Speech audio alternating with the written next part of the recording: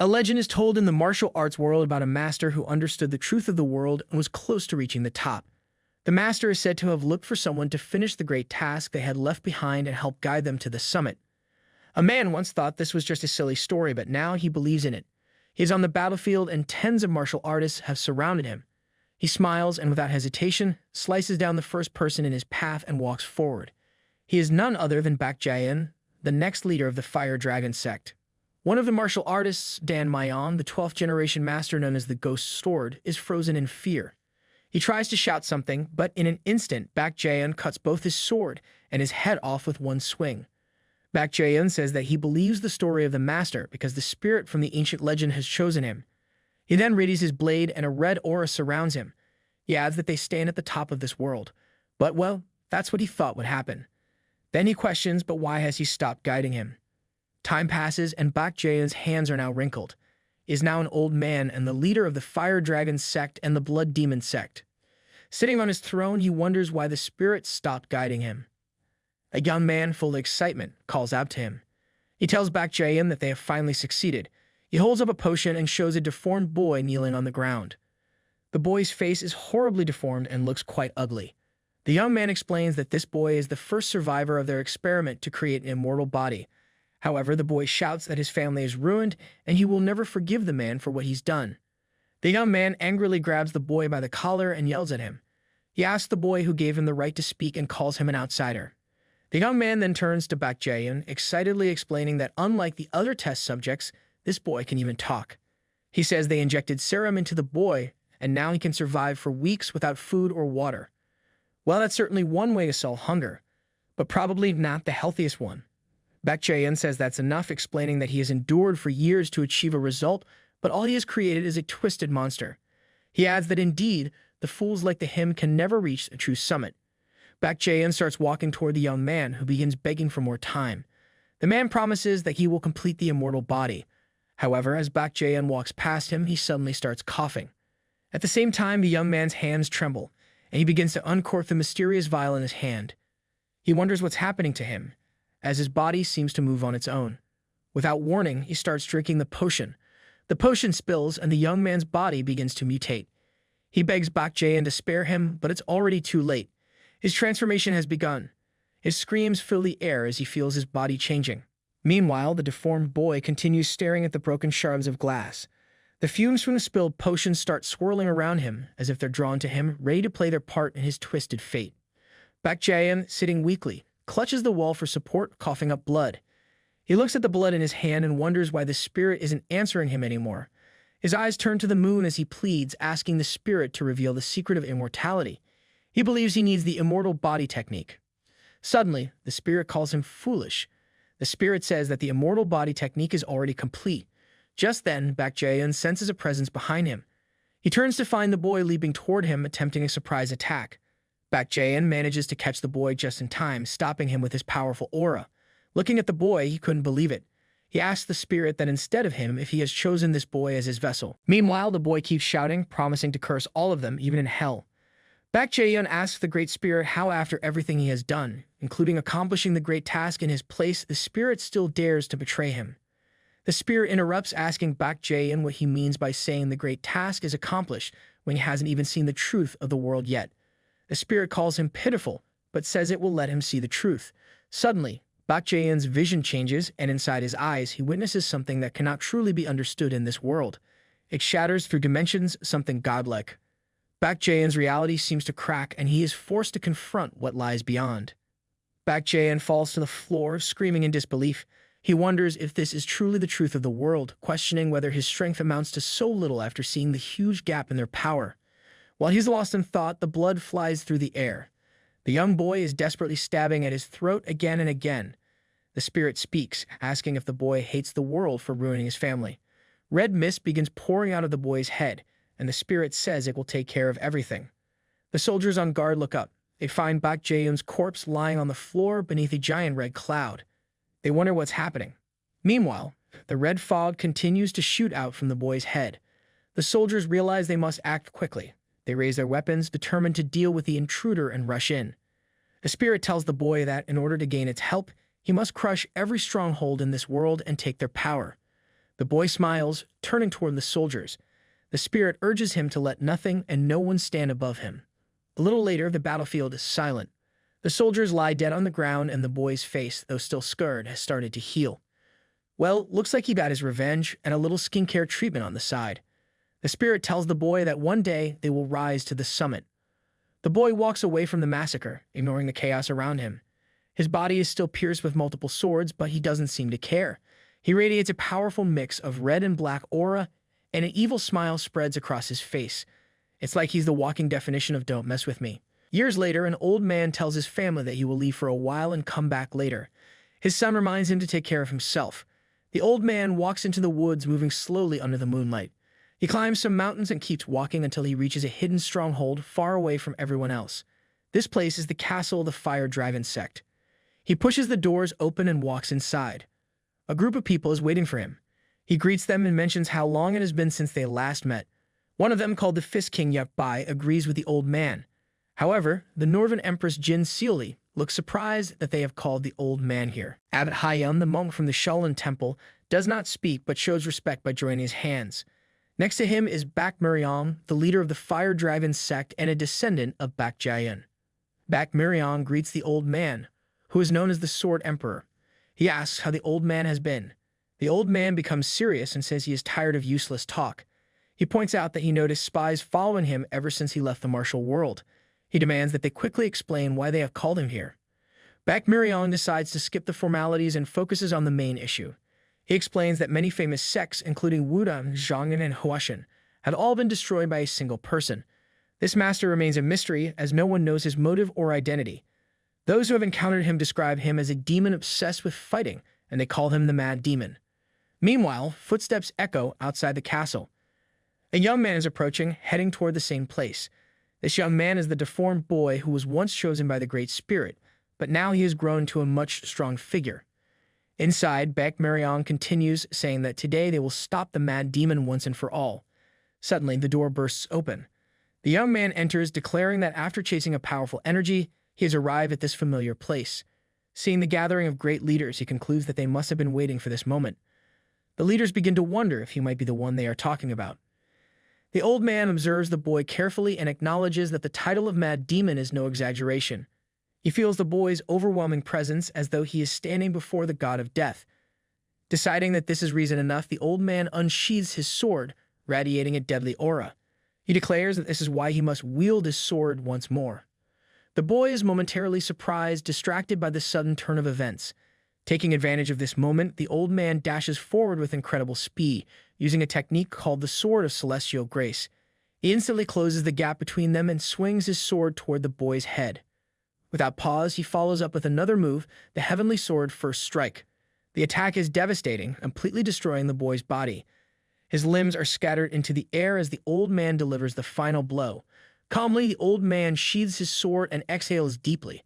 Everyone else in the room stands frozen, silently witnessing the shocking scene. Bai urges the old man to take it easy. He finds it too boring for the fight to end so quickly and reminds everyone that he had warned them before that the talk about the Mad Demon was nonsense. However, he notices that the others have different expressions on their faces. Confused by their reactions, he looks around trying to understand what is happening. Suddenly, the boy speaks. His tone is filled with amusement. He laughs evilly. Bai immediately becomes alarmed and stares in disbelief. To his shock, the boy's body begins to regenerate, pulling himself back together piece by piece. Sweat forms on Bai's face as he nervously wonders if he is dreaming. Bak Miriam wonders if the boy is using the legendary martial art known as the Immortal Body Technique. This technique is rumored to grant its user the ability to regenerate and achieve immortality, something his family has long sought after. Once the boy's body has completely healed, he compliments the old man's attack, calling it impressive. He then announces that it is now his turn to fight. Bai panics and yells at the old man, urging him to get away from the boy. However, the old man remains still, and the boy calmly tells Bai that he should not worry about the old man, as he has already had his fun with him. The old man collapses, coughing up large amounts of blood. His entire front side is deeply cut, and he kneels from the pain before falling into a pool of his own blood. The boy then begins walking forward, asking who will face him next. Bak Miriam is seething with anger, but Jin Seoli urges him to remain calm, and asks if he knows anything about this situation as the leader of the Fire Dragon sect.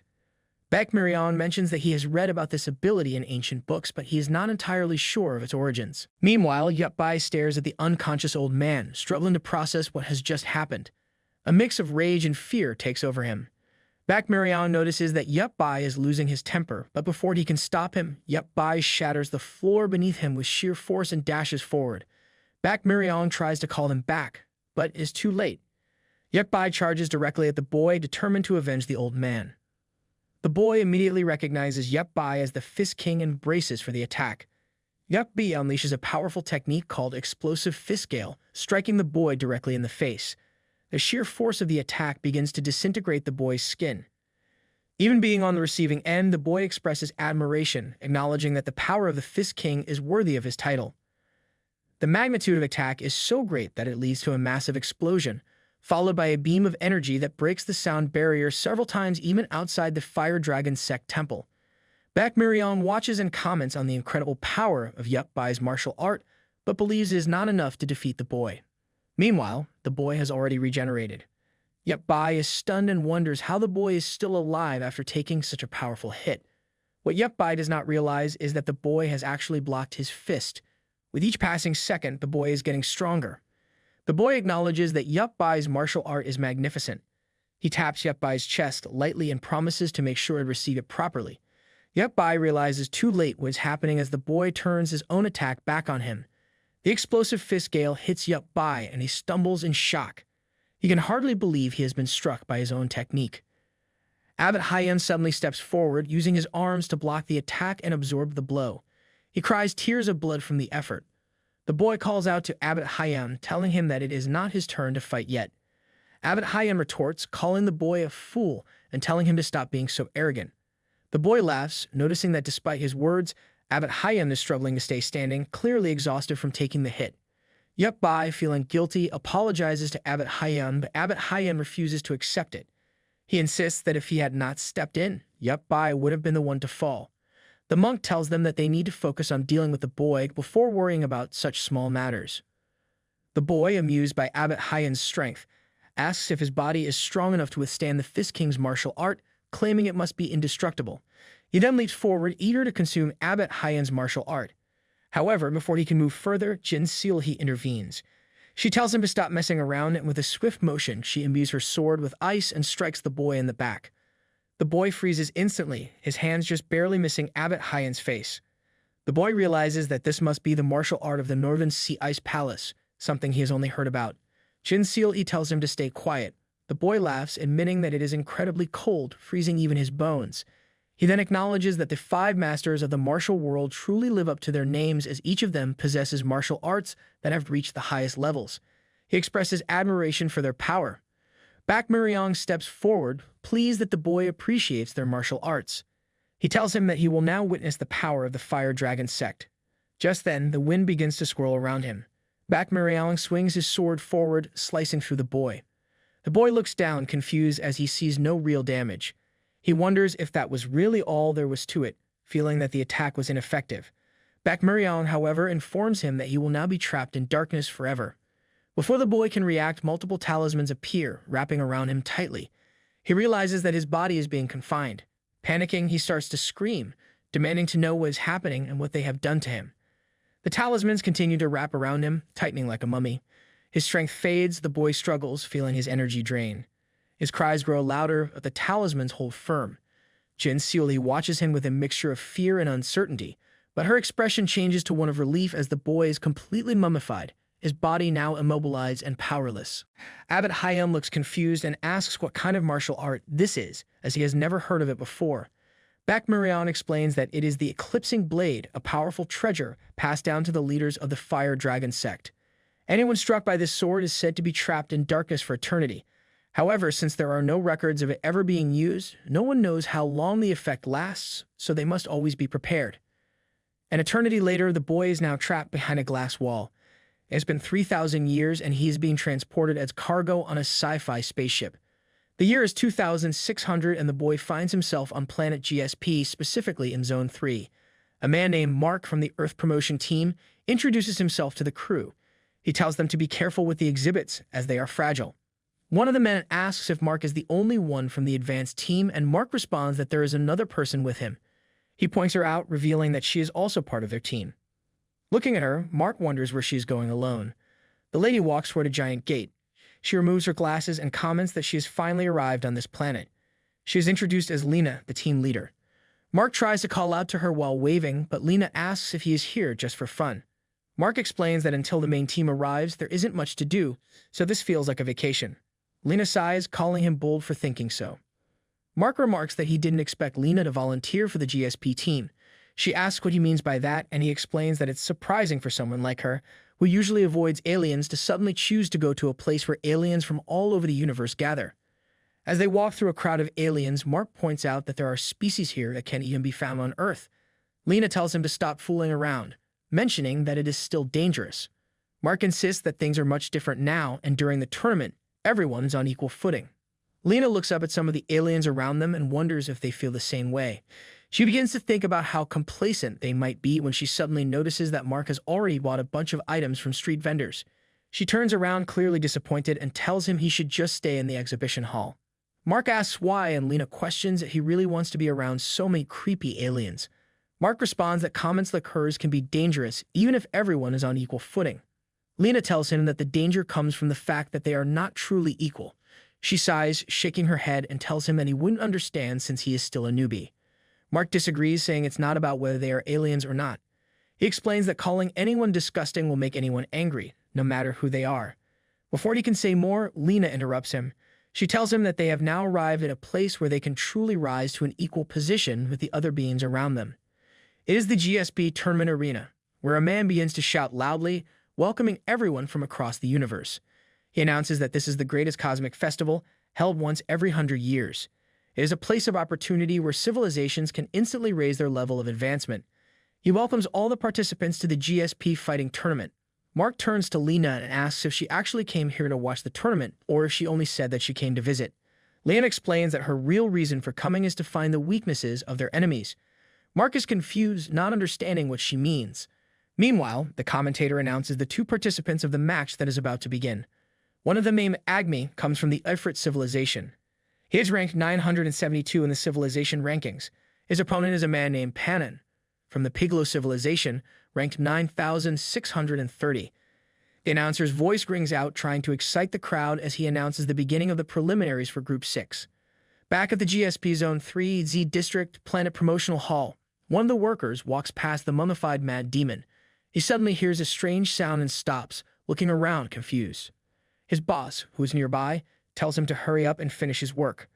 The worker asks if his boss didn't hear the noise. The boss dismisses him, saying the only sound he hears is him acting foolish. Meanwhile, the mummified mad demon's eye cracks open. Slowly, the eye begins to move, watching everything around him. Meanwhile, an in-depth explanation is given about planet GSP. It is located 500,000 light-years from Earth. The planet holds a combat tournament once every 100 years, featuring civilizations from all over the universe. The civilization that wins the tournament is said to achieve the truth of things and be liberated from all negative effects like disease, hunger, and war. The Unified Earth Government, GU, has officially qualified to participate in this tournament, and their contestant, known as the strongest on Earth, is expected to easily reach the finals and possibly win the championship. Back in the tournament arena, the announcer praises the Ifrit civilization, saying indeed they live up to the name of the living flame species, because as soon as Agni's restraints were released, the entire arena was engulfed in intense flames. Mark and Lena, watching from the sidelines, see Panan struggling to keep up. The flames are overwhelming, proving Agni's power. Agni charges forward, determined to burn Panan to a crisp. The battle is on, and Agni has gotten much larger and more powerful than before. The crowd chants in excitement, and one spectator comments that they have bet everything on Agni to win. The announcer praises the excitement of the crowd, comparing it to the intensity of Agni's flames. Agni is clearly very popular, and his power has drawn attention from everyone. Panan, hearing the chants from the crowd, looks to his side. Agni, furious, demands that Panan focus on him instead of looking away. Panan, surprised, turns back, not expecting the gap between them to close so quickly, but it might already be too late. Agni releases a breath of fire, hitting Panan directly. The announcer explains that Agni's fiery breath is known to melt even the toughest ships. Panan struggles to endure the attack. Mark looks grossed out, and Lena stands silently, lost in thought. Agni laughs, proudly showing off his power, mocking his opponent. Mark, confused and frustrated, wonders how they're supposed to fight such a monster. Lena thinks deeply about the situation before replying. She acknowledges that searching for a weakness might not change much. But it's not just about that. She has noticed something important. None of the aliens from Tier 3 or higher seem to be focused on this match. Lena realizes that since the tournament could change the fate of entire civilizations, she thought the reactions would be different. It seems, however, that a Tier 1 civilization like theirs is insignificant in the eyes of the other participants. This arrogance, Lena thinks, will become their weapon in the fight. She asks Marx if he now understands why they need to keep searching for weaknesses and come up with a solid plan. Mark clarifies that he didn't mean that. He's just confused why, as the promotion team, they have to be right there with the fighters. Meanwhile, a little girl in the crowd screams, urging Panon not to lose.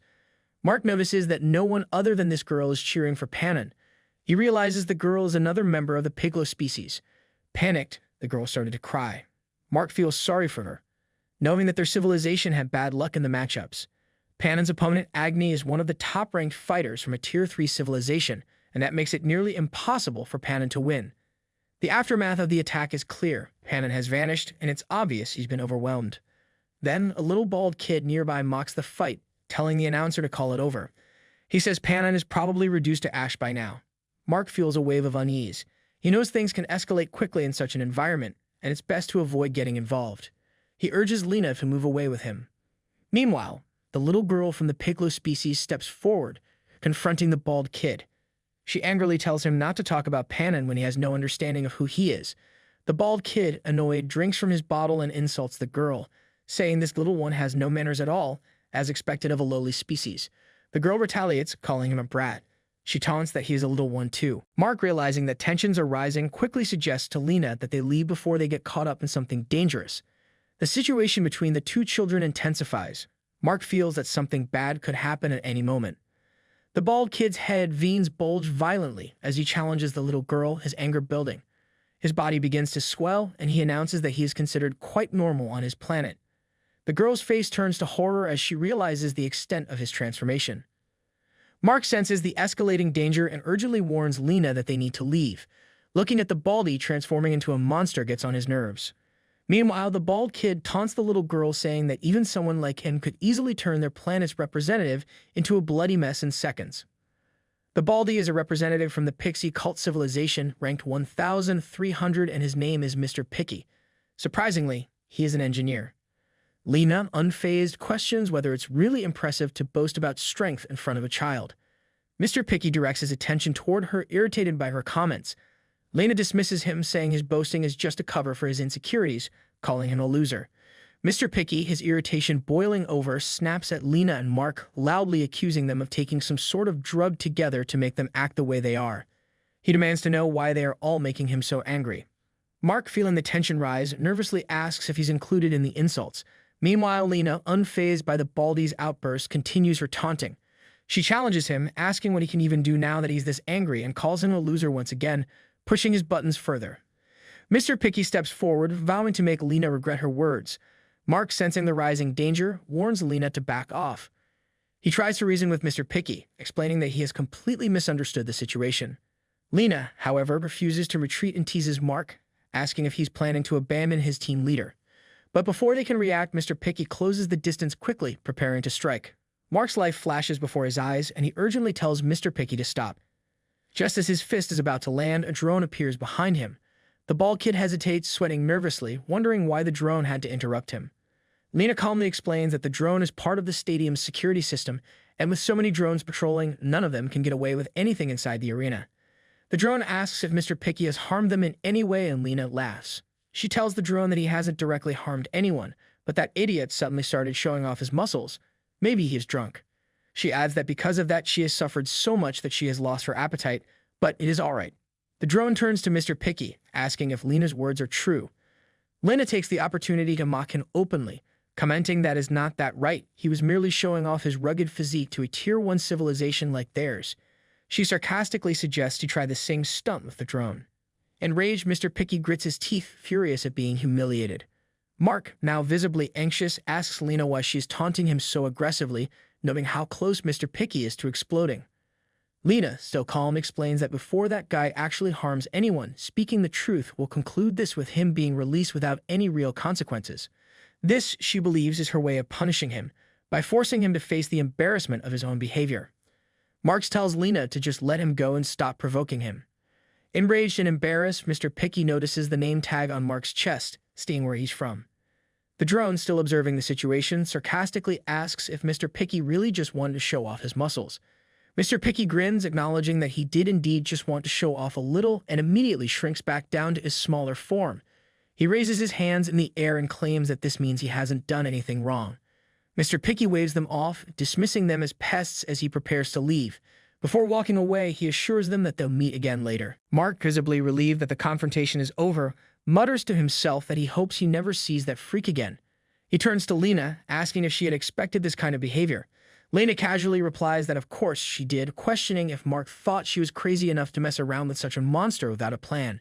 She admits that her phobia of aliens flared up again when dealing with Mr. Picky. As they talk, the little girl from earlier tugs on Lena's sleeve, thanking her for helping.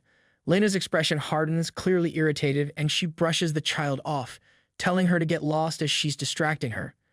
Mark watches, shaking his head, thinking that Lena must have just suddenly lost her temper. He pats the little kid's head and suggests she go back to her family. The girl pushes his hand away, calling him a coward and telling him not to touch her. She bows to Lena again before leaving, and Mark can't help but wonder why she acts so mean towards him. Lena repeats the girl's insult, telling Mark to shut up and calling him a coward as well. Meanwhile, the crowd of aliens continues getting louder. They keep shouting at Panan, asking him to show himself. They want the fight to continue. The announcer, feeling the energy from the crowd, says the fight isn't over yet. Agme laughs, enjoying the game of hide and seek. He has been waiting for this moment, and now he's ready for more. Lena feels discouraged. She watches Agme and thinks about how much stronger he is compared to them. He comes from a Tier 3 civilization, and Earth is far behind. She wonders if there's any way for humans to stand a chance against such a powerful opponent. As Lena is lost in thought, memories from her childhood flood her mind. She remembers seeing people suffering from a terrible disease. She was just a little girl at the time, and she had to wear a hazmat suit to protect herself. She cried as she saw the pain around her. Quickly, she shakes off these memories, reminding herself not to be weak anymore. She must stay strong. Mark notices that Lena is shaking and asks if she's okay. He sees that she is trembling and looks worried, but Lena tells him it's nothing and she doesn't want him to worry about her. She tries to stay calm, but inside she feels the weight of the situation. The announcer suddenly shouts that the fight is still going on. Panan, who had been hiding, finally appears. He jumps out of the flames, taking Agni by surprise. Half of Panan's face is badly burned, but he doesn't hesitate. With all his strength, he attacks Agni from behind and in a single strike, knocks him down to the ground. Lena watches in shock. She is not sure if Panan's attack worked, but the announcer soon confirms that Agni is not getting up. He is down and the fight is taking a turn. Lena is unsure of what to think, while Mark, distracted by his phone, doesn't seem as concerned. Mark calls Lena over, but she seems focused on the fight. He tells her that something is wrong with the exhibit they brought and that she needs to check it out right away. Lena, still anxious, agrees to go with him. She had already told him to double-check everything, but now she knows something must have gone wrong. She feels uneasy as they head back to check on the problem. Mark says it's strange though, as he is pretty sure he had checked them. Lena says she knew something would go wrong the moment he started talking about vacation and seemed excited. Meanwhile, Mr. Picky is hiding behind a corner and watching them closely. Mark says this is really strange, there shouldn't have been any issues, but Lena doesn't seem worried. She says she's already seen everything she wanted to see.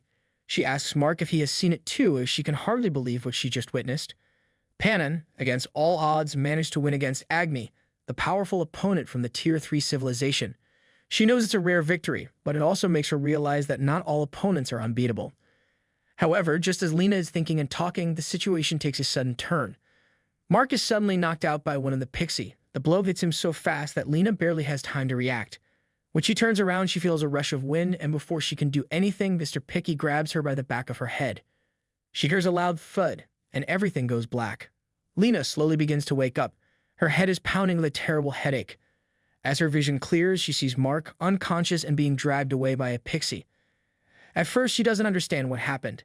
Everything occurred too quickly for her to process. She feels a surge of panic and shouts for Mark to wake up, hoping he's okay. Mr. Picky, who is still holding her by her hair, laughs, sounding pleased that she's finally awake. His friend asks if she's talking about him as he dangles Mark in the air like a rag doll. Mr. Picky assures her that Mark is still alive and hasn't been killed, but that doesn't comfort Lena at all. Lena, desperate and angry, demands that Mr. Picky let her go. She asks if he's really this upset over a little teasing, but Mr. Picky just smirks. She asks him if he doesn't understand, reminding him that they are on the GSP planet and the security team will be deployed soon. Mr. Picky mocks her, saying that she, a lowly member of a Tier 1 civilization, has no right to talk to them like that. He explains that most of the security devices on the planet are based on their own civilization's technology. He's already dealt with the security systems in this building, meaning they are free to do whatever they want for now. Mr. Picky, clearly enjoying the moment, begins poking Lena's forehead, mocking her. He smirks, saying that now she finally understands, and goes on to tell her that the Galactic Federation isn't what it used to be. He insists that they shouldn't accept weak, incompetent fools like her or her civilization anymore. Lena, furious and feeling a surge of anger, snaps back at him. She asks him what he means by accepting, her voice shaking with emotion. She yells at him to shut up, making it clear that Earth never wanted to join the Federation in the first place. She says that they were forced into it when the Federation barged onto their planet like some kind of god and made a contract with Earth's president. She explains that because of the Federation's interference, Earth has suffered greatly. An infectious disease brought by the Federation has spread across the planet. Billions of people are dying in agony as their bodies slowly destroy themselves from the inside out. She accuses the Federation of doing nothing to help, even though they claim to protect the balance between civilizations.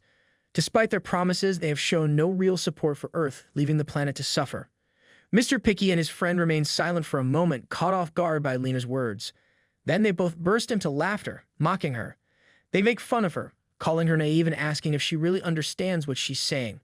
He tells her that by admitting how bad things are for Earth, she's basically admitting that her entire civilization is doomed.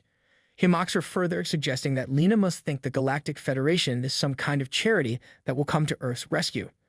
Mr. Picky continues to ridicule her, wondering aloud if there's really a primitive civilization still struggling with diseases and infections. He says he thought species like hers were only found in museums by now. Mr. Picky and his friend drag Lena and Mark into the exhibit room. There, noticing something amiss, Mr. Picky's friend looks around, asking who else is in the room. A voice suddenly responds, wondering which sect dared to bring them there. It is none other than the Mad Demon. He guesses that the Shaolin Temple is responsible and comments that they think their interior has changed drastically. He remarks that it looks so extravagant now that it almost seems like a private room. Lena immediately recognizes his language. Her eyes widen as she realizes the speaker is an Earthling. The friend of Mr. Picky starts walking toward the Mad Demon, telling him to use the common language. However, Lena soon realizes they can't understand each other. The Mad Demon, confused by the request, asks what they mean. He reflects that it's not just the interior decoration that has changed. Lena, understanding the situation, realizes that this person from Earth cannot speak the common language. She thinks that it might be better this way since they won't be able to communicate easily. However, desperate, she yells at the Mad Demon to go and report to the security team. She warns him that Mr. Picky and his friend are trying to break the Federation's rules, but before she can finish, Mr. Picky slams her head into the floor, demanding if she wants to die already. The Mad Demon begins to laugh, clearly amused by the situation. He states that he understands now, knowing that not everyone has changed. With a swift motion, he stretches out his hand and touches Mr. Picky's friend. The friend is confused, unsure of what is happening. Before he can react, the Mad Demon follows up with a sudden and powerful move, the Vortex Wind Fist. The attack leaves that Pixie completely destroyed, his body torn apart. The force of the attack is so powerful that even though Mr. Picky is standing just behind his friend, he is also completely devastated. Lena is shocked and unable to believe what she has just seen. She can hardly understand what happened. The Mad Demon laughs wildly, telling her not to get so flustered. He asks her if she understands his words clearly. Lena, still confused, nods in response. The Mad Demon tells her that he has many questions. He warns her that if she tries to run away without a reason, he will kill her instantly. Lena, still trying to grasp the situation, asks if he has a lot of questions for her. The Mad Demon looks at her, puzzled. He wonders if her mind is empty. She continues to ask how he was able to do what he just did, but he taps his forehead and says that if she values her life, she should speak clearly. Lena recalls that he doesn't speak the common language. The Mad Demon orders her to first explain where they are. Lena answers that they are in a promotional building in Street C. The Mad Demon looks confused and asks if this is really not the Shaolin Temple. Lena glances down and answers that it's definitely not. The Mad Demon, still unsure, reflects that the energy here sure feels different from the Shaolin Temple. He comments that the atmosphere is far too noisy for a place like the Shaolin Temple. Lena looks up at the mad demon, trying to figure out what he is. She wonders about his identity, but the mad demon is still struggling to understand his surroundings. Lena thinks that based on the language he speaks and his appearance, he must be human. She doesn't see any special devices on him, so she asks what caused that explosion earlier. The mad demon angrily asks if she's crazy, accusing her of constantly touching his body. Lena quickly brushes his hand away and insists that she's only asking about his identity. She commands that he tell her who he is and what his affiliation is. The mad demon is surprised by her question and asks why she doesn't already know who he is. Lena replies that she has no idea who he is and asks how she's supposed to know. She then jokingly asks if he's some kind of celebrity, but before he can answer, something catches her attention. Lena suddenly yells at him to turn around. She spots someone, Mr. Picky, who is alive and looking extremely angry. He is furious, asking how a creature from a low race has done this. The mad demon looks at the pixie, clearly amused that the big creature is able to stand up again. Just then, the pixie rushes in, throwing a punch straight at the mad demon. The mad demon raises his hand and effortlessly deflects the attack, surprising the pixie. He mocks them, saying they're all just brutes who don't know how to use their bodies properly. He then hits the pixie hard in the gut. The mad demon looks at the pixie and asks if they aren't training their internal energy. Then, with a sudden burst of power, he blasts the pixie with overwhelming force, sending him flying through the air. The pixie struggles to stay conscious, clearly overwhelmed by the attack. Lena, still trying to understand what just happened, asks how the mad demon managed to block the pixie's punch with just one hand. The mad demon repeats his question, asking her once more if she really doesn't know who he is. Lena, still confused, wonders if perhaps he is famous on Earth. With his strength, she thinks it would be strange for people not to know about him. She apologizes, explaining that she doesn't know much about Earth because she spends most of her time on other planets. The mad demon, not understanding, asks her to explain what she means by Earth and other planets. He demands that she clarify her words. Lena answers simply, saying she doesn't have much time to spend on Earth because of her work. Just then, Mark, who had been unconscious, finally wakes up and calls out to Lena, asking what's going on. The mad demon, annoyed, asks where these weaklings keep coming from. Mark, not impressed by the mad demon, asks Lena who he is. Lena, equally confused, replies that she doesn't know who the mad demon is either. Mark then asks if the mad demon is supposed to be someone famous. Lena says it doesn't seem like it, and Mark asks her to explain what happened. Lena, still trying to make sense of things, thanks the mad demon for saving her, but says it's going to be difficult to cooperate with him unless he reveals his identity. The mad demon laughs in response, mocking her for daring to threaten him. However, he decides to introduce himself properly. He announces that he is the great demon Majin-Wol, the one who destroyed 4 great sects. Both Lena and Mark stare at the mad demon, confused. They wonder why he's acting so strange, especially after hearing his name. Mark can't help but think that this guy sounds childish with his choice of name. He tells Lena that he doesn't think this person is in his right mind. Lena admits that she doesn't really understand the meaning behind his name, but it does sound important. She thinks this might be a good opportunity to learn more. Mark, however, can't believe that Lena is buying into this. Meanwhile, the pixie, still struggling to recover from the earlier attack, finally crawls his way back. He slams his hand into the ground in frustration, cursing, as he wonders how he could have lost to someone from this low race. Seeing the pixie getting up, Mark goes on high alert. He wonders if these pixies are here because of what happened earlier. The pixie grits his teeth in anger and mutters that if only he wasn't wearing the stupid suppressor, things might be different. Mark, noticing the pixie's anger, tells Lena that it looks like the pixie might explode any second. Lena, still focused on Majin-Wol, asks if he really thinks he can defeat the pixie in his current state. Mark looks at her, puzzled, and asks what she's talking about. He says they need to run away before things get worse. Surprised, Majin-Wol says it means that Baldy wasn't using his full power just now. Lena agrees, saying that the pixie didn't even use half of his strength. This makes Majin-Wol even more intrigued, and he starts walking toward the pixie, eager to find out if the pixie was really going easy on him during their fight. Lena, concerned, tries to stop him. She tells Mark that they should get more information from that guy. Mark, growing more agitated, yells at Lena, warning her that she must know better than anyone the consequences of letting her guard down. He insists that they should leave, but Lena refuses, insisting that she wants to watch the fight. Despite her protests, Mark turns to leave, shaking his head and calling her crazy. He's clearly frustrated and doesn't care about what happens anymore. Lena, standing there nervously biting her lip, admits to herself that Mark might be right.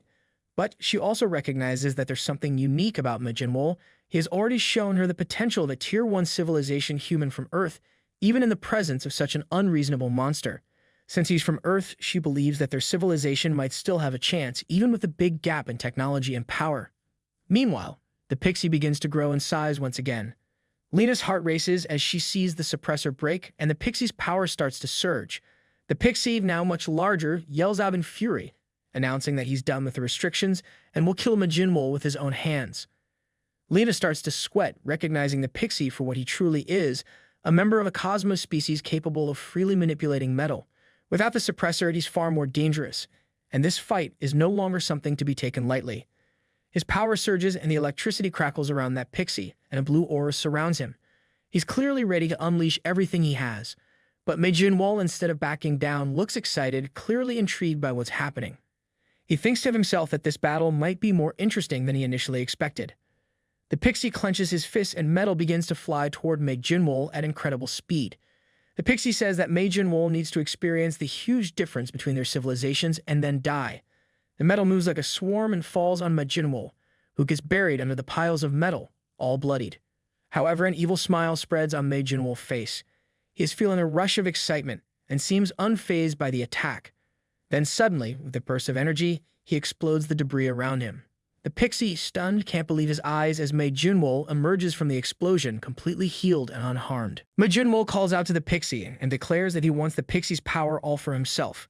The pixie, still in shock, tries to process what just happened. He realizes that Majin Wol broke through his attack with nothing but pure force, which means the mad demon is stronger than he thought, even without his suppressor. The pixie starts to sweat nervously, feeling the pressure, but he refuses to back down. He inhales deeply, preparing himself for another attack, telling himself that Majin Wol's strength can't be true. There's no way the human is stronger than him. Determined, the pixie launches another wave of metal at Majin Wol, this time compressing it even further. The air grows tense as the metal hurtles toward Majin Wol.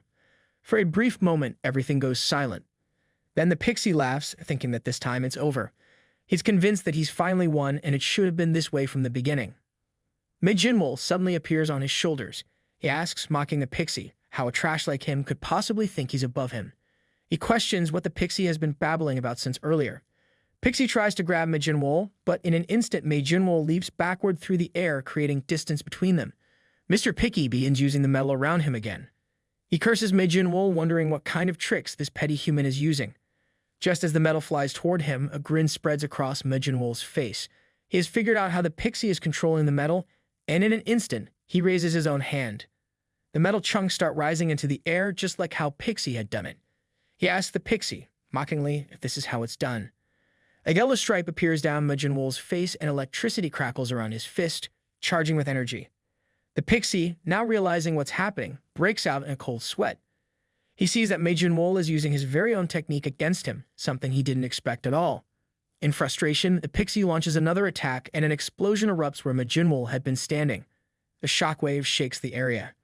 Lena, still watching from the sidelines, is completely stunned by what she has just witnessed. She can hardly believe her eyes. The pixie, still shocked and confused, asks how this trash is able to use his own civilization's cosmos force. Majin Wol steps out from the wreckage, completely untouched, and responds with a smirk. He's pleased that the pixie finally understands what he's doing. He mentions that he understands that it is called the Cosmos Force and says that he's going to enjoy using it. And as a form of gratitude, he promises to show the pixie his own technique. The pixie, now furious, starts to prepare a much bigger attack. He questions how Majin Wol dares to imitate him.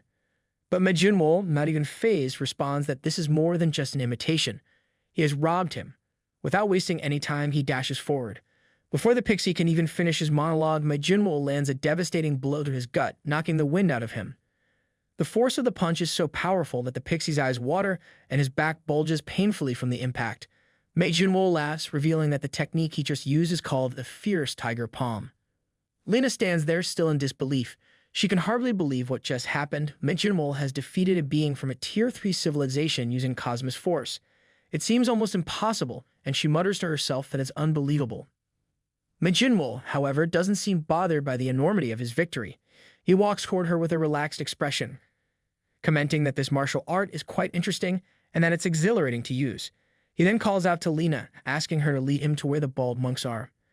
Lena, now more determined than ever, grabs onto his hand, her eyes filled with hope. She realizes that Majin Wol must have come here for a reason, to prove his strength.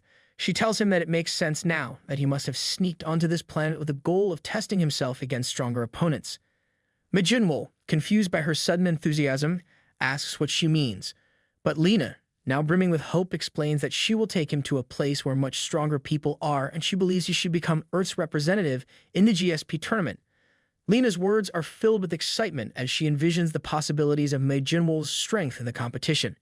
She believes that if he becomes Earth's representative in the GSP tournament, Earth might actually stand a chance. Meanwhile, Mark, standing off to the side, looks at the wreckage from the battle, still trying to process everything he's seen.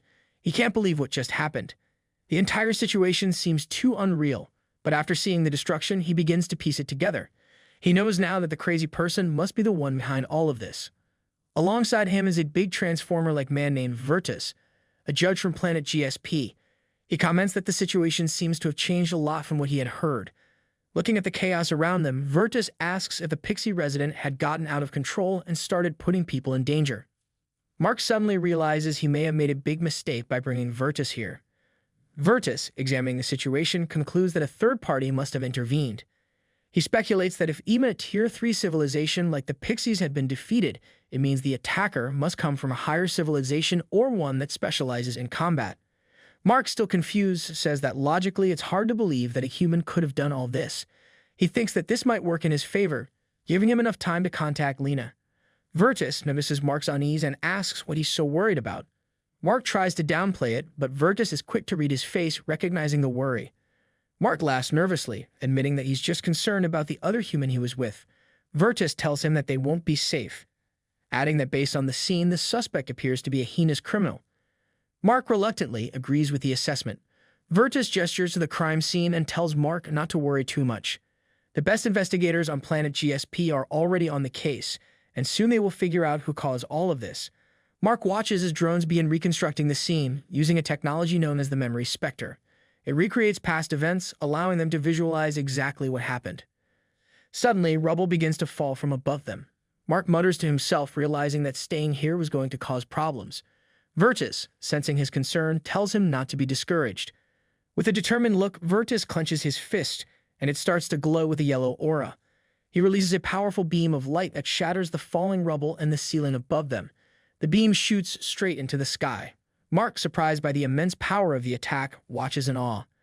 Virtus, with a calm but determined expression, declares that as the judge of justice, he will surely take revenge for his kin.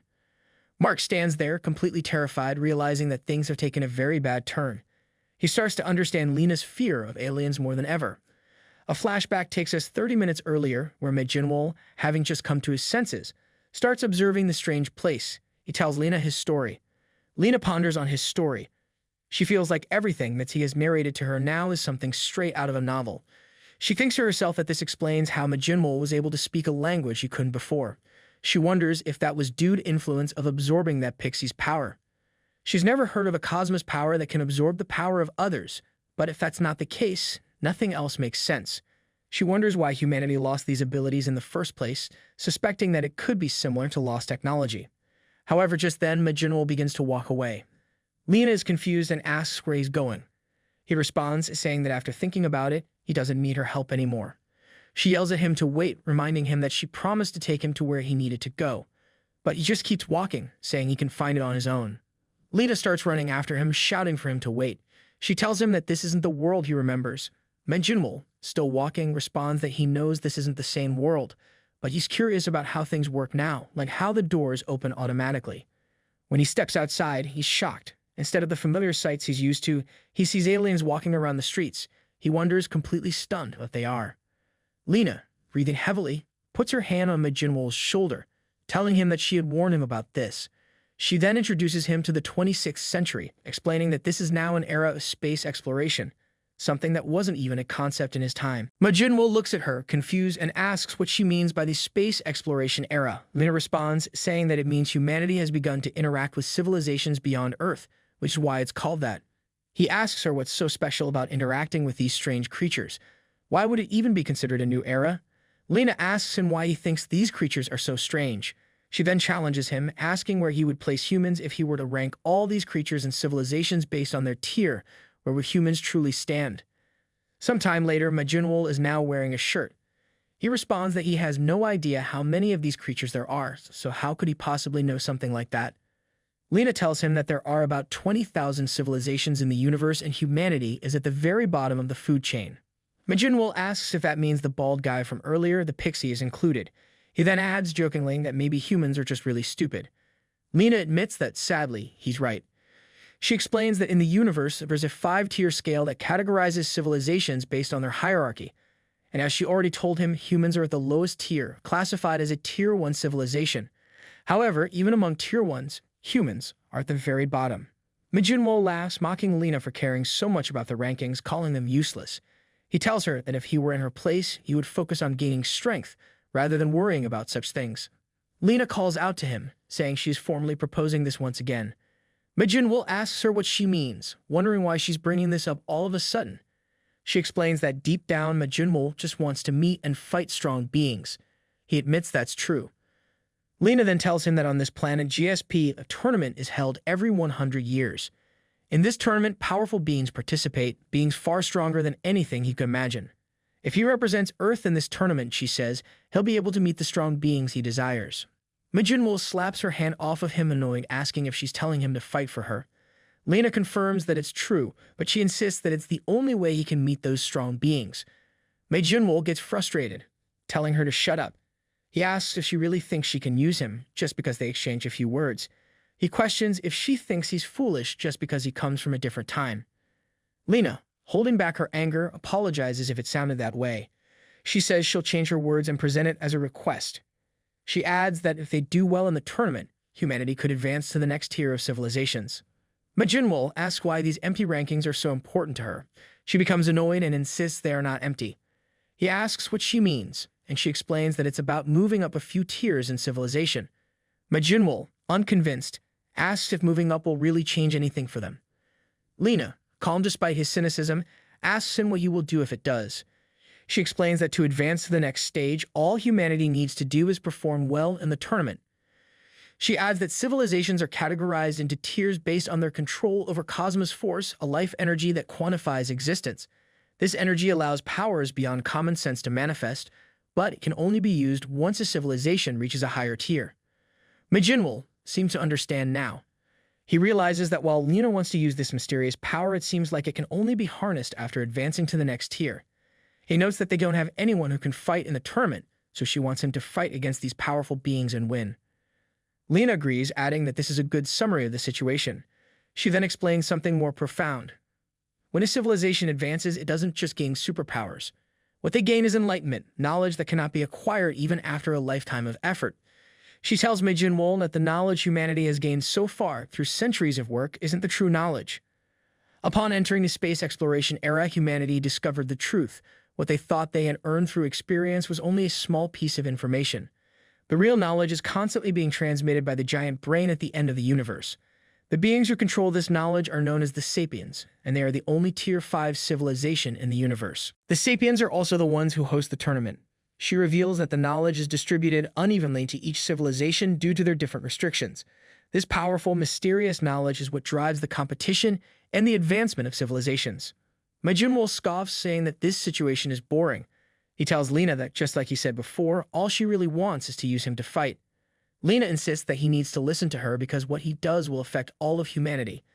Majinwol dismisses her, telling her that instead of explaining, she should find someone else who believes in her cause.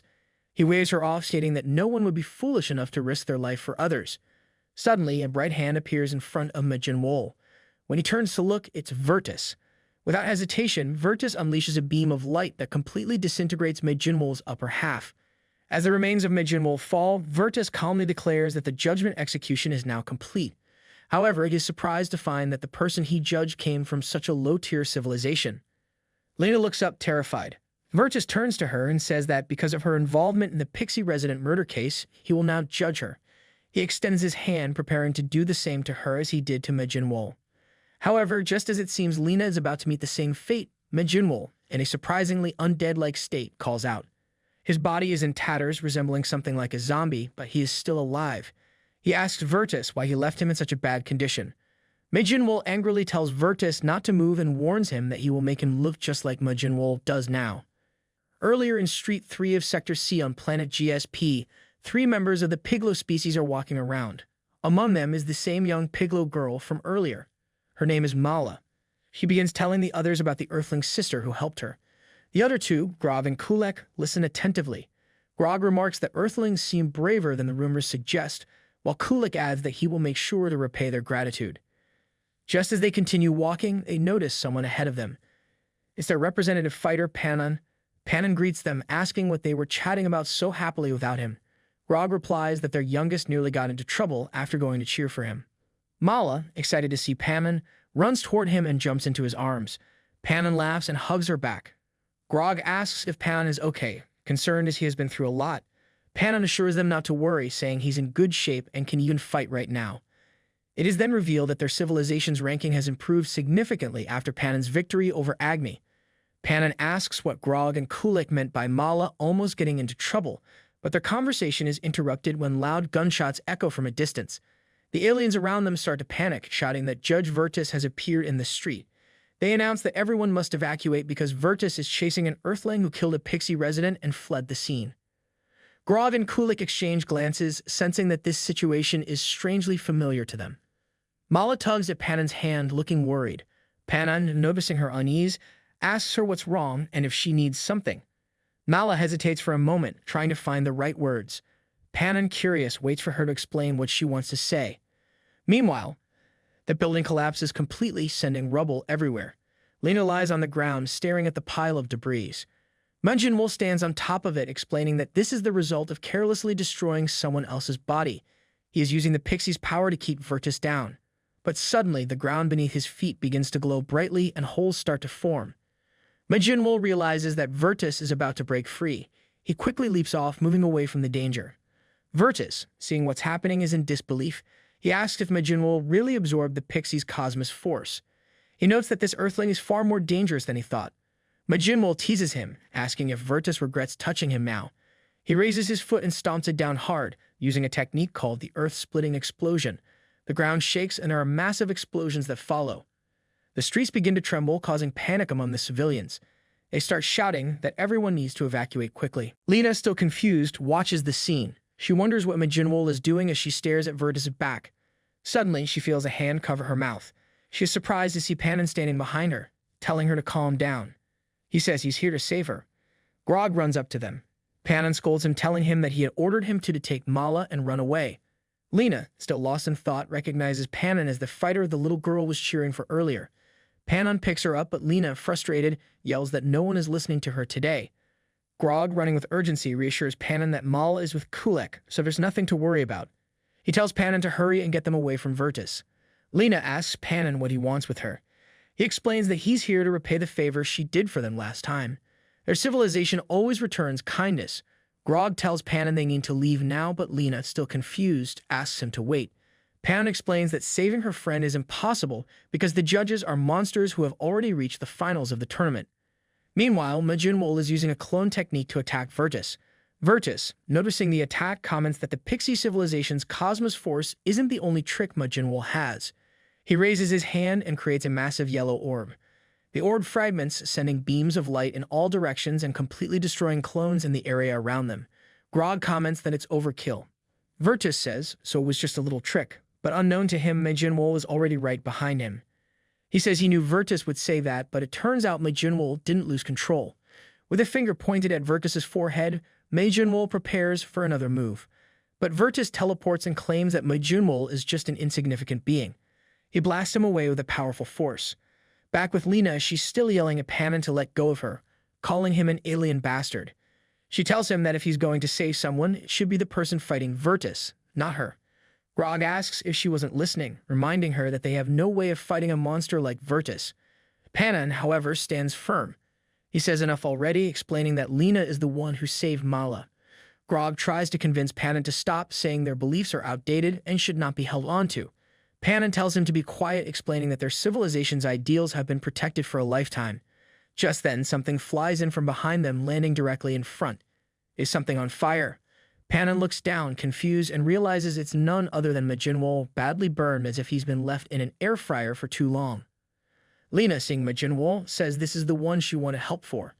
Grog quickly realizes that if Munjinwol had been fighting Virtus, this can't be a good sign, as Virtus must be coming this way too. Before they can react, Virtus suddenly teleports behind them.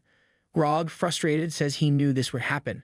He warns that they need to leave quickly, even if it means abandoning the Earthlings. Lena nervously looks down at Majinwol, wondering if he's still alive.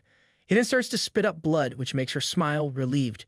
She tells Panan to take a proper look at him, trying to convince him that he's alive. Majinwol continues to regenerate, even after being engulfed in Virtus's flames. Both Panan and Grog can't believe what they're seeing. Panan wonders if the Earthling's cosmos force could be regeneration, but he doubts that such a powerful ability could belong to such a lowly creature. Grog, seeing Virtus's cold demeanor, tries to convince him that they are not in the wrong. But Virtus cuts him off, saying this is enough. He tells them that if they let go of the criminals, he will let them leave unharmed. Grog asks Panan if he didn't hear him. This is their chance. Panan then turns to Lena, asking if she truly believes that Majinwol can survive. Lena confidently replies that she has seen him recover from worse injuries. Panan, considering this, tells her that if Majinwol can recover, they should take him to the GSP registration office immediately. If he becomes a representative fighter of Earth, even Virtus won't be able to touch him recklessly. Grog tries to convince Panan against this plan, but Panan is resolute. He removes his robe and prepares to face Virtus, saying that he will hold him off while they head to the office. Grog, reluctant but understanding, grabs Majinwol and starts running with Lena, telling Panan to make sure not to die here. Panan reassures them, saying that with his victory, they will have a weapon to surprise Virtus. Virtus sees them running and, sensing their attempt to escape, points his finger at them, preparing a powerful attack. His face shows he is in full justice mode, determined not to let them get away. The energy in his finger begins to charge up as he prepares to unleash the attack. Panan recognizes the danger and says he's heard about it before. Virtus became a judge because he represents the Heliconian people, and their light-based power has a weakness: darkness. Just then, darkness starts to surround Panan. He smiles and reveals that today the cosmic force of his civilization is the power of darkness. It turns out that the Piglo people's cosmic force changes every day. Panan believes that today's power must be the will of their ancestors, meant to help Mala's benefactor. Meanwhile, Lena, Grog, and Majinwol arrive at the registration office. There they meet Kuranos, the staff member. She tells them, despite their insistence, that she can't process the registration. She points out that Majinwol's condition doesn't seem good since he's still on fire. Lena tries to reassure her, saying he's fine and that his power is ultra regeneration, so he'll be fine. Outside, the noise draws the attention of other aliens. They overhear the conversation and realize that some Earthlings are trying to register for the tournament. One alien laughs and mocks the Earthlings, saying that their civilization is too weak to compete. Soon, everyone begins to laugh and predict that if they face the Earthlings, it'll be an easy win. They argue that the Earthlings should be allowed to participate, and they all push Kuranos to register them. Grog is confused, wondering why the others are helping the Earthlings, but the crowd chants for their registration. Kuranos finally agrees and says she'll do it. Lena is relieved and says it should have been done from the start. However, Kuranos then points to where Majinwol was and asks where he went. Both Lena and Grog are shocked and can't believe that he just ran off. Meanwhile, in Street Chi, Virtus holds Panan by the head, confused by Panan's decision to risk his life for the Earthlings. He doesn't understand why someone from a low-tier civilization would behave this way. Just then, Majinwol, now back in the game, calls out, warning Virtus that he won't be able to win. Jinwol appears above Virtus, preparing to strike. His aura begins to release powerful shockwaves, and he declares that Virtus will die this time. Virtus stretches out his hand and responds, saying that it's no surprise low-tier civilizations make such foolish decisions, claiming they are mentally unstable. Just then, a shadow emerges from the ground, wrapping around Virtus's arm, sealing his abilities. Panan yells out, urging Majinwol to attack with all his strength, while Virtus is unable to use his powers. Virtus is caught off guard. Majinwol claims whether his martial arts are significant or not, he can judge that after taking this blow, and lands a powerful punch on his head, knocking off his helmet. The punch hits hard, showing that Jinwol is not as weak as Virtus might have assumed. Meanwhile, at the Planetary Promotional Center, Mark is anxiously sitting and nervously biting his thumb. He blames Lena for everything that has happened. He keeps thinking that if she hadn't interfered in the first place, none of this trouble would have occurred. Suddenly, a loud explosion shakes the area and Mark quickly looks up, startled. Across the street, he sees a massive explosion and the civilians nearby start to panic. They wonder what is going on, with some speculating that it might be a terrorist attack. Mark, sensing the danger, immediately pulls out his name card. He mutters to himself that he's getting a bad feeling about the situation. It appears he is attempting to call Lena back to the fight. Meanwhile, Virtus is sitting on the ground, his helmet lying nearby as he covers his face.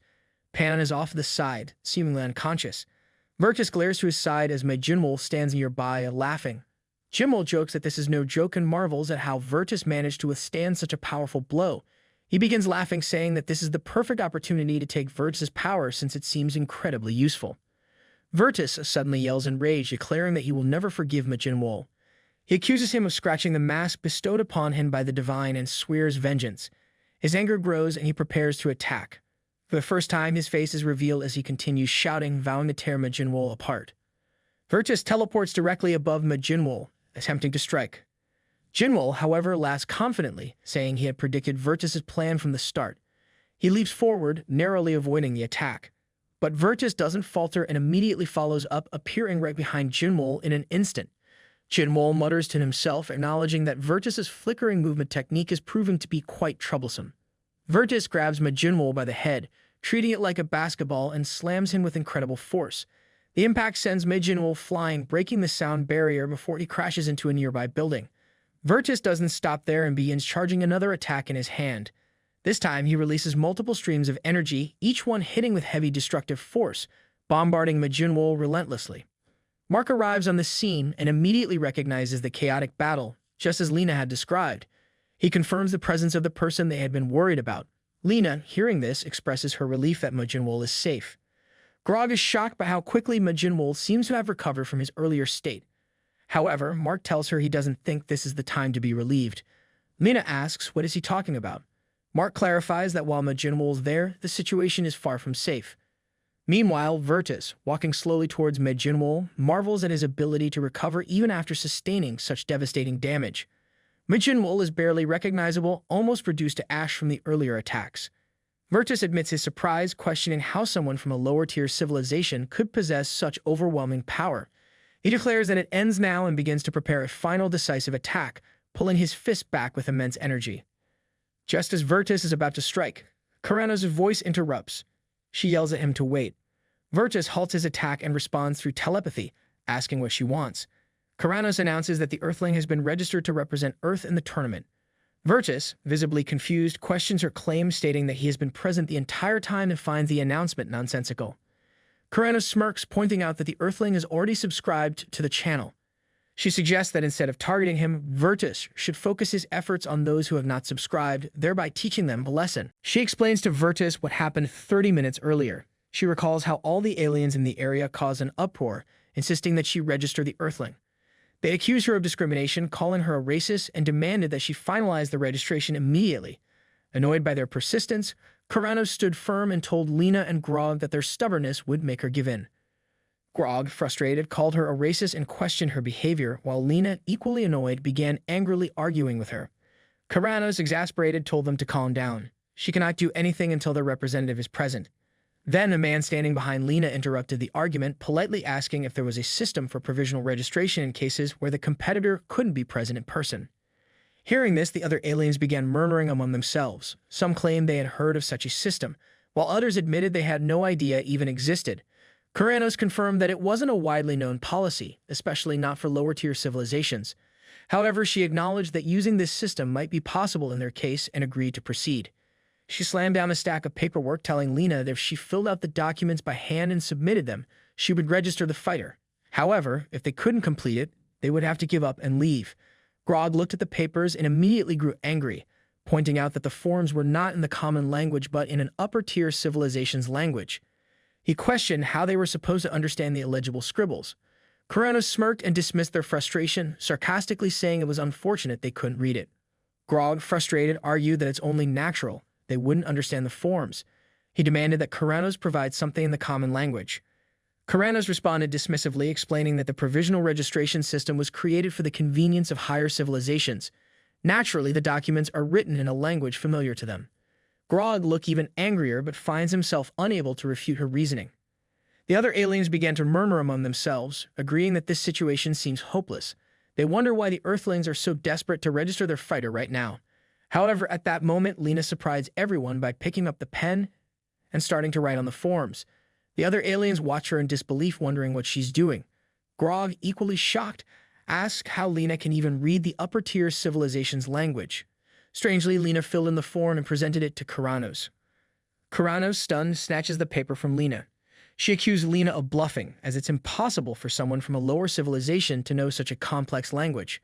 However, much to her shock, Lena wasn't bluffing. The writing on the paper is correct and precise, showing that Lena can indeed read and write in the advanced language. Karanos is left in disbelief, struggling to comprehend how an Earthling could achieve this. She remarks that with the way Earthlings' minds typically work, it should be impossible for them to distinguish the intricate symbols and structures of such an advanced language. After listening to this, Virtus remarks that this must mean someone from the high-tier civilizations had been secretly helping Earthlings. Karanos considers this possibility but remains amazed. She explains that even if Lena had somehow memorized millions of words, she would still struggle to make sense of the sentences. Karanos adds that understanding the language fully would require memorizing every possible sentence structure, something far beyond normal capacity. She admits that even someone like her, who is from a civilization specializing in language, would find such a feat nearly impossible. Yet Lena has defied these expectations. Karanos points out that even if someone is assisting her, it isn't illegal, so the registration cannot be cancelled. Virtus acknowledges this but remains skeptical. Looking down at Midjinwol, he expresses disbelief that someone would risk their life for their benefactor. Now, with a helper who can secretly teach the language of higher civilizations without Karanos detecting it, it seems as though the entire universe is conspiring to save this Earthling. Virtus then resummons his mask and stretches out his hand, deciding to let this situation slide for now. However, he warns that he will need to restrain any further tricks like this. His hand glows and he teleports Midjinwol and Panem with him. Mark reports back to Lena, saying that the judge took Jinwol and some scoundrel with him and disappeared. Lena, confused, asks what he means, while Grog gets irritated, angrily reacting to Mark calling his brother a scoundrel. Karanos interrupts and explains that both Midjinwol and the other person were simply moved to the recovery room for competitors. Grog, still annoyed, asks why Karanos is suddenly using an informal tone, but he thanks her anyway. Karanos, clearly fed up, snaps at them to leave immediately. A week later in the recovery room, Midjinwol is in a pod with wires and masks. He is put there to recover, but it seems like he has not recovered even a little bit. Mark, watching his condition, asks Lena if she truly believes he'll be able to compete in this state. Lena reassures him, confident that Midjinwol will recover fully in no time. Just then, a man enters the room. He comments that it has been a while since he has heard Lena make such a bold claim. However, he doubts her confidence, pointing out that the man in the recovery chamber looks like he's barely clinging to life. This man is Claris Ive, the team commander for Earth. He says that it seems he placed too much trust in Lena, and because of that, he has decided to proceed with the original competitor for the match in 2 days. Lena pleads with him, asking for more time, but before Claris can respond, another figure bursts into the room. He yells at Lena, telling her to listen to Claris and place her trust in the Earth's strongest man. He leaps forward, jumping straight over Claris and lands with a dramatic superhero pose. This is Marcel Blade, known as Earth's strongest warrior. Lena, unimpressed, ignores Marcel entirely and begins banging on the glass of the recovery chamber, yelling for Midjinwol to wake up. Claris, trying to calm her down, places a hand on her shoulder. He tells her not to worry so much because Marcel is Earth's current strongest fighter and was personally chosen by him. Claris goes on to explain that the suit Marcel is wearing represents the pinnacle of all the knowledge humanity has accumulated. He assures Lena that after Marcel's match, no civilization will ever dare to underestimate Earthlings again. A new civilization is introduced, the Basarians, who rank 10,320 in the hierarchy. Their home planet is a harsh, unforgiving environment composed of dense rock with lava and toxic gas constantly spewing in every direction. The planet, often referred to as Hell, forced the Basarians to evolve their bodies to extreme physical limits just to survive. Lena explains to the group that their next opponent is a Basarian named Crox Jabrick. She emphasizes that he is notorious even among his own people for his extraordinary physical abilities, making him a dangerous opponent. Lena begins detailing what they need to focus on during the upcoming match, but she is interrupted by a random man. The man confidently dismisses her concerns, saying that the Basarians are at the same civilization level as Earth, which is sufficient for them to win. Mockingly, he calls Lena Miss PR and starts pinking his nose, telling her to leave the rest of them and get out of the way. This man is introduced as Marshall Steele, the combat team manager. He taunts Lena further, mentioning that the PR branch she represents was wrecked during a clash with alien scumbags. He blames her, saying it's her fault for not being more careful, and taunts she has nowhere else to go now. Lena grows visibly annoyed, but before she can respond, a drone enters the room from behind. The drone announces that the contestant for the next match must proceed to the waiting area. Marshall Steele stands up, announcing that it's their turn now. Lena tries to stop him, running toward him and saying that she has prepared her strategy. However, Marshall raises his hand to stop her and dismisses her concerns. He tells her that they don't need strategies and suggests that she just enjoy the show. Lena grows frustrated, questioning why he refuses to listen to her. She wonders where his overconfidence is coming from, pointing out that he has been stuck on Earth and doesn't understand the reality of facing aliens. She emphasizes that these aliens don't follow Earth's rules and that victory against a superior civilization can only be achieved through careful strategy and analysis. She reminds him that humans are at the bottom of the universal hierarchy, making tactics their only way to win. Before Lena can continue, Clarice Ives suddenly pulls out a gun and fires a shot past her, startling her. He coldly comments that her speech wasn't exactly inspiring before Amashin questions whether she has become too detached from Earth herself. However, Marshall Blade steps in, blocking the bullet meant for Lena. Clarice explains that for the past century, humanity has poured everything, budget, time, and workforce, into winning this tournament, showing how much is at stake.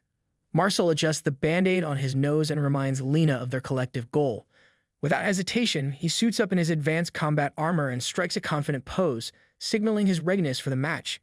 Giving Lena a thumbs up, he tells her to have faith in him. Marshall then laughs and rushes off to the arena, leaving Lena feeling far less optimistic than the others.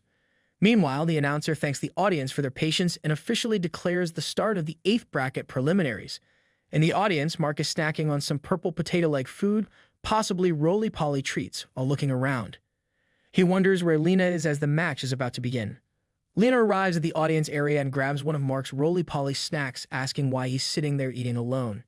She then looks at the snack and, like everyone else, wonders what on Earth or anywhere else it actually is. Mark explains that he got it from some people who claim to know her. Curious, Lena asks who these people are, and when she looks over, she spots Grog and Panon sitting beside them. Feeling unsettled, Lena remarks that it's creepy they're following her. Grog immediately denies it, insisting it's just a coincidence. He comments on Earthling's current matchup, saying their luck seems pretty good, and this should be an easy win for them. However, Lena's expression reveals she doesn't share his optimism. Noticing her blank stare, Panon asks why she looks so concerned. The judge interrupts, announcing for the contestants to enter the arena. The crowd cheers as Marshall Blade steps out confidently, raising his hands like a champion.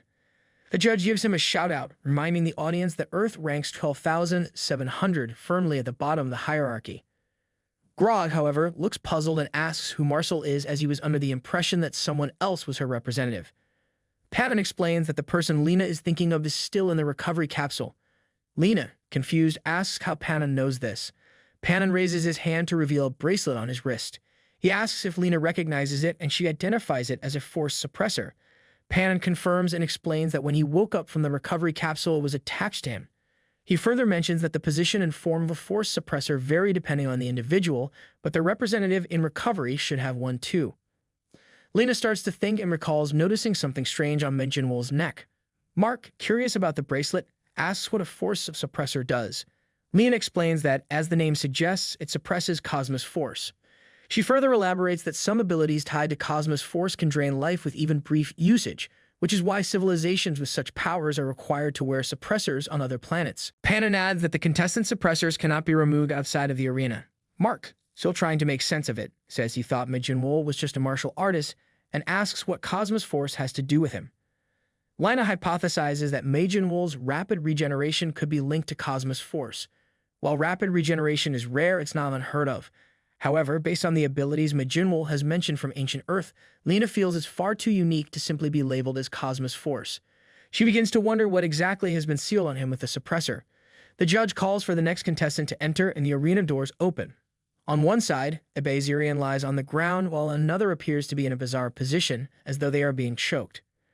A pixie enters the gate. He calls another pixie to come over and verify if the other contestant is an Earthling. A smaller pixie comes running and says it's hard to discern the features through the mask, but it's likely him. He remarks that all Earthlings seem to have similar physiques. The pixie begins walking toward the arena, saying he was informed that the person responsible for his kin's death would be competing as the Earth representative. The crowd, excited for the Bazirian contestant Crocs Jabrick, chants his name loudly. However, when the door fully opens, it isn't Crocs who emerges. It's a pixie. The crowd falls silent, confused. They point out that Bazirians are known for their single eye, but this individual clearly has two. Murmurs ripple through the audience as they realize something is wrong. The judge, equally baffled, demands to know who would dare barge into someone else's match like this. The pixie steps forward and introduces himself as Twinkies, the representative of the pixie civilization, which holds a ranking of 1,300. Mark, stunned by the unexpected twist, turns to Lena, asking if she's seen the same thing. The judge, clearly irritated, declares that he doesn't care who Twinkies is and orders him to stop disrupting the match and bring out the correct contestant. Twinkies calmly responds, saying that if the judge is referring to Croc's Jabrick, the Bayzerian will not be participating in this match. Instead, Twinkies declares that he will take Croc's place. The crowd erupts in outrage, shouting that this is nonsense and demanding that Twinkies leave the sacred arena. The Bayzerians present angrily question what Twinkies did to Croc's, calling him insane for disrupting the match. The judge silences the entire arena with a deafening yell, which causes everyone's ears to ache. Slamming his fist onto the desk, the judge warns Twinkies to choose his next words carefully. Twinkies, undeterred, says he wants to get straight to the point. He accuses the Earthling contestant of being a murderer who killed an innocent member of his civilization.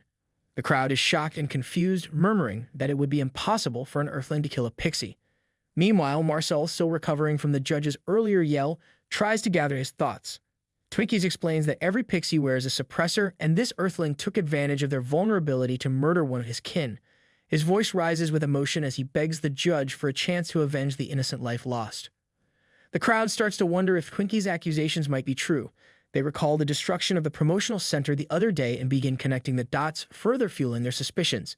The tension in the arena continues to rise as everyone awaits the judge's decision. Mark turns to Lena, saying that this entire situation is just a misunderstanding. Lena, trying to calm him, says there's no need to worry because no one would ever consider such a ridiculous proposal. However, almost immediately the judge shocks everyone by granting Twinkies permission to take Croc's spot in the match. The judge appears intrigued, commenting that a warrior willing to risk his life to replace another contestant and avenge his kin is far more entertaining than watching matches between weaklings. Lena protests, calling the decision absurd and urging the judge to reconsider, but Mark quickly tells her to stay quiet. Before Lena can respond, someone from Bayzerians in the crowd speaks up, questioning then what will happen to the Bayzerians after such a decision. However, his words are cut short as his head suddenly explodes. Mark, horrified, yells at Lena to put her hand down, both of them unable to process what just happened. The judge dismisses the uproar in the arena, announcing that the match has been delayed long enough and must proceed without further interruptions. He formally introduces Twinkies as the substitute contestant, granting him Croc's place in the match. Meanwhile, Marcel finally regains full awareness, confused about what is happening. The judge then asks the crowd if they believe this pixie will succeed in avenging his kin. The crowd uproars, and the judge announces to begin Group 8's third match of the preliminary round. The audience, whipped into a frenzy, begins chanting for Twinkies, cheering him to avenge his kin and kill the Earthling. It leaves Marcel even more baffled about the situation. Lena, panicked, rushes toward director Ive Claris, shouting at him for sitting around so leisurely. She insists that he needs to protest to the tournament committee immediately. Claris looks at her strangely, unfazed by her urgency. Claris calmly asks why a protest would be necessary. Lena, frustrated, points out that the contestant has been switched mid-match, which is a clear violation of the tournament rules. However, Claris, still relaxed and smoking a cigar, dismisses her concerns. He reminds her that it doesn't matter if there has been a change because the person who ordered the match to continue is one of the 6 gods of the universe, Ensepian Leviathan. He explains that no one can possibly challenge or overturn the decision of a god. Lena, seething with frustration, slams her hands on the table, trying to process the situation. She walks away, muttering that this means the tournament rules never mattered in the first place and that she will treat the situation with the same disregard moving forward. Meanwhile, in the arena, the crowd begin chanting for the execution of the murderer, fueling the already chaotic atmosphere. Marcel, standing in the center, looks around confused as objects are thrown at him from the stands. He wonders why the crowd's mood has shifted so drastically and who the opponent standing before him is. This isn't the same person he saw earlier in the briefing. Marcel assumes something must have happened when his suit experienced issues earlier, but he decides it doesn't matter. He focuses on his objective, reminding himself that his task is unchanged. He must fight for the sake of humanity. With determination, Marcel limbers up and immediately dashes forward, launching a punch with all his strength. His opponent, Twinkies, sidesteps the attack with ease. Marcel compliments Twinkies on his reflexes, and then confidently states that he's only getting started. Activating the thrusters on his back, Marcel propels himself forward at an even faster speed than before. His punches now come in rapid succession, each one carrying immense power as he hits Twinkies relentlessly. Mark, watching from the audience, remarks on how serious Marcel seems, acknowledging that he isn't holding back. Grog, impressed, comments that the Earthling is performing better than expected. However, Panon seems less optimistic, silently observing the fight with a different opinion. Marcel suddenly raises his hand into the air and reddish electricity begins to surge around his arm. He declares it's time for his next move and charges forward, using a skill called Buster. The attack leaves a fiery red trail as Marcel strikes Twinkies directly in the face, sending him crashing into the arena floor with devastating force. The impact creates a massive shockwave, shaking the arena and causing part of the floor to shatter. Leviathan, the incipient judge, continues shoutcasting the match, describing how the arena floor is breaking under the overwhelming power of the attack. He wonders aloud if this might be the end for Twinkies. The crowd holds its breath, unsure of what will happen next. Proud of Marcel's performance, Claris breaks his cigar while seemingly lost in thought. He reflects on how Marcel has once again achieved what seems impossible, just as he did the day they first met. A flashback begins, showing General Claris and a young Marcel hiding behind a corner as a soldier nearby is shot. Enemy men laugh as they search for him, taunting him and daring the great general to come out, calling him as good as dead. Claris the general tells Marcel to use the opportunity to escape. He orders Marcel to inform headquarters of their location and ensure that this dangerous group is eradicated. However, instead of retreating, Marcel steps out, firing his weapon. Claris yells at him, demanding to know what he's doing. Marcel replies that the general's second mission is to eliminate these men, and he plans to complete it immediately. Ignoring orders to stop, Marcel charges into the fight as gunfire intensifies. The enemies, shocked, shout in disbelief, questioning what kind of monster can continue fighting after being shot. Screams echo around the corner as Marcel systematically takes them down. Moments later, Marcel returns, dragging one of the enemy soldiers by his head. He declares that they can now return to headquarters together and prepare for the next mission. The flashback ends as Claris, back in the present, continues to watch the fight. In the arena, Leviathan calls out to the crowd, asking if they can see the silhouette in the smoke. Everyone looks on in disbelief as the figure behind Marcel emerges. It's Twinkies, still standing. Leviathan announces that the match is not over, as Twinkies appears completely unfazed, showing no signs of damage from Marcel's powerful attacks. Marcel acknowledges Twinkies' incredible endurance and prepares for another attack. However, before he can strike, a sudden blast rips through the air. Marcel's arm is severed and flies off, leaving him staring in disbelief at his missing limb. His body doesn't even register the shock at first. Leviathan, equally stunned, asks the crowd if they saw what just happened. Claris, watching from the stands, goes pale as the reality sets in. Twinkies has completely ripped off Marcel's arm. Marcel's body finally reacts as pain shoots through him. He clutches at his shoulder, screaming in agony. Looking up, he yells in confusion, trying to understand what just happened. Twinkies calmly approaches, questioning why Marcel is so surprised, and asks if he has never fought his kind before. Marcel, still in shock, demands to know what Twinkies means. Before he can get an answer, his suit suddenly warps and sends him flying backward. Twinkies wonders aloud if this is the same person who supposedly killed Mr. Picky. He then calls out to the small pixie and asks him to confirm if Marcel is the one who attacked Mr. Picky. The small pixie approaches cautiously and examines Marcel's face. After a moment, the pixie shakes his head and crosses his arms in an X symbol, signaling that this isn't the same person. Twinkies, now closing the distance, smirks and admits that he already knew the truth. He declares that there's no way someone like Mr. Picky would fall to an idiot like him. Twinkies stretches his hand out toward Marcel, speaking in a cold tone and demanding to know where the one he's looking for is. Leviathan, still narrating the match, announces that Twinkies has now torn off Marcel's leg. Marcel writhes on the ground in unbearable pain as blood pools around him. Claris watches in horror, unable to look away. The rest of the aliens in the audience begin murmuring, realizing this is no longer a fair match but an execution. Even Leviathan acknowledges that the fight has devolved into what feels like a torture show for the Earthling. Twinkies lifts Marcel high into the air, holding him above his head. At that moment, Marshal Steele from the audience yells for Twinkies to stop, angrily calling him an alien bastard. Marshal then pleads with Marcel to end it, shouting that the match is already over and begging him to surrender. Marcel, bleeding profusely and barely able to move, refuses. He declares that this mission is bigger than him. It involves the lives of billions of humans. Despite his injuries, he begins charging his fist with energy and lunges forward for another attack. His determination seems unbreakable. Twinkies, unimpressed, calmly points his finger downward. With a tremendous force, Marcel is slammed into the ground, creating a massive impact that causes him to spit up blood. Leviathan, continuing his narration, remarks that Marcel's final, desperate attack has been effortlessly blocked. He grimly concludes that this seems to be the end of Earth's journey in the tournament.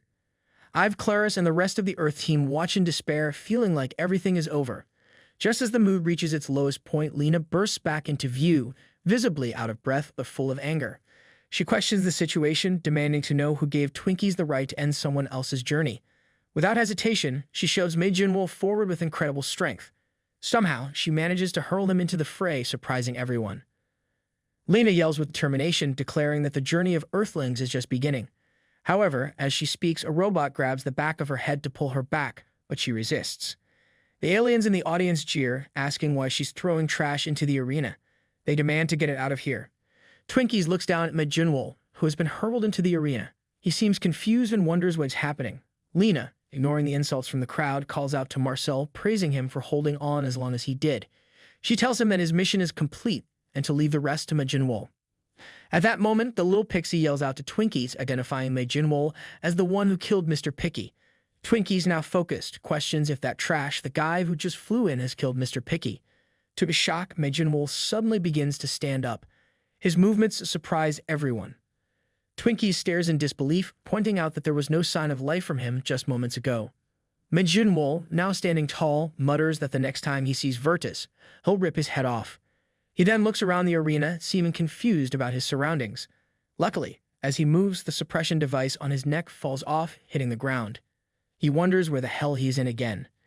A flashback begins, showing the moments before this confrontation. Marcel is seen crawling on the floor, barely holding on. Leviathan comments on the hopelessness of the situation, stating that there's no chance of a counterattack. Grog, watching, admits that while he had some hope, he knew the difference in strength was simply too much. Meanwhile, Mark is distracted, scrolling on TikTok, seemingly uninterested in the outcome of the fight. Mark suddenly receives a call from Lena. He asks her where she is, mentioning that it looks like Earth has been eliminated. Lena, however, interrupts him and demands that he come to her immediately. Mark, confused but obedient, agrees, telling her to stop barking at him. Mark rushes through the hallway, glancing around and noticing a sign for Gate 5. As he rounds a corner, he hears a robotic voice instructing someone to put the patient down. Mark spots Lena sprinting down the hallway while being chased by a group of robots. Lena yells for Mark to hurry and stop the pursuers. Instead of intervening, Mark panics and starts running alongside her. Frustrated, Lena demands to know why he's running instead of stopping the robots. Mark shouts back, asking how he's supposed to stop them with no warning, and questions what she's carrying. Then he notices Mei Jinwoo and screams in disbelief, asking what she's been doing. Lena explains that she's just trying to give the people of Earth some hope. Mark, incredulous, accuses her of mocking them, but Lena brushes him off, promising to explain everything later. For now, she orders him to hold off the robots for as long as possible. Before Mark can argue further, Lena backhands him, knocking him to the floor. Mark yells after her, asking where she is taking Mei Jinwoo, but Lena dismisses his concern, saying she won't forget his honorable sacrifice. Meanwhile, the little pixie is standing bored in the arena. He seems to have lost interest in the match. Suddenly, he hears the robotic voice commanding the Earthlings to stop. Turning toward the commotion, little pixie instantly recognizes Lena as she appears with Mei Jinwoo. However, before he can process the chaos, Lena throws Mei Jinwoo into the arena. The robots quickly pin Lena down, forcing her head to the ground. Leviathan, visibly irritated, asks what is going on. One of the robots begins to explain, but Leviathan cuts it off, ordering it to remove the trash and Lena from the arena immediately. Lena, refusing to back down, shouts with defiance, declaring that Mei Jinwoo is no trash. She insists he is a true warrior, one who single-handedly defeated 2 pixies and fought on equal footing against Virtus, the formidable judge of Zone 3. Her bold proclamation stirs mixed reactions in the crowd. Panon chuckles and points out that Lena is conveniently leaving out some important details. He shrugs, saying it doesn't matter to him either way. Other aliens in the crowd call Lena a liar, questioning her claims. However, some pause, recalling the explosion that occurred on Z Street, which aligns with her story. Lena presses on, arguing that if the substitution for the opposing player was allowed in the name of revenge, then she has brought the real target of that revenge. She demands that Mei Jinwoo be approved as a substitute contestant. Her statement causes a stir, with Grog nervously laughing and saying there's no way she's trying to argue against an Encypian. Panon, also impressed by her audacity, remarks that Lena has fiery determination. Leviathan pauses, visibly considering Lena's argument. He admits that her determination is impressive, especially for an Earthling, but adds that it's too late to make changes since the match is technically over and cannot be rewound. He points out that the representative of Earth is already defeated. However, just then, Marcel, bloodied and battered, yells out that the match isn't over. There is no way he is admitting defeat. Leviathan, surprised, comments that he had assumed Marcel was already dead, but he is not. He thinks for a moment and then approves the substitution, acknowledging the situation is valid. The audience erupts in shock and curiosity. Yves Claris, watching from the stands, takes another puff from his cigar. He remarks with pride that Marcel has done well enough. Lena laughs triumphantly, declaring that with this decision, Earth's future still has a chance.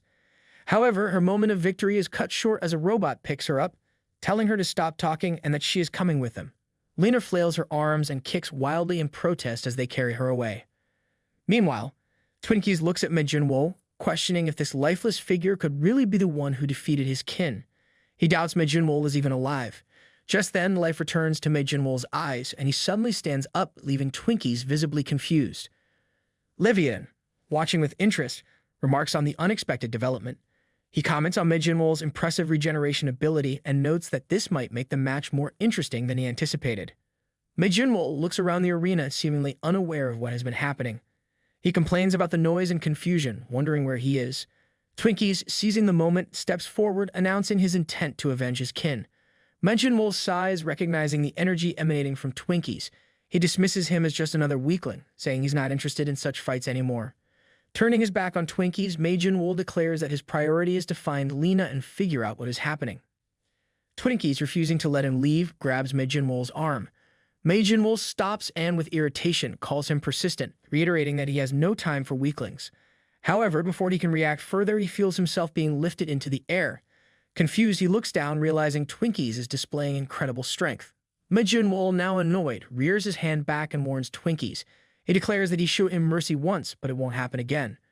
With a swift motion, he swipes his hand forward, and a spray of blood flies through the air.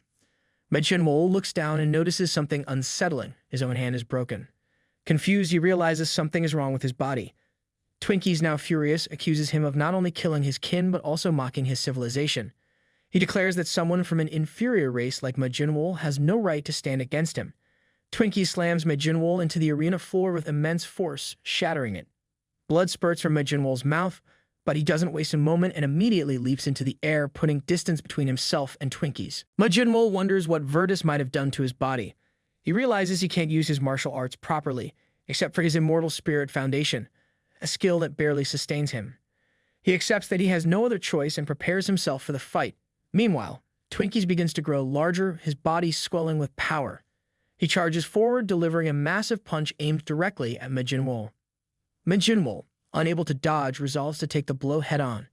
The impact is catastrophic, obliterating the midsection of his body and splitting him into two. The crowd gasps in shock at the sheer brutality of the attack. Twinkies laughs triumphantly, mocking Medjinwo and questioning what an inferior species like him could possibly do. Before Twinkies can revel further, Medjinwo suddenly moves. With surprising precision, he shoves his fingers directly into Twinkies' eyes, causing him to scream in agony. Medjinwo doesn't stop there. He follows up by jamming his thumb into Twinkies' mouth, unhaming his jaw. Using his other hand, he slams Twinkies' jaw shut, cutting off his own thumb in the process. With a chilling resolve, Medjinwo taunts Twinkies, daring him to go ahead and eat that. Twinkies, filled with contempt, dismisses Medjinwo as nothing more than trash. He claps his hands together with incredible force, creating a devastating shockwave that disintegrates Medjinwo's upper body into nothing but a mist. The only part of Medjinwo left in the arena is his severed legs. Leviathan, narrating the fight, declares Twinkies' strength overwhelming, emphasizing that he has completely obliterated Medjinwo's upper half. Twinkies, however, doesn't look triumphant. Instead, his eyes are watery as he realizes what just happened. He begins to question what he had been forced to eat earlier. Twinkies angrily vows to destroy Medjinwo again the moment he regenerates, determined not to let the fight end. Suddenly, Medjinwo's voice echoes, asking if Twinkies really thinks he can follow through with that promise. Twinkies freezes as he feels something strange happening. Medjinwo's hands emerge from inside Twinkies' mouth, forcefully pushing outward. Twinkies' jaws snap apart with a sickening crack, his head jerking backward from the sheer force. Clutching his jaw in agony, Twinkies realizes too late what is happening. Medjinwo, fully regenerating, comes out of Twinkies' mouth and lands on the ground. His body reforms as if nothing had happened. Moments before, Leviathan announced that Medjinwo's upper body is completely crushed. He asked the audience if regeneration is even possible in his current state. However, what he witnesses is something incredible. A hand coming out of Twinkie's mouth. He wonders, could it be Ma Jinwoo? Back to present, Leviathan excitedly commentates that Ma Jinwoo is using the energy generated during the regeneration to launch an attack. He is truly a living bomb. Twinkies, however, has quickly dislocated his own jaw to avoid a fatal injury. Grog also seems astonished. He comments who would have thought regeneration could be used for offense too. He tells Panon if Ma Jinwoo can land 1 or 2 attacks like that. Panon agrees with him, saying then the Earthling side might be able to win this match easily. Just then, a mysterious alien woman approaches Panon and Grog.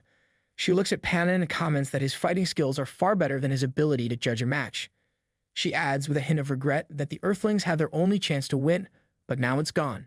She warns that Twinkies will not give them such an opening again, making the possibility of Ma Jinwoo winning absolutely zero, an impossible feat. Grog, unsettled by her presence, questions why she is casually sitting with him. The woman, unfazed, tells him there's no need to be so cold. She introduces herself as Ackerman, a space journalist. She explains that she became interested in their group after Grog's brother defeated Agni and even blocked an attack from the so-called invincible Virtus. Panon, surprised, asks how she knows about such a secretive event, as very few people were aware of his involvement in the fight. Ackerman chuckles, reminding him that she is a journalist and has her ways of uncovering hidden truths. Panon, not entirely convinced, changes the subject and asks why she believes Ma Jinwoo has no chance of winning. Ackerman explains her reasoning. While Ma Jinwoo did face Virtus, she points out that Virtus was using only a tiny fraction, 1/10,000th of his true strength. She acknowledges that surviving even that much is an incredible feat, but she downplays Ma Jinwoo's abilities, calling him a regenerator who barely survived. In her view, a creature desperately clinging to life cannot be compared to a proud warrior from a higher civilization. Panon, not backing down, counters that surviving against a judge, even in those circumstances, proves Ma Jinwoo has the abilities of at least a third-level civilization.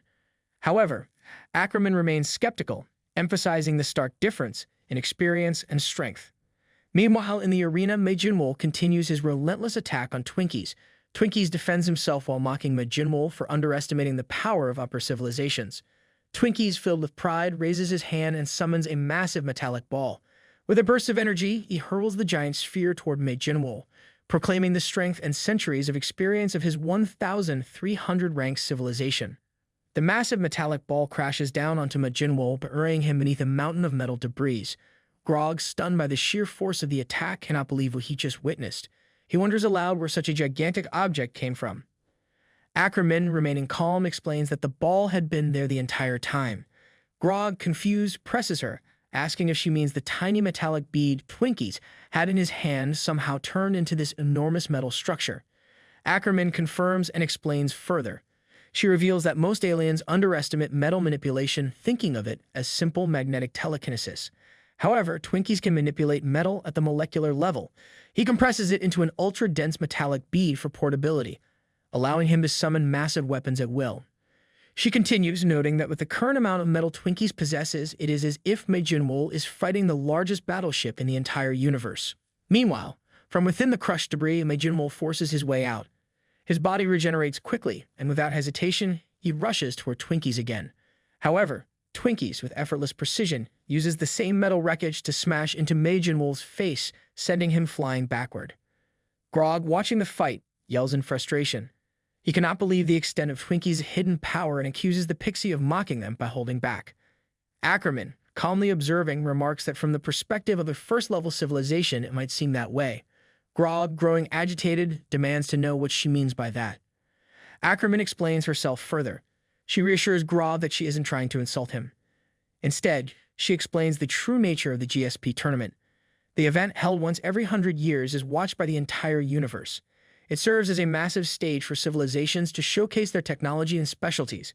For Twinkies to reveal all his cards against a mere Earthling would be a strategic mistake. Even if he wins, it would be considered a loss for his civilization's reputation. She adds another layer to the explanation. The metal Twinkies is using is not just an ordinary material. It is the lifeblood of pixie technology and identity. For him to use such a precious resource against a first-level civilization like Earth could be seen as humiliating, reducing the prestige of a higher civilization. Twinkie stands over Ma Jinwoo, who lies beneath a metallic mass crushing his face. Sparks of golden energy dance from Twinkie's hands as he begins to speak. He shares the history of his people, the Pixies, and their unique connection to metal. Twinkies explains that every pixie is born with a few hundred grams of iron in their body.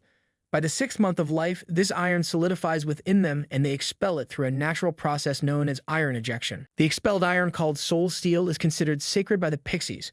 Although it is a low-strength metal with limited practical use, every pixie views their soul steel as a part of themselves and a spiritual guardian. For generations, this tradition symbolized peace and harmony in their culture. However, everything changed when the Galactic Alliance arrived. The Pixies, a peace-loving civilization that had always avoided conflict, were helplessly defeated in their first-ever GSP match.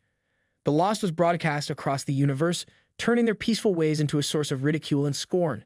Their resources were then plundered under the guise of trade deals, leaving the Pixies humiliated and vulnerable. Desperate to save his people, the Pixie King initiated a radical and dangerous experiment. He forced newborn pixies to consume metal for the first 6 months of their lives.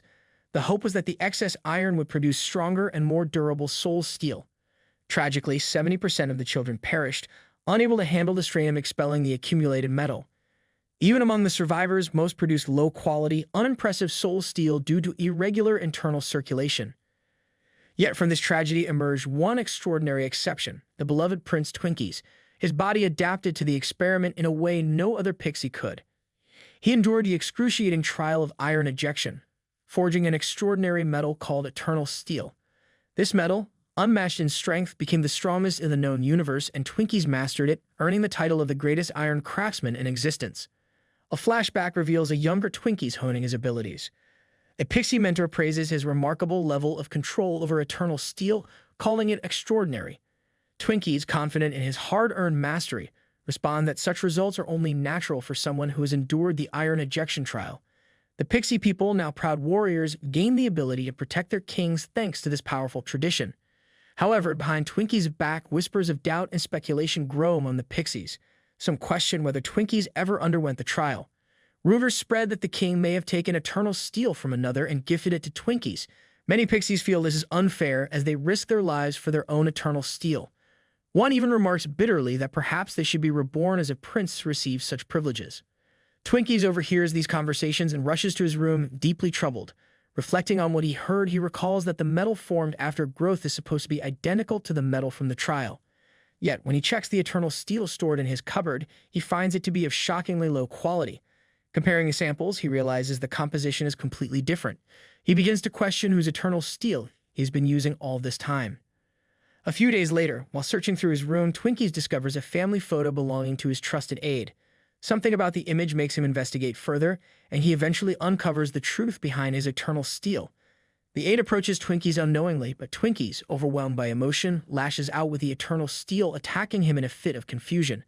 The moment the attack lands, Twinkies freezes, horrified by what he has done. The aide, gravely injured, reassures Twinkies, saying he knows Twinkies did not recognize him and never intended to harm him. Twinkies insists on calling for help, but the aide stops him, saying there is something important he must share. Holding Twinkies' hand firmly, the aide reveals the truth. His grandson died from side effects shortly after the iron ejection trial. Around the same time, the king, a lifelong friend, approached him. The aide handed over his grandson's eternal steel to the king, knowing it might one day save their civilization. The aide tells Twinkies that no matter the origin of the eternal steel, Twinkies' ability to wield it is the result of his own hard work and dedication. He expresses his belief that Twinkies will become the savior of their people. Moments later, despite Twinkies' efforts to call for help, the aide succumbs to his injuries and passes away. Twinkies reflects on the promise he made to himself on the day his aide passed away. He vowed to use the eternal steel to raise his civilization to heights greater than any other. Driven by that purpose, he dedicated his life to perfecting his control and strength, believing it was his destiny to lead his people to greatness. In the present, Leviathan announces something shocking. Majinwol is moving. The crowd gasps, and Twinkies, standing amidst the metal wreckage, stares in disbelief. He finds it impossible to comprehend. By his calculation, even as a third-level civilization, he is nearing the limits of his Cosmoforce reserves. Yet, this Earthling, from a first-level civilization, still has energy left to continue fighting. Majinwol rises slowly, his body fully regenerated. His wounds are gone, as if they were never there. Standing tall, he fixes his gaze on Twinkies and lets out an evil grin. Leviathan wonders aloud if there is truly no end to Majinwol's resilience. He reflects on how long the Earthling can keep recovering, defying the limits of logic and endurance. Twinkies, visibly frustrated, sighs before raising his hand for another attack. He crafts a sharp metal cone with his powers and launches it toward Majinwol, cursing him to meet his end. However, Majin rushes toward Twinkies with movements that seem entirely different from before. Twinkies immediately notices this change and begins to reassess his opponent. Leviathan remarks on the incredible speed of Majin approach, impressed by how swiftly he is closing the distance. Ackerman, observing as well, admits it is impressive but doubts it will matter. She reminds those around her that the Pixian's skin is tougher than most metals, making them nearly impervious to conventional attacks. Majin attack connects with Twinkie's right cheek, and to everyone's shock, blood splashes from the impact. Twinkie, stunned but quick to recover, counters with a massive spear of metal that crushes Majin left side. However, this time, Majin retaliates almost instantly, sending Twinkies flying with a powerful punch. While Twinkies is still in midair, Majin follows up with a brutal kick to his gut, forcing Twinkies to crash into the ground. Twinkies, reeling from the sudden onslaught, reflects on the fight so far. He realizes that Majin has been hiding his true strength all along, catching him completely off guard. Meanwhile, Majin, now in full control of his movements, acknowledges that something has shifted within him. He feels his flow has returned and decides it is time to end the fight. With determination, Majin fists begin to glow with a golden aura. He launches a flurry of powerful strikes at Twinkies, each blow creating massive explosions that shake the arena. Leviathan, watching in amazement, comments on the sheer destructive force of Majin attacks. He begins to wonder if this Earthling has more than just regenerative powers, as his strength seems to be increasing exponentially. From an inside hall, Lena shouts in excitement, cheering for Majin with all her might. She knew she could count on him, and her voice echoes with pride. However, the robot accompanying her scolds her, ordering her to stay quiet and out of the fight. Even the small pixie, previously confident, now looks on in shock and worry for his prince. Ackerman observes the fight with newfound curiosity, commenting that Majin hidden power changes everything. She explains that while Pixian strength lies in their brute power and unmatched defense, they lack the reflexes to block such swift and precise attacks as Majin. Meanwhile, Twinkies, struggling under the onslaught, narrowly manages to construct a metal shield to survive Majin latest attack. Majin takes a step back, reflecting on the incredible toughness of his opponent. However, his thoughts are interrupted when a sharp metal cone pierces through his body. Twinkies taunts him, mocking Majin arrogance and reminding him that no matter how many times he rises, he will never be able to pierce the eternal steel. Just then, Majin retaliates, grabbing Twinkies by the face and slamming it against the metal. The crowd gasps as cracks form on Twinkies' precious eternal steel. Twinkies, in disbelief, questions how a mere earthling could possibly damage this sacred metal.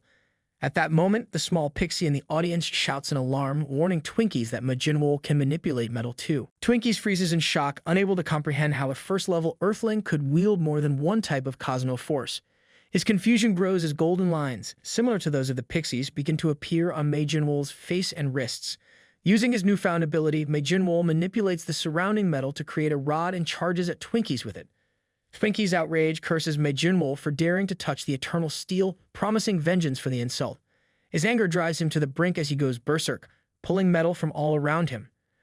The metal forms an enormous suit of armor, wrapping around Twinkies' body with a deafening roar.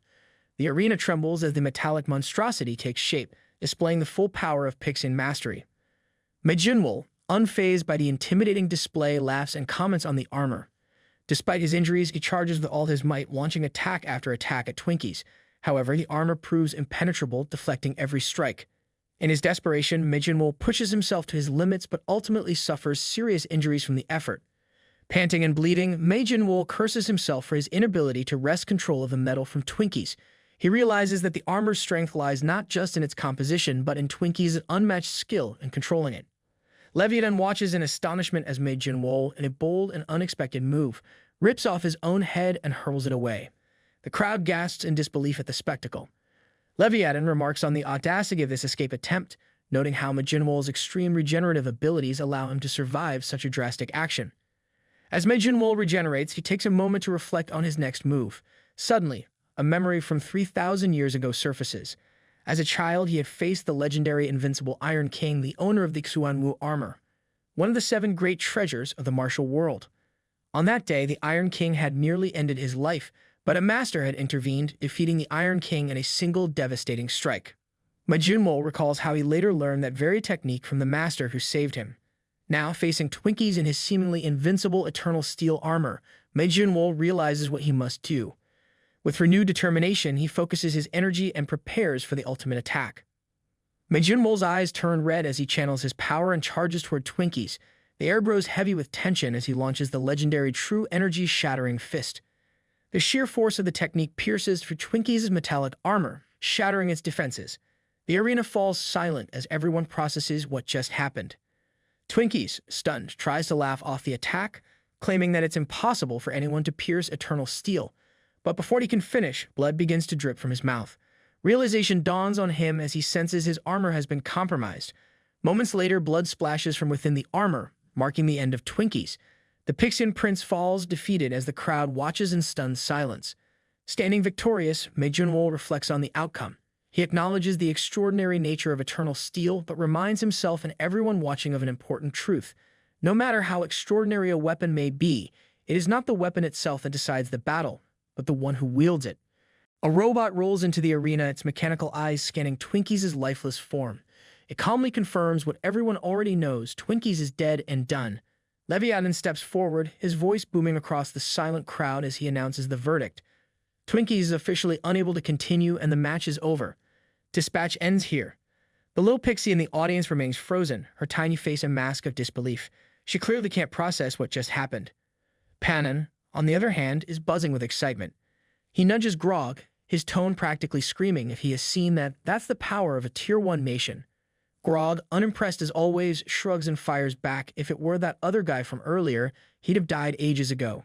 Meanwhile, down a dimly lit hallway, Ackerman, the alien journalist, walks with a thoughtful expression.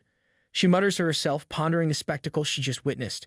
It has been roughly 15 billion years since the universe's birth, and with infinite cosmoforce swirling around, she had thought all possible outcomes had already been seen.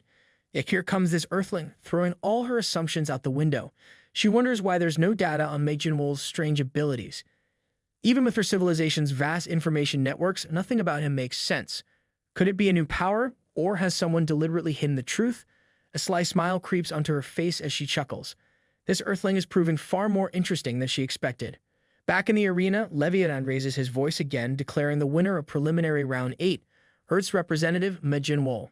The crowd erupts. In the Earth team's corner, Ive Claris quietly reflects on the match. He recalls how team leader Lena had anticipated this outcome, marveling at how someone as extraordinary as Junwo could emerge from their ranks. In this moment, he realizes they might be witnessing an event that will be remembered throughout history. Junwo shows no sign of slowing down. He continues to channel the cosmic force of the Pixies as he pulls his sword out of Twinkies' lifeless body. For a moment, he appears lost in thought, as if considering his next move. Leviathan, ever the announcer, begins recapping the tournament. He highlights how representatives from 3 Tier 1 civilizations have managed to defeat so many lower-tier civilizations. However, before he can finish his sentence, Junwo interrupts in the most dramatic way possible. Without warning, he charges straight at Leviathan, sword raised. His voice booms across the arena as he shouts at Leviathan, saying that strange energy of his has been bothering him since earlier. It seems Junwo thinks Leviathan is the one who stands at the zenith of this world. With all his might, Junwo unleashes a powerful attack. His blade arcs through the air, glowing with a white smoke slash that had torn through countless opponents before. But before the attack can land, Leviathan raises a single hand as if swatting away a minor inconvenience. A strange acidic mist surrounds Junwo, dissolving everything in its path. Within moments, Junwo collapses behind Leviathan, reduced to nothing more than a skeleton. So much for the mighty warrior. The entire audience sits in stunned silence. Ive Claris watches in disbelief, his face frozen in shock. The seemingly invincible Junwo has been turned into a pile of bones in mere seconds.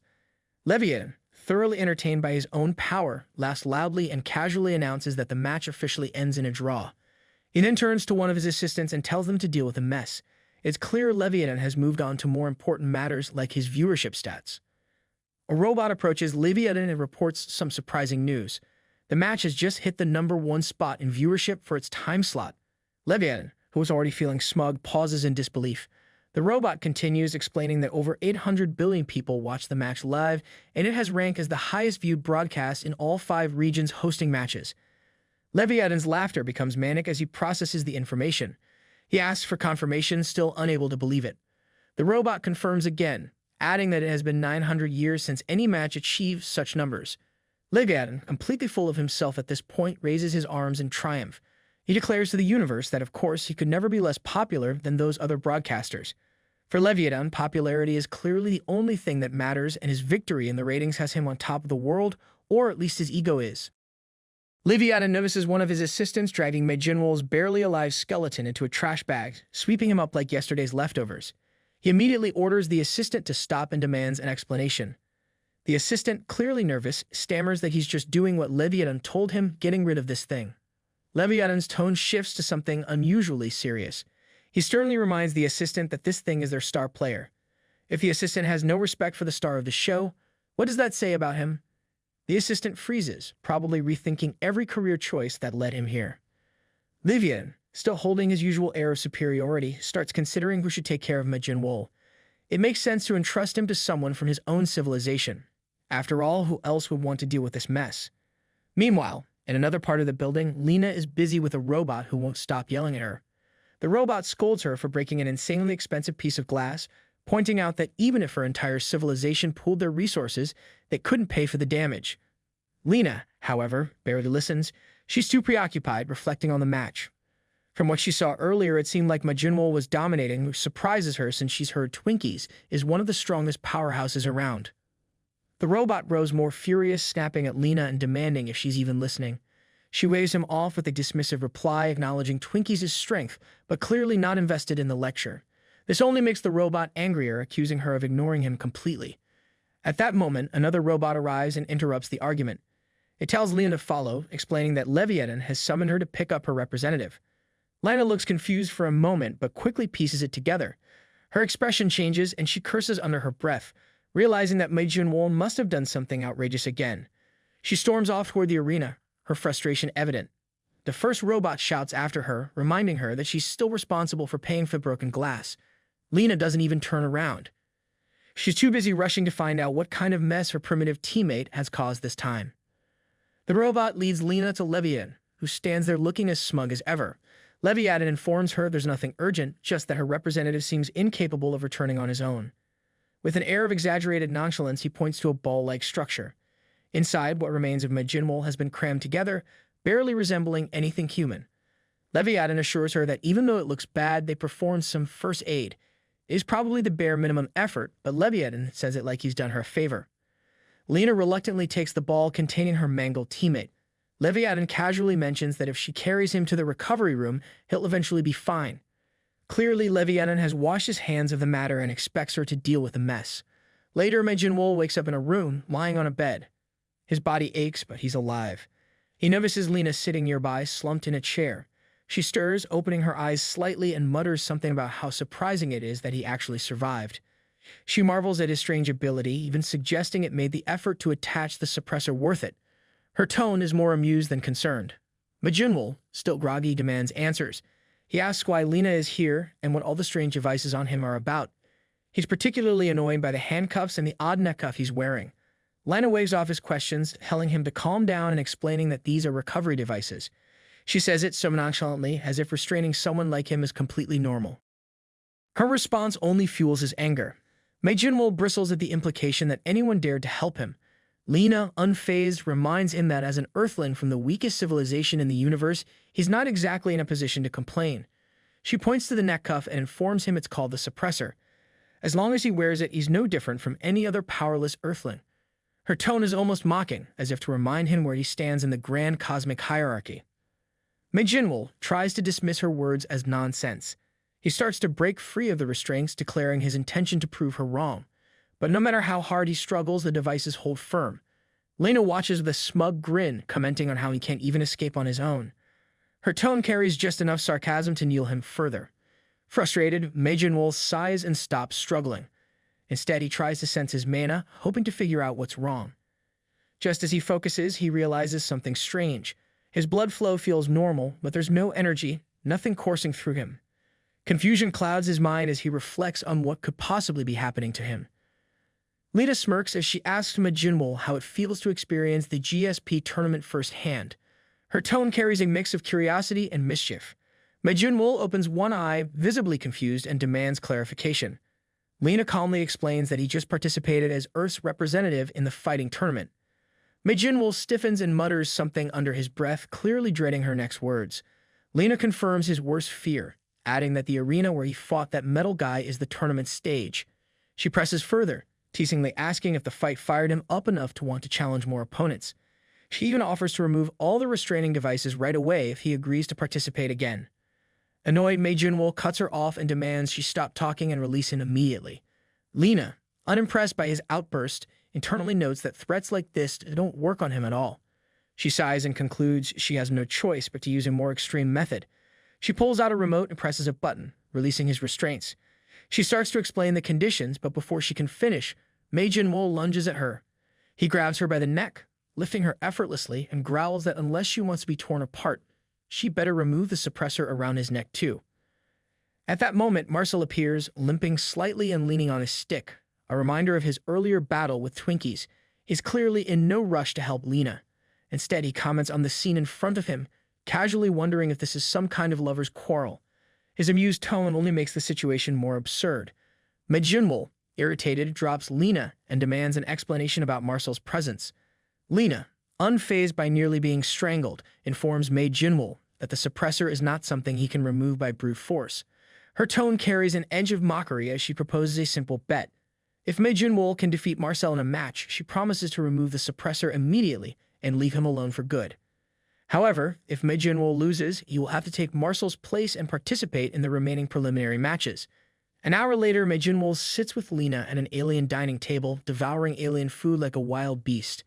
His appetite is bottomless, and his table manners non-existent. Between mouthfuls, he grumbles at Lena, asking when they're going to fight. He's desperate to get rid of the cursed restraint around his neck. Lena, unfazed by his impatience, reminds him that they're here because he wouldn't stop complaining about being hungry. Mei Junwoo pauses for a moment, clutching his stomach. He admits that he feels like he's about to burst, and then asks if this kind of hunger is normal for them. Lena raises an eyebrow and remarks that he's acting as if it is his first time feeling hunger. Still stuffing food into his mouth at an alarming speed, Mei Junwoo replies that it is not his first time, but it's been so long that he barely remembers the feeling. Lena, curious, asks if people in the past didn't eat.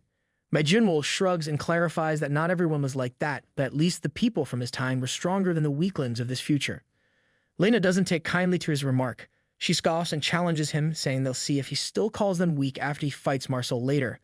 Mei Junwoo, unimpressed, points toward Marcel, who is silently eating across the table, and sarcastically asks if she means that guy.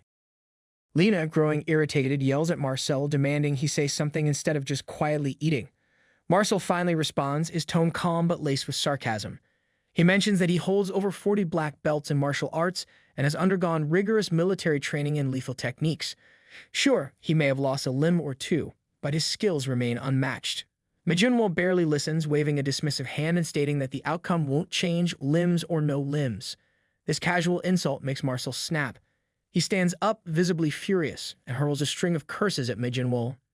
Mei Junwoo leans back, calm as ever, and claims he's just stating facts. He suggests Marcel save everyone's time and admit defeat already. Marcel, clearly not over his earlier loss, starts to simmer. He mutters something about Mei Junwoo being the reason he lost his limbs, throwing in vague mentions of revenge. Mei Junwoo doesn't flinch. Instead, he accuses Marcel of blaming his own weakness on others and casually calls him a coward. Marcel's face turns red as he demands an explanation, refusing to let the insult slide. He challenges Mei Junwoo, daring him to repeat it. Before things escalate further, Lena steps in. She looks at both of them like they're squabbling kids and declares that since they're both full now, it's time to settle this once and for all. The trio heads to the basement of the 80th floor GSP practice arena. Once they arrive, Lena points out the empty space and announces that they can fight here without interruptions. Mei Junwoo scoffs, rumbling that they could have handled this back at the restaurant instead of wasting time. Lena shuts him down, reminding him that the future isn't like the violent era he came from. Here, fights can't just break out anywhere. Mei Junwoo rolls his eyes and mutters that the future seems to be full of cowards. His words are loud enough for everyone to hear, but Lena doesn't even bother responding. Walking slightly behind Lena, Marcel leans in close to her. He hesitates before quietly voicing his concerns. He reminds her that they're supposed to be cooperating for Earth's sake, but this setup feels off. He admits he got a little too emotional earlier, but he's starting to think this fight isn't a good idea. Mei Junwoo, after all, beat Twinkies, even with the suppressor around his neck. Marcel openly doubts he can handle someone like Mei Junwoo in his current state. Lena, unfazed by his worries, assures him that there's nothing to stress about. She coolly mentions that everything has already been prepared. Marcel looks at her, unconvinced, but doesn't argue further. Majinwol stands impatiently in the middle of the arena, glancing back at Lena and Marcel. His expression is one of mild irritation. Lena waves at him and tells him to hold on, explaining that they need to set up a few things. Majinwol smirks and remarks that at least they didn't propose a fight without a plan. He then throws a taunt in Marcel's direction, pointing out that the guy next to her looks a bit scared and asking if he's going to be okay. Lena ignores the jab and pulls out a sleek, futuristic case. She opens it, revealing something that catches Marcel's attention immediately. She hands him his new gear and Marcel stares at it in disbelief. He asks what it is, and Lena casually explains that it is his new leg. She tells him to try it on, mentioning it might feel uncomfortable at first but will adjust to his body automatically. Marcel hesitates, but curiosity gets the better of him. He attaches the leg and takes a cautious step. His eyes widen as he realizes what he's using. He exclaims in shock, recognizing it as an artificial leg from the high-tech planet Artinos. Lena smiles, impressed by his knowledge, and confirms his guess. Marcel, still amazed, asks how she managed to get her hands on something so expensive. Lena shrugs and casually explains that she dipped into her savings and got a bit of help from the team. Elsewhere on the same planet, Mark stares at his dwindling account balance. Confused and frustrated, he wonders where all his money has disappeared to. Back at the arena, Lena sighs and mentions that buying an arm to match the leg was a bit out of budget. Marcel's face contorts into a mix of gratitude and disbelief as he thanks her, promising to do his best in the upcoming fight, even if it cost him his life. Lena, clearly unimpressed by the drama, tells him not to take it that far. Still waiting, Majinwol shouts at them from the middle of the arena, demanding to know if they're done yet. His patience is wearing thin, and he's eager to get rid of the suppressor around his neck. Marcel calls back, telling him to wait, and then strides toward the center of the practice arena. The new leg works perfectly, and Marcel's confidence seems to grow with every step. Before he reaches Majinwol, Lena calls out to him. She says there's something important she needs to tell him before the fight begins. Majinwol interrupts with a smirk, scoffing at the so-called preparation. He sarcastically remarks that he expected something amazing, only to find they were hyping up a toy leg. Marcel glares at him and snaps back, defending the prosthetic as something far beyond Majinwol's understanding. Lena chimes in, backing Marcel up and warning Majinwol not to get too cocky. Majinwol's grin widens and his demeanor shifts. His eyes glow red as he takes a fighting stance, exuding confidence. He dismisses their warnings, claiming arrogance doesn't lie with him, it's with them. Without another word, he launches himself at Marcel, ready to strike. But something unexpected happens. The speed of Majinwol seems off. His movements, usually precise and deadly, are sluggish. Marcel sidesteps the attack with ease, barely breaking a sweat. Majinwol, undeterred, tries again, but Marcel dodges effortlessly. This time, Marcel retaliates. Using the prosthetic leg, he delivers a powerful back kick straight to Majinwol's face. The impact sends Majinwol flying through the air before he crashes onto the ground. For a moment, the arena falls silent. Marcel chuckles, clearly satisfied. He reflects on how perfectly the leg worked, just as Lena had said it would. And as he watches Majinwol struggling to recover, Marcel recalls the words Lena shared with him earlier, her confidence in the plan now making complete sense. Earlier, Marcel had expressed his doubts to Lena. He asked if she was really telling him not to be afraid of facing Majinwol after seeing his last match. Lena reassured him with complete confidence, telling him that if he just fights like he normally would, winning will be a breeze. Marcel, still skeptical, promised to do his best but questioned her confidence. He started to point out how their opponent was clearly dangerous, but Lena cut him off before he could finish. She told him not to worry and began explaining. Lena revealed that Majinwol's physical abilities are currently worse than those of an average person. Marcel, clearly surprised, asked how that could be.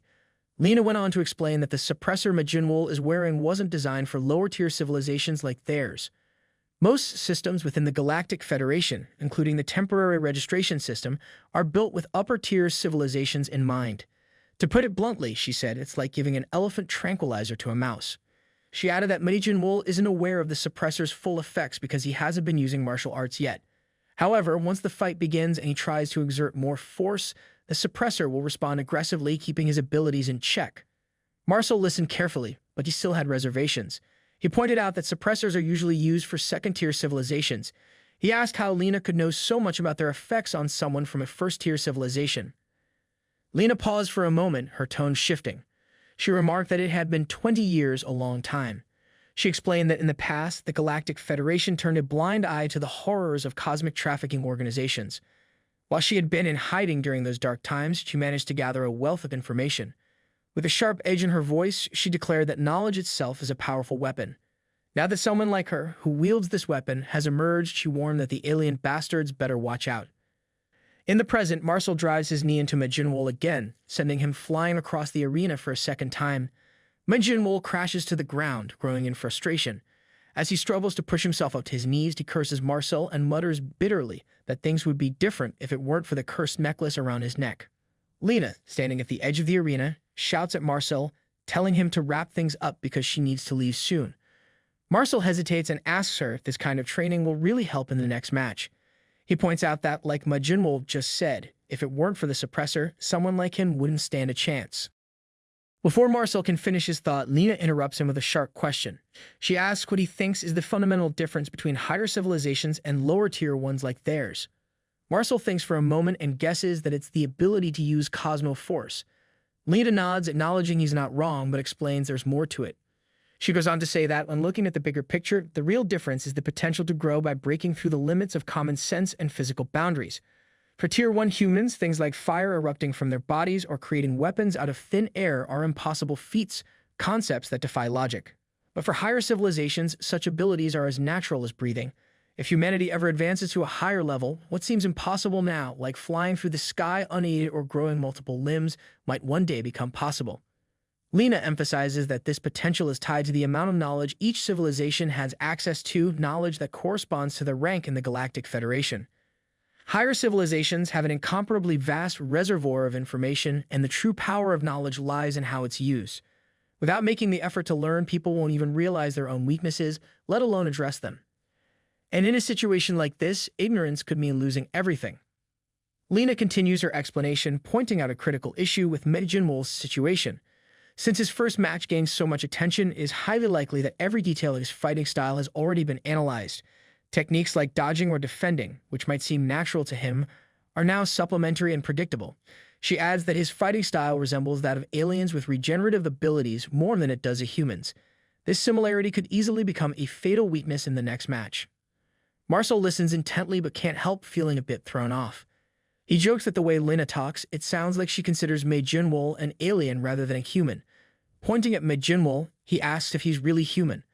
Lena brushes off his concerns, saying there's no need to overthink it. She assures him that Majinwol is genetically 100% human. She even double-checked when she had the chance just to be absolutely certain. Still skeptical, Marcel asks why there hasn't been any noticeable change in them as a civilization, even though they've made it past the first preliminary round. Lena calmly explains that such changes don't happen instantly. They occur gradually over time, so he doesn't need to worry. She then lays out the principles of civilization advancement, breaking it down step by step. Number 1, the representative of a civilization ascends to the next level of being after winning a match. Number 2, other members of the species do not immediately advance alongside the representative. And number 3, as long as the civilization's representative maintains their ranking, the civilization itself will gradually advance. She clarifies that the more Earth's representative wins, the closer humanity gets to understanding and interpreting laws beyond current Earth science. This could lead to breakthroughs such as the development of a miracle drug to save humanity or other advancements that seem impossible now. Finally, Lena emphasizes that the purpose of this training is to strengthen Majinwol's abilities under various constraints. By pushing him to adapt, they are not only ensuring his survival, but also maximizing the chances of Earth's progression through this tournament. Just then, a voice cuts through their conversation, commenting that something seems strange. Both Lena and Marcel turn their heads to see Lady Ackerman standing nearby. She greets them with a casual smile, introducing herself as nothing more than an ordinary space journalist. Lena narrows her eyes and immediately asks if Ackerman is an Inforian. Marcel, confused, asks Lena what that means. Lena explains that Inforians are those unsettling beings who can peek into people's minds using a pen-like tool, exactly like the one Ackerman is holding in her hand. Ackerman chuckles, clearly amused that Lena knows so much about her. Lena doesn't waste time and fires back with a question of her own, asking what Ackerman meant by strange after showing up out of nowhere. Ackerman responds calmly, pointing out that Lena's earlier explanation about Majinwol was strange. She elaborates, suggesting that Earth's limits are already beyond those of a Tier 1 civilization. In fact, Majinwol's abilities seem closer to those of a Tier 3 civilization. Ackerman proposes a theory. explaining that if Lena's explanation were correct, there should have been a noticeable change in Earth's status the moment Mei-Jinwoo was registered as their representative. Yet there's been no sign of that. She hints that perhaps Mei-Jinwoo isn't entirely a part of their civilization at all. Maybe he's something separate. Without waiting for a response, Ackerman steps forward, walking toward the unconscious Mei-Jinwoo. She pulls out a mysterious device, holding it over him, and suggests that with this, she can confirm his identity. She claims she could uncover a secret so profound that even science hasn't managed to explain it. Before she can proceed, Marcel steps between her and Mei-Jinwoo, shielding his teammate. He tells Ackerman to step back, his voice firm. He makes it clear that they can't trust her. Ackerman reflects silently, considering whether she should lure Mei-Jinwoo to a place where the suppressor could be removed and deal with him there. However, she quickly rebukes herself, deciding against causing unnecessary commotion. There's no rush, she reasons, they have plenty of time. She changes her approach, saying she understands why they wouldn't trust an alien they just met. Still, she offers to reveal Mei-Jinwoo's true identity if they ever want her help. With that, she starts to walk away. And as she leaves, Ackerman suddenly stops and turns her head back toward them. For the first time, she lifts her gaze and remarks that she's curious about Mei-Jinwoo too. Her voice carries an odd tone, somewhere between intrigue and amusement. She walks away laughing, leaving behind an air of mystery. Marcel breaks the silence, asking Lena what she thinks about Ackerman. Lena shrugs, dismissing Ackerman's words as mere curiosity. She suggests that Ackerman is likely just spouting nonsense because Mei-Jinwoo intrigues her. Lena reminds Marcel that regardless of what Ackerman said, they don't have any other options. Their only task is to bet everything on their last remaining hope and ensure Mei-Jinwoo wins the next match. That's all that matters now. 15 days later, the GSP tournament arena buzzes with excitement. Leviathan steps forward, his voice booming as he announces the start of the second preliminary round for Group 8. He introduces the first contestant, a representative of the Tier 2 transfer civilization Birkin. Leviathan elaborates on Birkin's impressive credentials, ranked 5,830th among civilizations, a player who passed the first round in record time, and a being with a rare ability to control their own cosmic energy. Birkin is described as a guardian deity who receives energy from 400,000 of their kind to protect their planet. The crowd watches in awe, their murmurs filling the arena. All eyes are on Birkin, whose enormous inhibitors barely contain the sheer power radiating from him. As the suppressors break apart with a deafening roar, Birkin lets out a feral cry that shakes the arena. The announcer declares with excitement that a beast with immense power has finally been unleashed into the arena. Meanwhile, Lena stands in the observation area with Mark by her side, both focused on Birkin. Mark comments that it's not every day they get to see something this intense. Lena, unbothered, tells him not to worry and cryptically adds that their side will be just as eye-catching. Mark, puzzled, asks her what she means, but Lena only smiles and tells him to wait and see. Leviathan's voice booms again, shifting the focus to Birkin's opponent. He announces the arrival of a representative from the lowest-ranked Tier 1 civilization, a player who accomplished the impossible by defeating Twinkies, the universe's greatest metal controller. As the crowd holds its breath, Mei-Jinwoo steps into the arena, but his appearance leaves everyone stunned. He's carrying a stick, his other arm wrapped in layers of bandages. He looks like he just crawled out of a war zone. Leviathan, watching from his platform, exclaims in disbelief, questioning why Mei-Jinwoo is in such a state. Mark turns to Lena, horrified, and demands to know how she could let their representative appear like this. Lena, completely unfazed, calmly reminds Mark that she told him their side would draw attention too. Mark, still in disbelief, argues that this is beyond reckless. Lena waves him off, confidently stating that this level of injury is nothing for someone like Mei-Jinwoo. As if on cue, the suppressors around Mei-Jinwoo begin to break apart. The announcer, now even more animated, announces that Mei-Jinwoo's inhibitors are being released. The crowd erupts with mixed reactions, some in awe, others in confusion over his battered appearance. Marcel, standing beside Lena and Mark, cheers enthusiastically for Mei-Jinwoo, shouting words of encouragement. He reminds Mei-Jinwoo to show the results of his hard training. His optimism is almost infectious, but Mei-Jinwoo clearly doesn't share the sentiment. In the arena, Mei-Jinwoo clenches his fists, furious. He grabs his own head in frustration and mutters curses aimed at his own teammates. He ceases, vowing to kill those who dared to humiliate him like this. However, after a deep breath, he growls that a promise is a promise. First, he'll deal with the so-called monster in front of him. Then he'll settle the score with the bastards responsible for his current state. Leviathan announces the start of the second round of the preliminaries, a group match.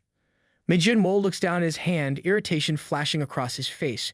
His energy has returned, but something is off. The flow is completely twisted, just like before.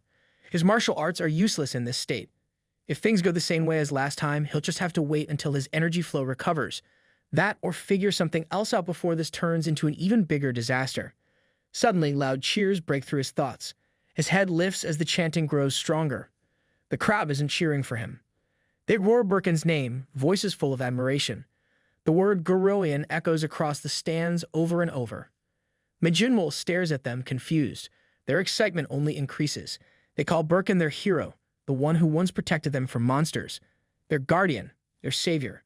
His expression twists, pure disbelief written all over his face. The chants grow louder, almost deafening now. Of all things, they're expecting Birkin to save their planet. Majinmul stands there, watching this ridiculous display and wonders what kind of nonsense he just walked into. Leviathan comments on the overwhelming cheers from Birkin's supporters. The entire stadium shakes with their excitement, but despite all the noise, Birkin hasn't actually done anything yet. Mark, sitting with the Earth team, glances at Lena. He brings up Birkin's titles, the warrior with the power of 1 billion, the planetary guardian, the so-called deity of protection. The names sound impressive, almost too much. Lena barely reacts and brushes it off the casual remark. It's no different from how people exaggerate when calling someone the strongest man on Earth like Marcel. Mark takes a second to process that comparison and then nods as if it all makes sense now. Lena, however, isn't as relaxed as she seems. She knows Birkin is far from weak. His title isn't just for show. Deep down, she hopes things don't take a turn for the worse. Meanwhile, one of Birkin's companions, Callian, decides that the best way to show support is to be as obnoxious as possible. He takes a deep breath, then blasts a deafening roar through a massive golden trumpet, calling for Birkin to deliver divine punishment.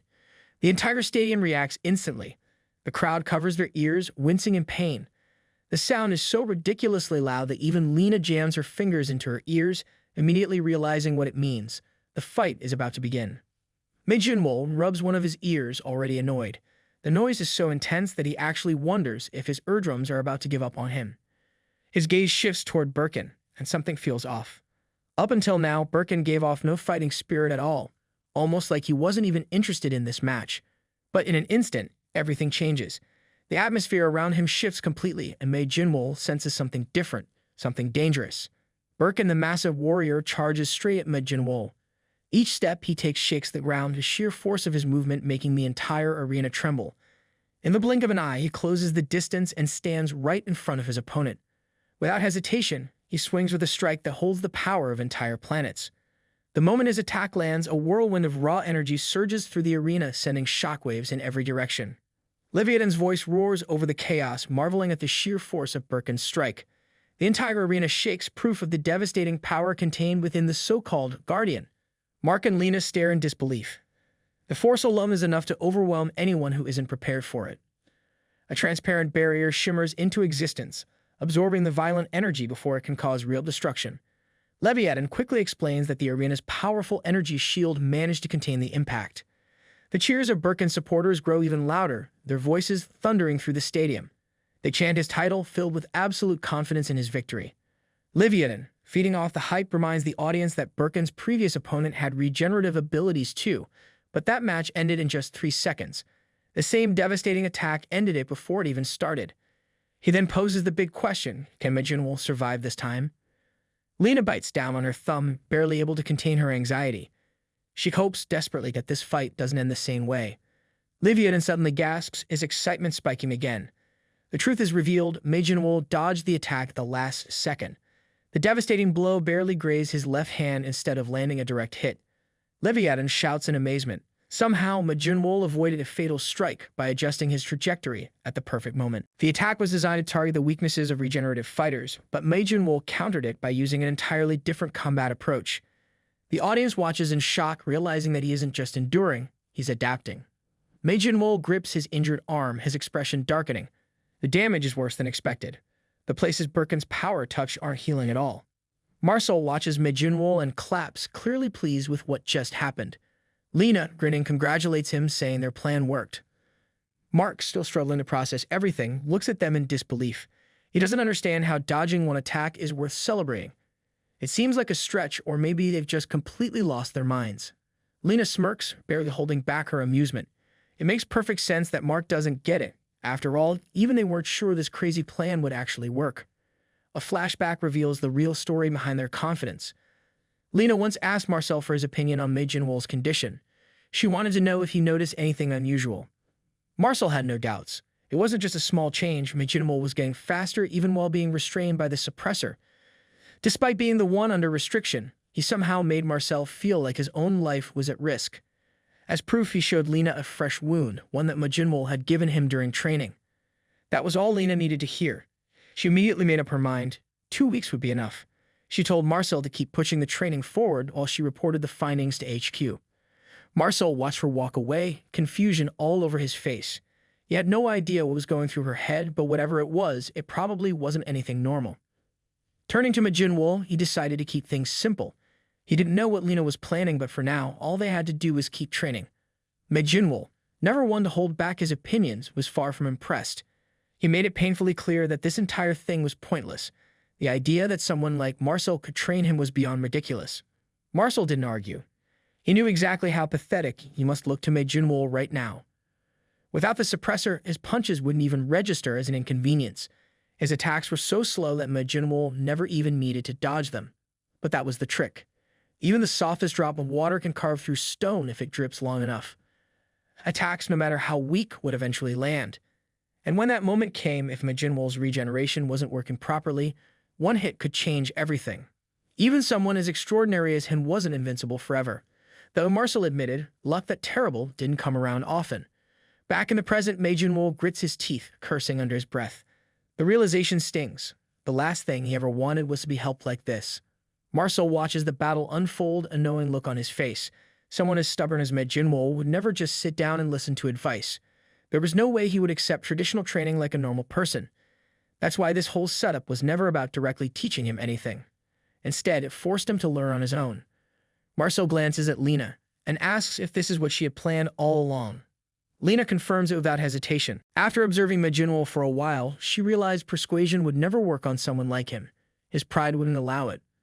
Instead of trying to convince him, she put him in a situation where he had no choice but to figure it out himself. The key to surviving against Birkin was simple: avoid that devastating critical strike at all costs. Everything else came second. Meanwhile, sitting far from the Earth team, an alien news reporter analyzes the fight, muttering to himself. For a civilization ranked only at Tier 1, these Earthlings seem to understand regeneration weaknesses far better than expected. It suddenly makes sense why they trained in that old arena, where the suppressor couldn't be removed. They were fixing the biggest flaw of fighters with regeneration: their dependence on it. Normally, people saw near immortality as a strength, but these Earthlings had the rare insight to see it as a weakness. The reporter shifts his focus to the bigger picture. Unlike the first round, where luck played a major role, things change from the second match onward. Once the information on matches is made public, the abilities of the second-in-command start playing a much bigger role. Birkin's side, on the other hand, looks completely unprepared. Not surprising. For all their overwhelming power, they've remained stuck as a Tier 2 civilization for ages. He shakes his head, unimpressed. What a bunch of fools. Still, this outcome actually benefits him. If the Earthling wins, it works in his favor. But watching Mei Jinwoo take an easy victory wouldn't be any fun. He leans forward slightly, eyes narrowing. If this so-called strongest puppet in the universe wants to impress anyone, he better start pushing himself harder. Leviathan watches closely and comments on the fight. After exchanging their first attacks, the two fighters entered a long standoff, neither making the next move just yet. From the Earth team's stands, Lena calls out to Mei Jinwoo, her voice filled with urgency. She warns him not to let his guard down and demands that he dodge the next attack as well. Mark, watching with less concern, raises an eyebrow. To him, Lena seems a little too worked up. He doesn't see the big deal. Mei Jinwoo will just recover anyway, right? Lena immediately challenges that assumption, throwing a question back at him. Does he really think regeneration comes without weaknesses? She directs his attention to Mei Jinwoo's left arm, pointing out that it still hasn't healed. Mark stares, suddenly unsure. That doesn't make any sense.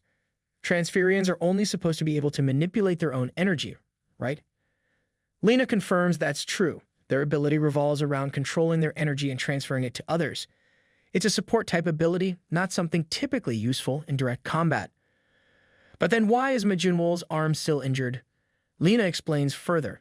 Every living being has a limit to how much energy they can absorb. Birkin takes advantage of this by forcing energy into his opponents far beyond what their bodies can handle, effectively destroying them from the inside. For Mei Jinwoo, this attack is particularly dangerous. The impact isn't just physical. It damages the energy-related organs in the attacked area, completely shutting down his ability to regenerate. Mark processes this new information and finally understands. It's not just brute force, it's a brutal, calculated attack designed to take down even someone with near immortality. But he raises another question. Wouldn't an attack like that drain a huge amount of energy from Birkin as well? Lena nods, admitting that's true. But Birkin's energy reserves are so vast that it barely matters. Even so, she knows there's a limit to everything. A technique that powerful must put some strain on Birkin's body. Using it continuously would be difficult, if not impossible.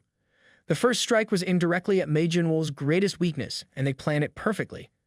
But from this point on, Birkin won't have the luxury of setting up another clean, prepared attack like that. In the stands, Birkin's supporters start losing their patience. Their frustration spills over, and all eyes turn to Kellyanne, Birkin's assistant. They demand that he stop standing around and do something. Their guardian is in battle, and he needs support. Anger flares in their voices as they accuse him of making Birkin's mighty power look weak. To them, this should have been an easy victory, not a drawn-out fight. Kellyanne grits his teeth, feeling the pressure. Who do these fools think they are, ordering him around like that? That energy blast isn't some basic attack that can be thrown out endlessly. It's a carefully controlled skill that can only be used a few times per day. That's exactly why he spent so much time analyzing the opponent's combat style. He prepared for this exact moment, but none of that matters now. What matters is landing the next energy blast no matter what. Determined, he takes a deep breath and fills his lungs with air. Once again, he lifts the massive golden trumpet and shouts through it, his voice booming across the battlefield as he calls for Birkin to crush the enemy. Mei Jinwoo hears it and glances in Kellyanne's direction, a hint of curiosity in his expression. Birkin, fueled by the overwhelming energy, leaps into the air. The sheer force of his jump shakes the ground, sending cracks through the surface. He hurtles toward Mei Jinwoo and swings with monstrous force. But Mei Jinwoo reacts instantly. Just before the attack lands, he dodges again, the ground shattering where he once stood. A realization clicks in his mind. The real problem isn't Birkin. It's that annoying kid blowing the trumpet. Birkin lunges again, stretching out his massive hands in another attempt to crush Mei Jinwoo. Mei Jinwoo watches him, unimpressed. No wonder this fool moves so clumsily in battle. His raw power is undeniable, but his actual fighting skills, a complete mess. Birkin slashes at him, but Mei Jinwoo is too fast. Dodging effortlessly, he jumps into the air, flipping over his opponent. Without wasting a second, he delivers a sharp kick straight to Birkin's face. The impact is brutal. Birkin crashes into the ground with a loud thud, the force sending blood splattering across the arena. Kellyanne watches in stunned silence, completely unable to believe what just happened. Leviathan highlights the unexpected turn of events. Mei Jinwoo has not only defended himself against Birkin's relentless attacks, but has also managed to land a counterattack. Lena chuckles to herself, clearly enjoying the moment. With a playful smirk, she places a hand on Marcel's shoulder, teasing him that Mei Jinwoo must have been inspired after fighting him. Marcel, however, isn't buying it. The idea that someone like Mei Jinwoo took inspiration from him sounds like complete nonsense. He's faced him directly before, and if there's one thing he's sure about, it's that Mei Jinwoo isn't the type to learn from others so easily. Meanwhile, Kellyanne is not handling the situation well. His expression twists in disbelief as he struggles to accept what he just witnessed. There's no way the Guardian could possibly lose to a rookie like this. His frustration boils over. His eyes burn red with anger as he grips the golden trumpet once more. This time, his voice is filled with raw desperation as he calls for Birkin to unleash divine punishment. Mei Jinwoo, watching Kellyanne closely, scoffs. Does this guy really think that loudly announcing an attack is going to make it more effective? But before he can dwell on it further, Birkin releases another attack. The energy explodes forward and Mei Jinwoo barely evades it in time. His mind races. Something feels off. That last attack, something was different. His eyes narrow as he quickly scans the battlefield. Then it clicks. No way. Could it be that Kellyanne actually noticed something? Even if he did, it's already too late. But Kellyanne isn't done. Still fuming, he once again raises the trumpet and bellows another command, this time asking for total destruction. Mei Jinwoo's body tenses, his eyes widen as he realizes what's about to happen. Kellyanne isn't just targeting him anymore. This attack is aimed at the entire arena. Birkin charges up, releasing another massive energy blast, one even larger than before. Leviathan roars over the chaos, announcing the terrifying reality. The entire battlefield is now covered by Birkin's attack. The question hangs heavy in the air. Will Mei Jinwoo survive this one? The audience collectively holds its breath, completely stunned by what they are witnessing. Seconds pass and the dust settles. Jinwoo lies motionless on the ground, the left half of his body completely destroyed. His breath is shallow, his voice barely audible as he admits he never saw that coming. In the stands, Kallian is overwhelmed with excitement. Her face lights up, her voice filled with pure joy as she declares their victory. The supporters of Birkin erupt into celebration. Their cheers turn into full-blown dancing, their voices echoing across the arena. To them, this is undeniable proof. The Guardian is truly unbeatable. Meanwhile, Jinwoo remains on the ground completely still. He looks like he has nothing left, no strength, no fight, nothing. Birkin slowly walks toward him. Kallian, unable to contain the excitement, shouts for Birkin to finish it. This is the perfect moment to end things once and for all. But then something strange happens. Kallian's excitement fades as confusion takes over. Something doesn't feel right. Her eyes lock onto Birkin, and a sense of unease creeps in. Birkin isn't attacking. Instead, he stands there, his hands stretched toward Jinwoo. A soft blue aura radiates from his palm, flowing toward his fallen opponent. Kallian's heart pounds. This wasn't part of the plan. She never gave any orders for this. What is Birkin doing? And then Birkin's voice booms, shaking with something unexpected. Desperation. He orders Jinwoo to stand up. Again and again, he demands it. He doesn't want to win. He doesn't want this fight to end like this. He wants Jinwoo to get up and finish him off. Leviathan watches closely and announces that Jinwoo still isn't moving. The tension in the arena grows with each passing second. Lena grits her teeth, frustration clear on her face. If this continues any longer, the match will be over. Without a second thought, she moves to jump over the barrier, ready to rush in. But before she can, Marcel and Mark grab her, holding her back. Meanwhile, Jinwoo remains on the ground, breathing heavily. Suddenly, an image flashes in his mind. Birkin is showing him a memory. A group of Birkin's people stand around a massive glass chamber. Inside, a newborn Birkin floats, his small body glowing with a faint blue aura. His eyes are closed, an oxygen mask strapped over his nose. The scientists surrounding the chamber burst into celebration. Their experiment has worked. After countless efforts, they have finally created a being of legend, the Guardian. Their excitement fills the room. They marvel at the impossible, realizing they have successfully fused the energy of hundreds of thousands of people into this single creature. At this moment, they believe their planet is finally safe. The Guardian has been born to protect them, and their suffering is over. Meanwhile, in a darkened room, Kallian stands before a projector, giving a formal presentation about Birkin's origins. He explains that their civilization has specialized in controlling the flow of cosmic energy since ancient times. They have mastered the ability to manipulate individual energy, either to heal injuries or transfer power to others. A high-ranking leader sits alone in the room, listening from behind a grand table, the only piece of furniture in the space. Kallian continues, revealing a critical piece of information. Lord Birkin currently holds the combined energy of 300,000 people. However, such an overwhelming amount of energy is dangerous even for him. To prevent his body from breaking under the pressure, a special device is used to seal the power away. Releasing the seal isn't simple. It requires the use of the Trumpet of Liberation. Only then will Birkin awaken as a true guardian capable of wielding his full strength. Days pass, and Birkin finds himself in the middle of a battle against a massive green monster covered in multiple eyes. The creature towers over him, its grotesque form radiating danger. Kallian, standing nearby, watches in disbelief. His voice rises in concern as he repeatedly calls out to Birkin, wondering if he has somehow fallen asleep in the middle of the fight. Birkin's eyes snap open just in time to see the monster lunging at him. The attack never lands. Moving at impossible speed, Birkin counters instantly, slashing through the creature with ease. The force of the strike sends the monster flying backward. It crashes into the ground, motionless, defeated in an instant. Kallian steps forward, clearly thrilled.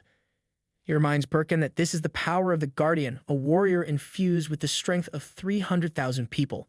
He seems to expect some kind of proud response, but Birkin remains silent. Instead, something strange happens. Though he doesn't speak, Kallian hears something, telepathic words reaching his mind.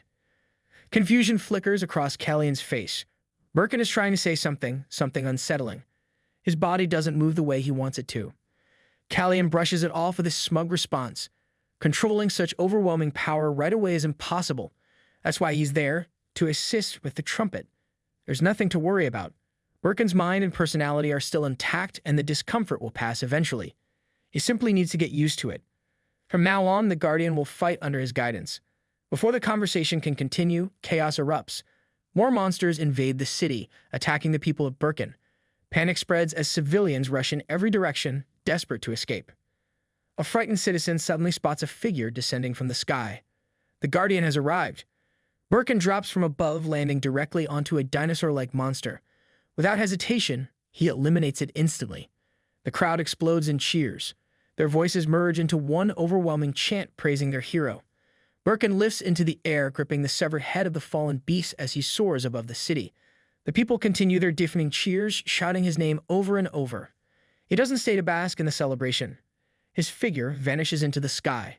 Later, inside the fortress of the Transferry Planet's Central Defense Force, a high-ranking official summons Birkin and Callian, delivering strict new orders. Callian reacts immediately, his frustration spilling over. He can't believe what he's hearing. They are expected to fight without causing any damage to the city at all. That is impossible. The official, completely unfazed by his complaints, explains the reasoning. Every time the Guardian is deployed, the destruction to civilian areas is enormous. Since Birkin's energy comes directly from the citizens, minimizing the damage should be their responsibility.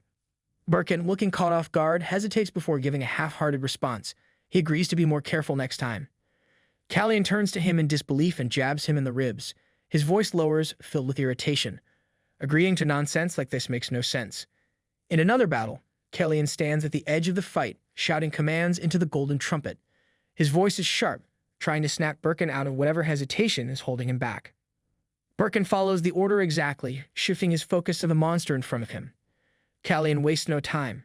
He barks another command, telling Birkin to get rid of the creature as quickly as possible. Birkin's mind lingers on the words of the official. The Guardian's energy comes from the very people he is supposed to protect.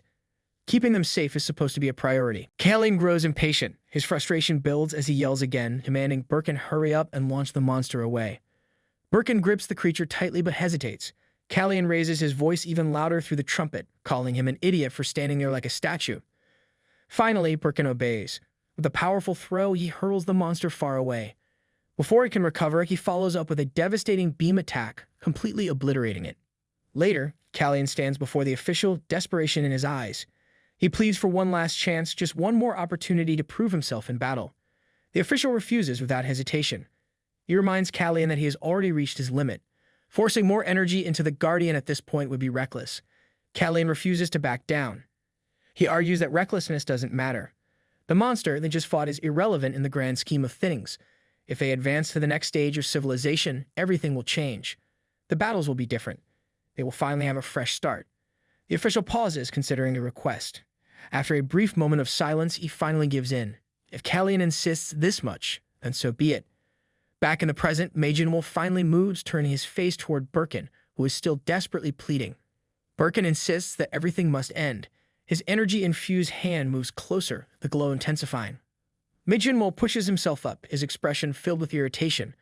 Without a moment of hesitation, he calls Birkin an idiot and smashes his fist straight into his face. Birkin barely has time to react before another attack comes. Majin Wolf, clearly not in the mood for any more nonsense, delivers a brutal kick, sending him flying across the arena.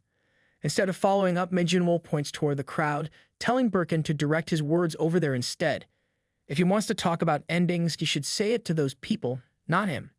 His attention shifts to Callian, who still stands there with his usual scowl, trying way too hard to act like he's in control. With a smirk, Majin Wolf, now fully healed, takes a step forward. He glances at Callian again, amused. The so-called commander of the Guardian, his weapon seems to have quite a bit to say for itself. From the stands of Team Earth, Lena's excitement explodes. She practically jumps out of her seat, shouting at Majin Wolf with all the energy of someone who just won the lottery. She always believed in him, of course she did.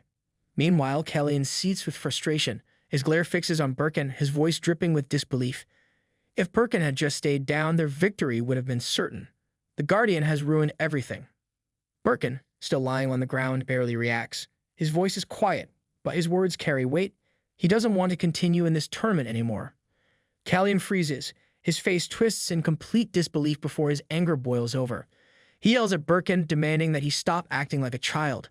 A Guardian doesn't get to throw tantrums. Does Birkin even realize how much effort and resources went into creating him? He wasn't made to think, to hesitate. He was made to fight.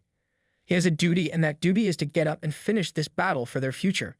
The crowd of Birkin supporters, however, doesn't take kindly to this outburst. Their frustration turns to rage as they shout back at Callian. They refuse to stand by while he speaks that way to their Guardian. Callian turns to them, his patience gone. His voice is sharp, laced with irritation as he tells them to stay out of things they don't understand. Birkin, still on the ground, makes his decision. He isn't needed anymore. Not for their future. Kellyan stares at him, his anger giving way to confusion.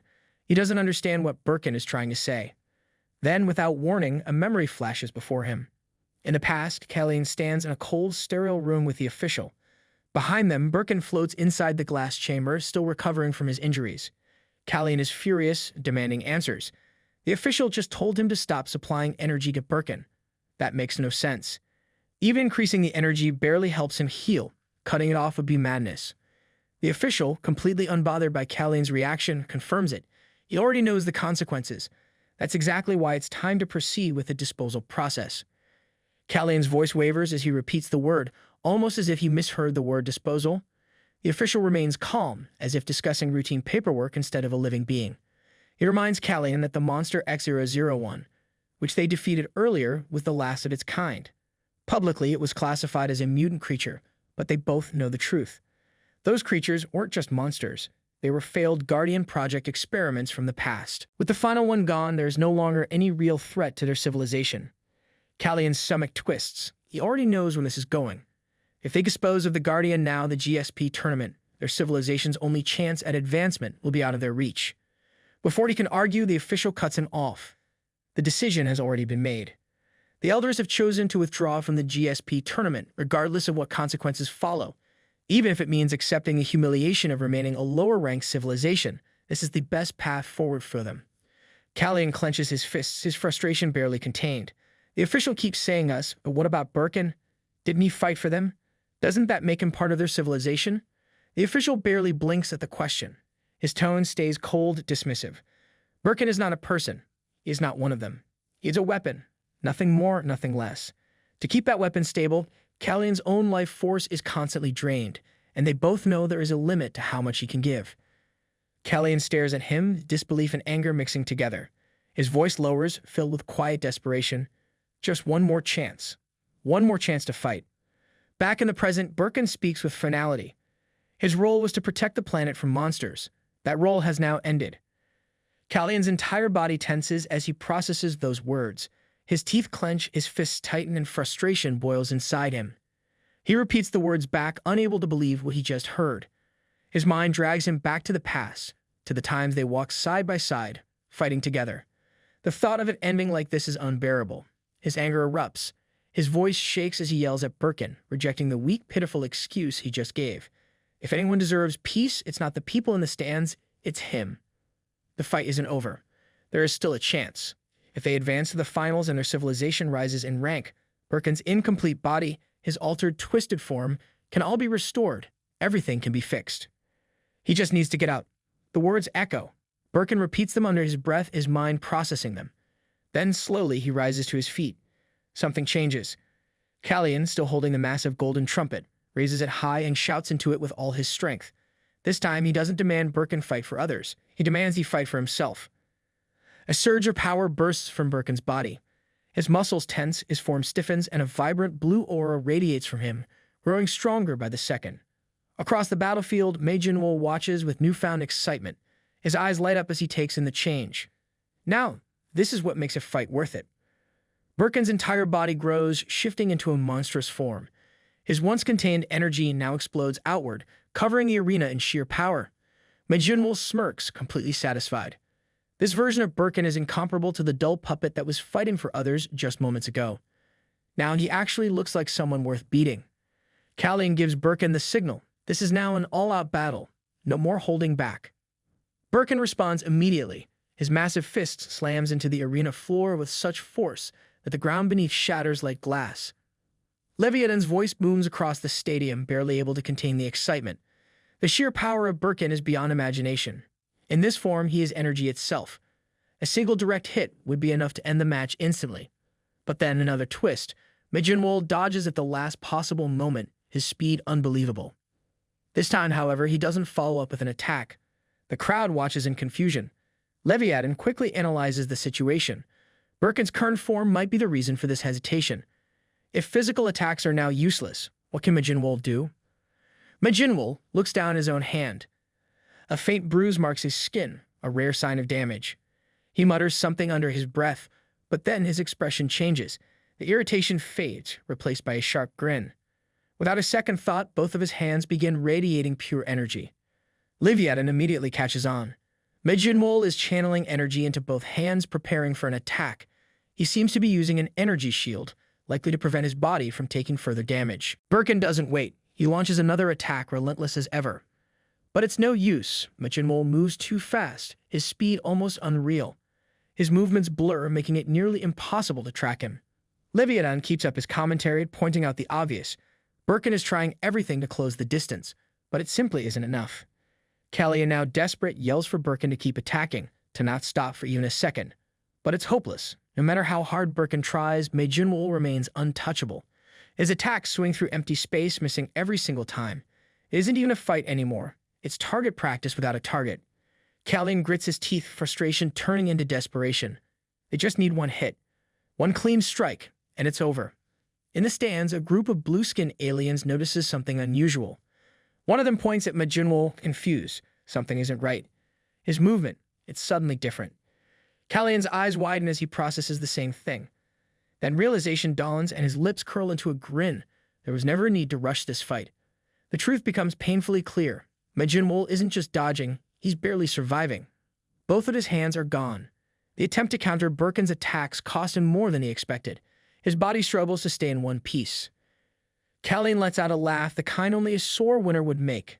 He taunts Medjinmol, rubbing the reality of the situation. Birkin is no longer just a fighter. His body has turned into a living furnace, overflowing with the energy of countless people. No flimsy barrier can withstand that kind of force. Birkin lunges again. Medjinmol is in midair, completely vulnerable. Callian's excitement skyrockets. This is it. He can't dodge anymore. He shouts for Birkin to finish him, to end it now. But then something shifts. Still airborne, Medjinmol suddenly smirks. His voice cuts through the tension, throwing Callian's own words right back at him. The real fool isn't him, it's Callian. Dodging was never part of the plan. In the next moment, Medjinmol kicks off the air itself, propelling his body straight at Birkin like a missile. No hesitation. No fear. He closes the distance in an instant, heading directly for the so-called Guardian. The alien news reporter watches the scene unfold, shaking his head. He expected more. For Medjinmol to throw his life away at the very end, it's disappointing. He had high hopes, but in the end, it's just another waste of potential. Then everything changes. A massive explosion erupts from the battlefield, unlike anything seen before. The sheer force of it isn't just contained to the arena. It spreads outward, its shockwaves traveling far beyond the planet. The impact is so immense that it is felt on other planets. Meanwhile, in a distant, high-ranking assembly of powerful alien leaders, one figure remains calm, observing the event unfold. Mulander, the representative of the Ensipian civilization, a rank 1 powerhouse, takes notice. He acknowledges the surge of energy, recognizing it as something unusual, something worth paying attention to. For this level of power to be unleashed in the preliminaries is unheard of. His mind quickly calculates the source, tracing it back. His gaze sharpens as he pinpoints the location. If this energy is coming from that direction, then it must be Leviathan's district. After a brief moment of thought, he finally stands up, a rare decision. It's been a long time since he last visited his brother. The arena lies in complete ruin. The once grand battlefield is now nothing more than shattered ground and swirling dust. Nothing remains untouched by the blast. Marcel stares at the devastation, barely able to believe what just happened. The sheer force behind that attack, it was beyond comprehension. If that had landed directly, not even that guy would have survived. Leviathan, ever the professional, quickly addresses the audience. With the chaos unfolding, he reminds the spectators to remain calm. To prevent sudden energy explosions from reaching them, the arena's energy barrier is being reinforced in real time. The match is still ongoing, and they are free to continue enjoying the spectacle. But even Leviathan has to admit, this is impressive. The energy barrier, built to withstand Tier 4 civilization-level attacks, is actively reacting to the fight.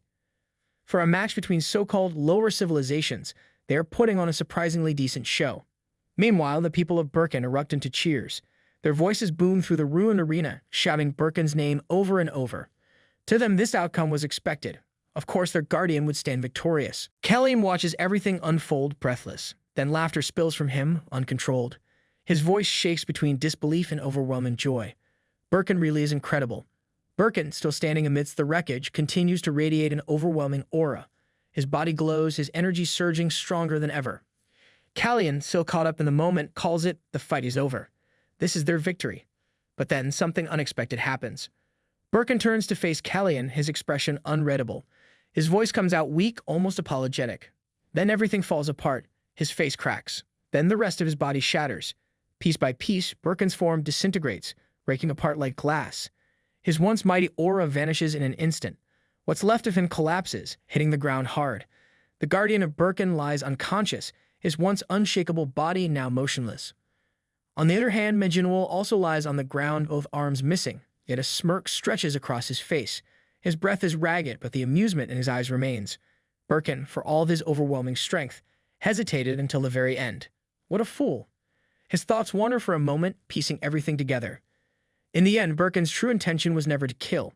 That moment of hesitation, that final moment, had been proof of it. The attack had thrown off his sky step, but in the grand scheme of things, it didn't really matter. His gaze shifts to Birkin's unconscious, broken form, and his voice comes out with a finality that seals the moment.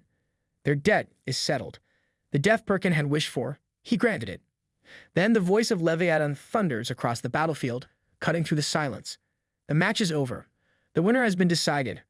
The representative of Earth, Medjinwall, stands victorious. Medjinwall slowly pushes himself up, rising to his feet despite his battered state.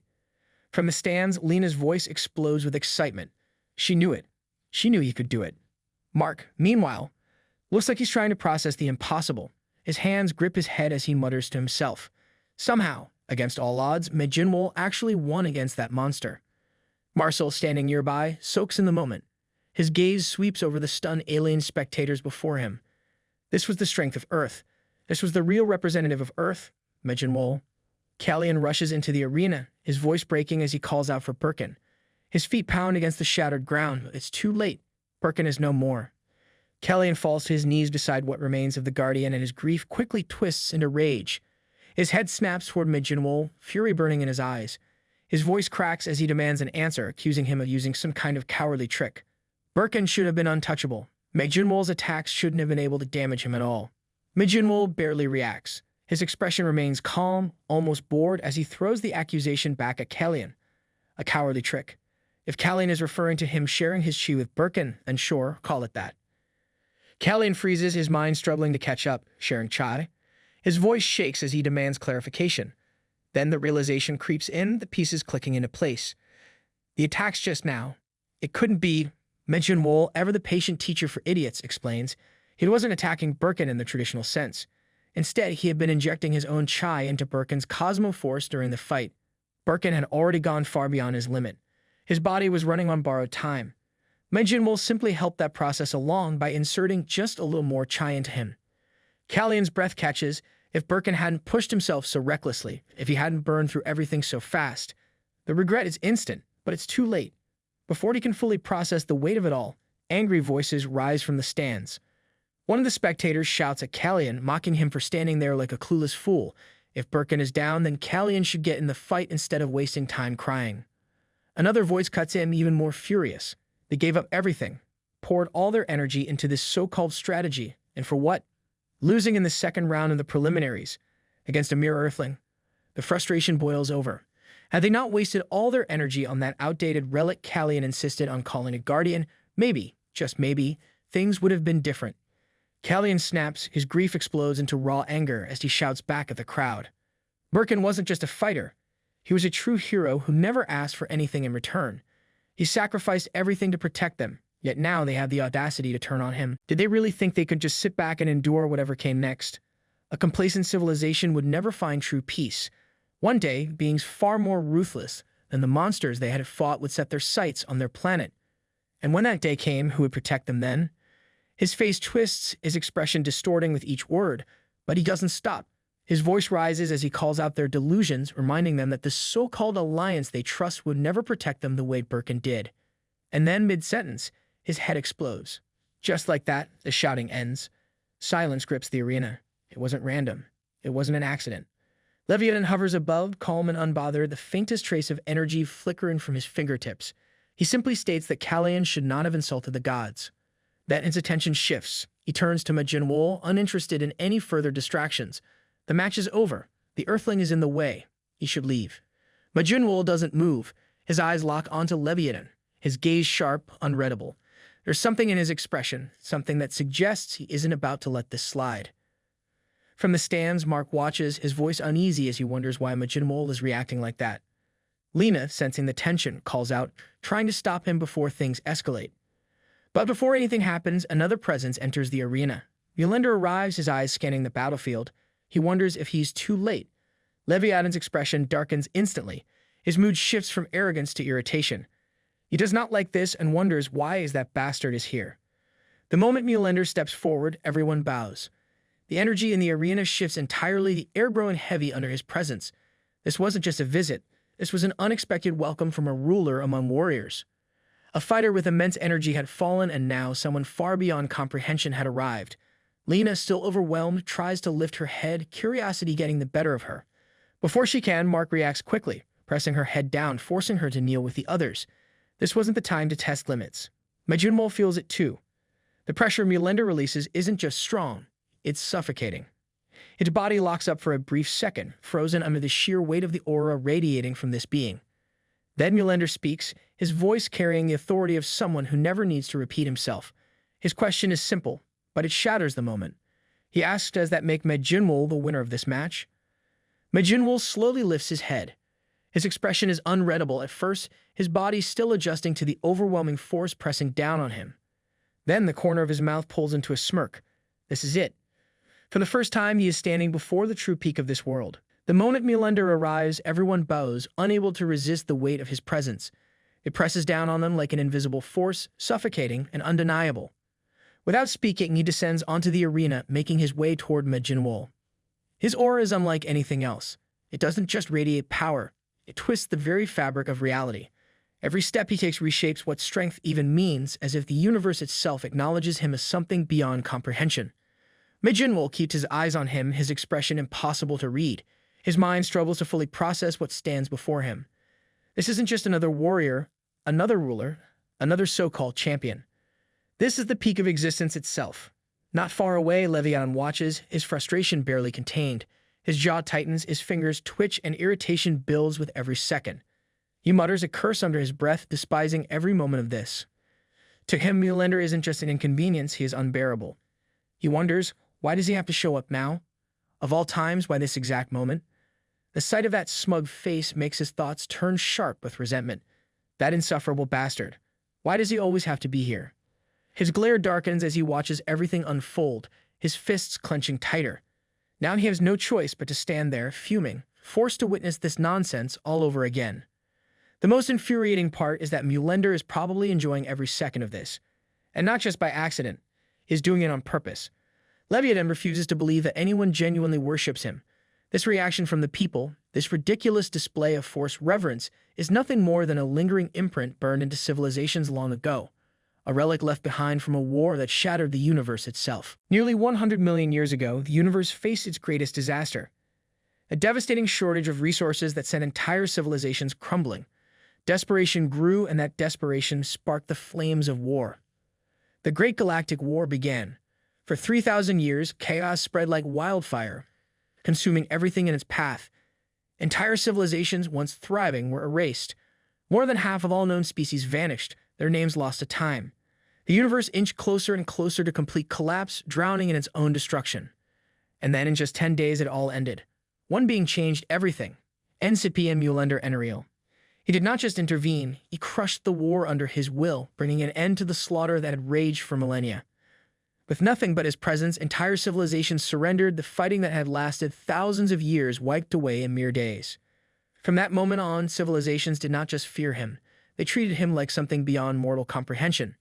Him and the select few who stood beside him. This event did not just reshape the universe, it laid the foundation for something far greater. It was the birth of the Galactic Alliance. Leviathan grits his teeth, his frustration reaching a boiling point. If he had been around during the Great Galactic War, this entire spectacle would have been about him. The reverence, the bowing, the power. It should have belonged to him, not Mjolnir. His thoughts are cut short when a robotic assistant approaches, delivering its usual monotone report. He says that thanks to the sudden appearance of Mjolnir, the event has once again skyrocketed to the #1 spot in real-time ratings. His expression darkens. Because of Mjolnir, the very suggestion makes his blood boil. He refuses to accept it. The high ratings have nothing to do with that insufferable presence. The credit belongs to him alone, his flawless hosting, his unmatched charisma. If anything, Mjolnir is ruining the experience. His patience snaps. He turns toward Mjolnir, demanding he leave immediately. Entering the arena without permission is a direct violation of the rules. Mjolnir doesn't seem the least bit bothered. Instead, he tilts his head slightly, clear amusement in his expression. Leviathan lecturing someone about rules? Now that's unexpected. Still, Mjolnir reassures him that he has no plans to stay. He simply wants to exchange a few words with the one who managed to defeat the warrior of immense energy. Leviathan has no interest in entertaining the request. His patience is gone. He leaps into the arena, his anger barely contained, demanding that Mjolnir stop wasting time and leave at once. But his frustration only grows stronger. Every second Mjolnir remains in his sight is an insult. Mjolnir, completely unfazed, speaks in the same calm tone. Leviathan is mistaken. There are no grand schemes here, just a brief conversation. Leviathan doesn't let him finish. His voice cuts through the arena, commanding respect. If Mjolnir is ignoring the rules, then he is ignoring Leviathan himself. Without a second thought, Leviathan grabs Mjolnir by the head. His grip tightens, his aura flares with rage. Mjolnir laughs. His tone remains relaxed even as Leviathan tightens his hold. He admits he has heard some things about his so-called brother. Rumors, whispers, confirmations that Leviathan has been the real problem all along. It seems Leviathan is the one who has been disregarding the rules, making selfish decisions, and acting without permission. And because of that, his entire sector is suffering during the tournament. Leviathan yells, his voice booming through the arena. His anger flares as he declares that his word is the ultimate law in this place. He refuses to tolerate anyone questioning him. Mjolnir, unfazed, points out that Leviathan hasn't changed at all, still just as reckless as ever. Leviathan refuses to be looked down on. His fury builds, and suddenly, a dark aura surrounds him. The air turns heavy as a black hole forms above the arena, sucking in everything around it. The crowd watches in shock, struggling to comprehend what's happening. Some assume it is pure energy, but one of them realizes the truth. This is not just energy, it behaves like an actual black hole. Destruction spreads quickly. Objects, structures, and even people get pulled toward the void. Panic erupts as the audience desperately tries to escape. One man, feeling his body losing control, stammers in terror as he gets dragged toward the abyss. Mjolnir, still as sarcastic as ever, comments on Leviathan's warm welcome. The power before them is something beyond that of a god. The ability to break down and reshape matter at will. Anything living or non-living that touches the swirling sphere instantly dissolves into liquid. Leviathan turns his fury toward Mjolnir, vowing to teach him what happens when someone dares to break his rules. Mjolnir challenges him, questioning if he even cares that his so-called precious audience is about to be completely erased. Leviathan snaps, demanding silence. He refuses to take the blame and insists that Mjolnir is the one who started this mess in the first place. Mjolnir makes his decision and prepares to act. There is no other choice left. Through telepathic command, he reaches out to the judges of Sector 3, ordering them to protect all civilizations inside the arena from this moment onward. The response is immediate. Every judge acknowledges the command, declaring their duty to follow the will of the Supreme God. Judge Virtus, Judge Dominiel, and Judge Aetherian move without hesitation, working together to rescue the people caught in the chaos. Mjolnir turns his attention to the last remaining presence, his clumsy little brother still standing amidst the destruction. Then something catches his eye.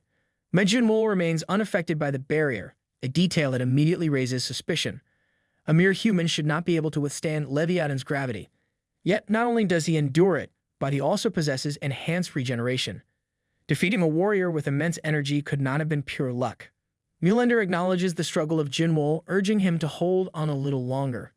Leviathan's ability to reconstruct was never meant to function as an absorption technique, meaning there may still be a way to counter it. He then turns his attention back to Leviathan, questioning if he is satisfied yet. But Leviathan is far from done. His rage continues to burn, and with all four of his hands, he prepares to strike. He reminds Mjolnir of an important fact. He was the one who personally created his restraints. In his current state, Mjolnir has no chance of stopping him. Leviathan makes his declaration with absolute confidence. This will be the day he finally exposes Mjolnir's true limitations to the entire universe.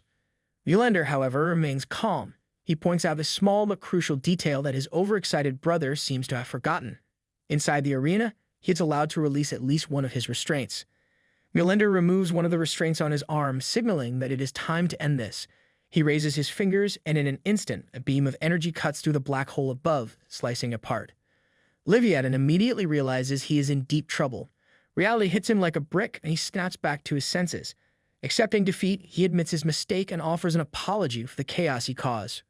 Mjolnir leaves the rest of the matches in the hands of Leviathan, making it clear that his part in this is over. Then, turning to Majin, he acknowledges his strength once again, praising him for his victory.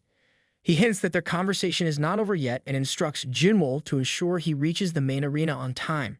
Mark and Lena watch everything unfold, completely stunned. None of this seems real to them. Majin exits the arena, looking lost in thought. Before he can process everything, Lena rushes toward him, calling his name. She reaches out, but before she can ask if he is okay, he takes her hand and interrupts with a question of his own. His focus is elsewhere. He wants to know about the man who was just there. Was he also a contestant in the tournament?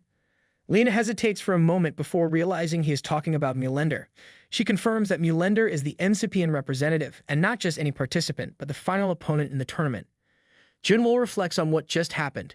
Even if it was only for a moment, he felt something when Mjolnir used his power. It was familiar, an eerie, inexplicable sense of déjà vu.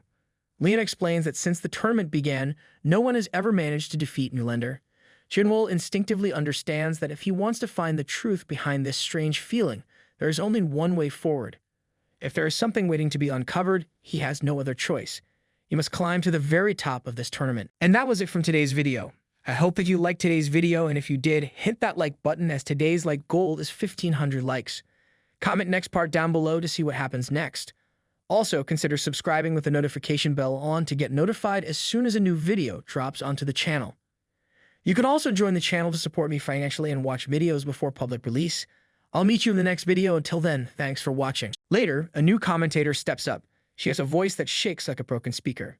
She introduces herself as Belkenos and explains that Leviathan cannot continue because his condition looks worse than a smartphone after falling down a staircase. Belkenos, trying too hard to sound humble, keeps saying she is not anyone important. She quickly moves to the player introductions before her own awkwardness eats her alive. She loudly announces Braxton first. Braxton comes from the Dikabruzans and sits at rank 6,300 in the civilization rankings. He looks exactly like one of those Mecharabots people see in discount sci-fi movies, the kind that transforms into a washing machine instead of a sports car. Next, Belkenos introduces Kalmar from the Serentiums, who holds the 5,200th rank. Kalmar looks like a magician who lost a bet, got stuck with two masks, and decided to wear both instead of choosing one. Belkenos declares the match between these two walking fashion disasters officially open.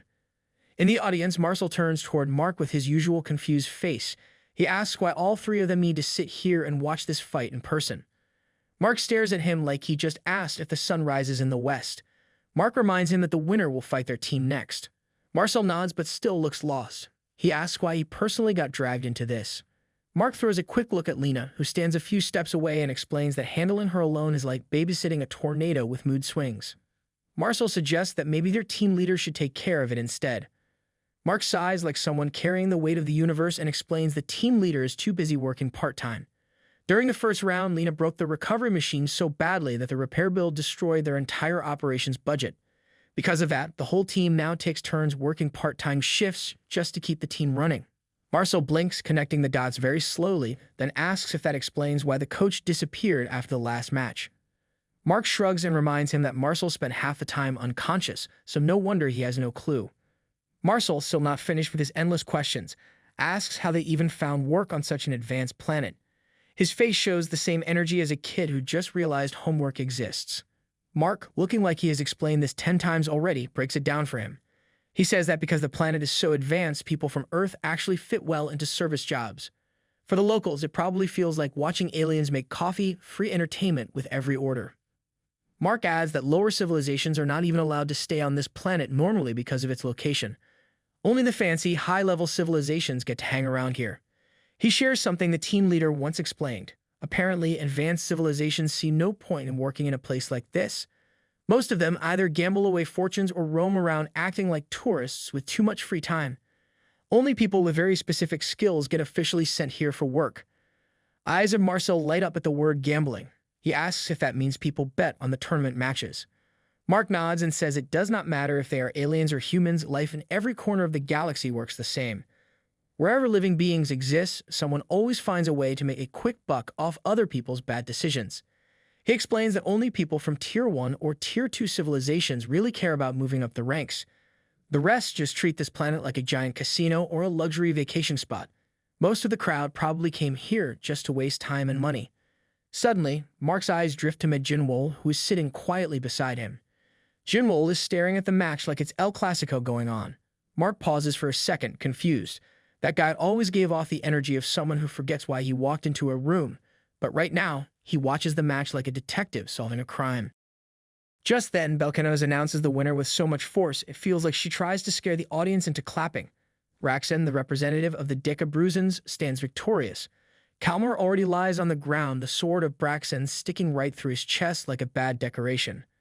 Mark stretches his arms and casually says the next opponent is now confirmed. More matches roll out one after the other. In Group 30's second round, Rekina from the Klaxions comes out on top. Later, the second round match for Group 55 ends and Brunner from the Klaxions takes the win. Strangely enough, the Klaxions apparently sent 2 representatives to this tournament or someone messed up the paperwork. Either way, nobody seems to care enough to fix it. Belcanos announces a short break before Group 54's match begins. Her voice sounds just as shaky as before, like she still can't believe someone trusted her with a microphone. Mark leans over and taps Jinwoo's shoulder like a guy reminding his friend they ordered food an hour ago. Jinwoo finally looks away from the match and stares at Mark, clearly annoyed. Mark tells him 6 hours have already passed and asks if Jinwoo plans to keep sitting there like a statue watching every single match until his eyes fall out. Jinwoo squints at him and asks if Mark seriously stayed all this time just because of him. Mark throws his arms in the air and says, of course. What else would he be doing here studying alien culture? Jinwoo crosses his arms and says he does not need a babysitter. If they want to leave, they should just leave. Mark reminds him about the last time Jinwoo disappeared into thin air, leaving everyone running around like headless chickens. If that happens again, they are all doomed. Jinwoo shrugs and says there's no need to worry about that. He already has his own reasons for entering this tournament, so nobody needs to stress about what he might do next. Then, without a care in the world, he tells Mark to stop thinking useless thoughts and go away if he wants. Mark stands up, stretches his back like an old man, and casually mentions it's time for his work shift. He waves it off like it's no big deal and starts walking away. Before leaving, he suddenly remembers something and turns to Marcel. He tells Marcel that the team leader will come here after her shift ends. Marcel shrugs and says that means he only needs to stay until she arrives. With that, Mark leaves without any guilt, happy to dump responsibility onto someone else. And as Mark walks out, he places his hand on his chest like some dramatic hero in a low-budget drama. His mind starts running in circles. Jinwoo didn't actually say anything deep or meaningful, yet for a split second, Jinwoo gave off the exact vibe Lena once mentioned, the kind of person who might actually save their useless team someday. Meanwhile, Marcel sits there, side-eyeing Jinwoo like a kid stuck next to a stranger at a family wedding. Jinwoo never acted like this during training, but now, with just the two of them here, the air feels so painfully awkward. Marcel starts questioning all his life choices. Out of nowhere, Jinwoo calls Marcel's name, making him jump a little like a student caught daydreaming in class. Jinwoo asks if Marcel has anything more to say about fighting styles like he did before. Marcel awkwardly scratches his head and admits he's too weak to teach anyone anything. Jinwoo, never one to miss a chance for a roast, points out that Marcel's weakness is obvious without needing a confession. Then Jinwoo starts thinking out loud. During his fight with Birkin, he realized something important. The talent to become strong and the talent to make others strong are not the same thing. He asks Marcel, or is this still too much for a weakling like him? Jinwoo continues and says there's something he has been curious about every time he watches Marcel fight. Meanwhile, Lena finally arrives at the scene. Sweat sticks to her face because she sprinted here like her life depended on it. But instead of chaos or trouble, she finds Jinwoo calmly talking with Marcel. She stands there, confused, wondering why the air feels more awkward than intense. She risked her lungs for this. 1 month later, Belcanos is sitting proudly in the commentator's spot again. She announces the start of the third preliminary round for Group 8. Her voice shakes a little, but this time it sounds more like excitement than nerves. First, she introduces Braxen, leader of the Decabruzans, ranks 6,043rd. She reminds the audience that this civilization believes strength solves everything, including probably ordering food. Then she introduces the opponent. No longer just a nobody from a lower-ranked civilization, Jinwoo steps into the arena. Earth, his home planet, sits at rank 8,700. This introduction feels more like a formality because nobody expects anything from Earth anyway. Belcanos wastes no time and announces the match start. Suddenly, her eyes narrow behind her glasses because something looks off. She adjusts them like they are lying to her. Jinwoo stands there with his eyes closed the moment the match begins. Belkanos wonders out loud if this is some fancy new tactic to mess with his opponent's head. In the arena, Braxton glares at Jinwoo like someone insulted his whole family. He shouts about how Jinwoo got too cocky after defeating a weak civilization and calls him an arrogant fool. Without wasting another breath, Braxton charges at Jinwoo like a runaway truck. His speed makes the ground shake, and his sword flies straight at Jinwoo. But Jinwoo dodges without even trying, like he just steps aside to avoid a puddle. A golden aura wraps around Jinwoo's body and sparks of gold flicker in his eyes. His counterattack comes calm and collected, but his speed looks more like teleportation. Jinwoo activates his blood demon technique, and before anyone can process what happened, Braxton lies flat on the ground, completely wrecked. One single hit from Jinwoo ends the fight before it even starts. Belkanos nearly falls off her chair, screaming that Earth's representative just won in under 30 seconds. A quick flashback shows Marcel talking to Jinwoo a month earlier. Marcel had suggested that with his ability, there is a way Jinwoo could reduce the side effects of the suppressor. Back in the present, Jinwoo walks off the arena with victory in his pocket. For a second, he thinks about Marcel and realizes the redhead might not be completely useless after all. Belkanos announces the next fighter. Mantor, the representative of the Mantrax civilization, enters the arena with his usual confidence. His people believe that raw instinct is the only power that matters. For them, strength is everything and thinking is a waste of time.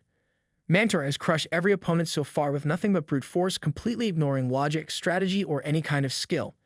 It's basically a muscle robot pretending to be a warrior. But this time, something shocking happens.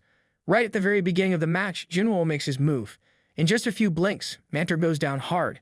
The crowd explodes with cheers. Excited fans start yelling over each other, shouting about how they placed all their bets on the Earthling. People are losing their minds, asking him to destroy the next opponent just like that. Some even look like they might cry from happiness. Back in the Earth Team hub, Lita stares at the arena. Her eyes are wide and her heart races. A question grows in her mind. Maybe this is what Jinwoo's true strength really looks like. A short while earlier, a conversation takes place between Jinwoo, Marcel, and Lina. Marcel, ever the cautious one, tries to understand what's holding Jinwoo back. The issue turns out to be the side effects of the suppressor. Ever since that strange necklace was taken off, Jinwoo's energy flow has been all messed up. It's not a small issue either. Lina tries to stay positive. She thinks maybe it's not too bad if only the energy flows off. But Jinwoo corrects her. He explains that when energy can't move properly through the body, most people wouldn't even be able to stand, let alone fight. There's a way to fix the flow, though, but it's risky. If anyone attacks him during that correction process, the energy might backfire, making the condition worse. Lina looks thoughtful. She asks if Jinwoo can normally control this flow. Jinwoo nods with confidence. It's a technique meant for times when energy gets disrupted. Then comes Lina's idea. She wonders what would happen if Jinwoo combined that energy flow control with the Guardian's Cosmo Force. Jinwoo walks out of the arena, calm and collected. The match is over, and another enemy has been left in the dust. Belkanos announces the result with pride, her voice loud and clear.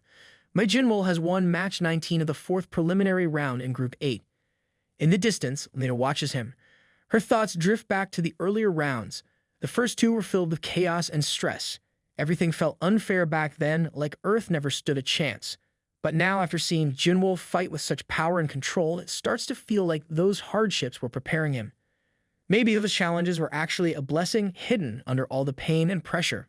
Later that day, inside the stadium cafeteria in Sector 3, things are more relaxed. Jinwoo, Marcel, and Lina sit together for lunch. Jinwoo is focused on eating, stuffing food into his mouth like he hasn't seen a meal in days. His hands grab everything without hesitation, and he looks like a man fighting hunger itself. Marcel, watching him with wide eyes, looks curious and slightly confused. He asks Jinwoo why he eats with his hands. The reply is simple. He just finds it more comfortable. No fuss, no explanation. Typical Jinwoo. Marcel shrugs and turns to Lina, switching topics. He brings up something he heard. Apparently, the Earth team has been doing part-time jobs in shifts. He wants to know if that's true. Lina gives a casual nod. Of course, he heard it from Mark, but she tells him not to worry. The Earth team has been handling everything just fine. No complaints, no breakdowns. Everyone is doing their best. Marcel seems relieved. Since getting his prosthetic leg, he's been feeling more useful and wants to help in any way he can. Lina reassures him again. Money isn't a problem anymore. She already paid back what they owed Mark, and it only took her 2 weeks. Marcel looks shocked. The money system here is strange. One unit of the local currency is worth 500 times what Earth uses. But even with a higher value, the cost of living is so high that saving money still takes effort. The Earth team learned fast, though. They've adjusted, worked hard, and now they even enjoy what they're doing. Despite being ranked low and looked down on by arrogant civilizations full of overhyped blowhards like Brexit and Mantor, the Earth team stands strong. They fight. They earn. And most of all, they don't whine like spoiled elites when things get hard. Jinwoo continues eating, still chewing like he's in a race against time. Between bites, he brings up something that's been on his mind. He wonders if the fighters they've seen so far are the only ones taking part in this tournament. Lena looks a little confused and asks what he means. Jinwoo explains that he has gone through all the matches after the second round. Every single one has disappointed him. No skill stands out. No strategy impresses him.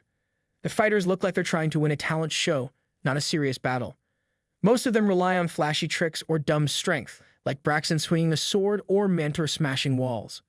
Jinwoo adds that none of their abilities are even worth copying, and even if he did copy them, they wouldn't help him against that winged guy, the one opponent who still feels dangerous. Lena asks who he's talking about. Before she gets an answer, a man walks up to their table, interrupting the moment with an annoying smirk. He carries himself like he's important, but really just looks like a stuck-up drama queen from a shiny garden. It's Twinkus, the representative of the Pixie civilization. His outfit sparkles like it's trying to win a fashion contest, and his attitude is worse than his taste in clothes. He makes a comment about Jinwoo aiming for someone named Mulender and throws in a classic insult, trying to act like he's better than everyone at the table. Lena immediately recognizes him and looks annoyed. She demands to know what he's doing here. Twinkus ignores her tone and tells them he has something important to share. He insists they follow him. Lena stands up, clearly not in the mood for his nonsense. Her voice rises. She wants him to speak right there if he really has something to say. Twinkus waves it off like he's talking to wild animals. He complains there are too many eyes watching and keeps asking them to step outside. His arrogance fills the space like a bad smell. Marcel slams the table and rises to his feet. His voice is sharp and strong. He doesn't want anything to do with Twinkus and makes that clear. But Twinkus brushes him off with a smug smile, calling him a loser. He says his business is not with weaklings like Marcel. He only wants to talk to Jinwoo. Jinwoo, calm as always, tells him there's no business to talk about. But Twinkus keeps going. He asks Jinwoo if he desires power. Then he offers something strange, an instant way to become stronger. The offer sounds suspicious, but also hard to ignore. Jinwoo doesn't speak right away. Then slowly, he and the others begin following Twinkus. Something about this feels off, but curiosity and the chance to learn more lead them out of the cafeteria. The group walks through the busy stadium corridors following Twinkus. Marcel walks a few steps behind and leans toward Lena. His voice carries concern. He asks if this whole thing is really okay. His eyes stay fixed on the pixies ahead. Marcel remembers the last time they crossed paths with this glitter-covered group. The pixie civilization didn't just talk big, they actually attacked them. That memory hasn't faded. Lena responds, her voice calm but serious. She doesn't deny what happened. Yes, the pixies were the ones who caused trouble before. But this time, the situation is different. Back then, they were ambushed in one of the city's most deserted areas, hidden away in the Z Street and inside a quiet hall that barely had visitors. Now they're inside Sector 3's main stadium, surrounded by systems, people, and cameras. Pulling off any shady tricks would be almost impossible here. She also adds that if Twinkus is telling the truth, and if there really is a way to make Jinwoo stronger, then it might be worth the risk. Her focus is on what's at stake. Marcel still doesn't feel comfortable. He mutters that this isn't just risky. It's way too dangerous. Eventually, they arrive at a gymnasium tucked away in the stadium. The moment they step inside, the air shifts. A group of massive pixies suddenly surrounds them from behind. These ones don't look like the tiny fluttering type. They're giants built like brick walls with wings. Their eyes burn with anger and their faces twist in disgust. One of them growls at Jinwoo. His words are full of hate, like he's just waiting for an excuse to start a fight. The guy's name is Silverk, and he looks like he was born angry and raised on bitterness. He spits out insults like candy, acting like Jinwoo's very existence is an offense. But Twinkus shuts him down. He tells Silverk to stand down. Right now, revenge can wait. There's something more important. Twinkus walks over to a chair like he owns the place and sits down slowly, trying to look like a king. The guy clearly thinks he's the smartest one in the room. Then he speaks. He claims he brought Jinwoo here to make a serious offer, one that could push Jinwoo's power far beyond what lower-ranked civilizations can ever dream of. An associate of his steps forward, presenting that object. Twinkus gestures toward it with pride like he's presenting treasure. Jinwoo, Lena, and Marcel all lean slightly forward, eyes locked on the item. Curiosity fills the air. No one speaks yet. Deep down, no one really trusts Twinkus, not the brat in glitter, not his angry goons, and definitely not whatever trick they're about to pull.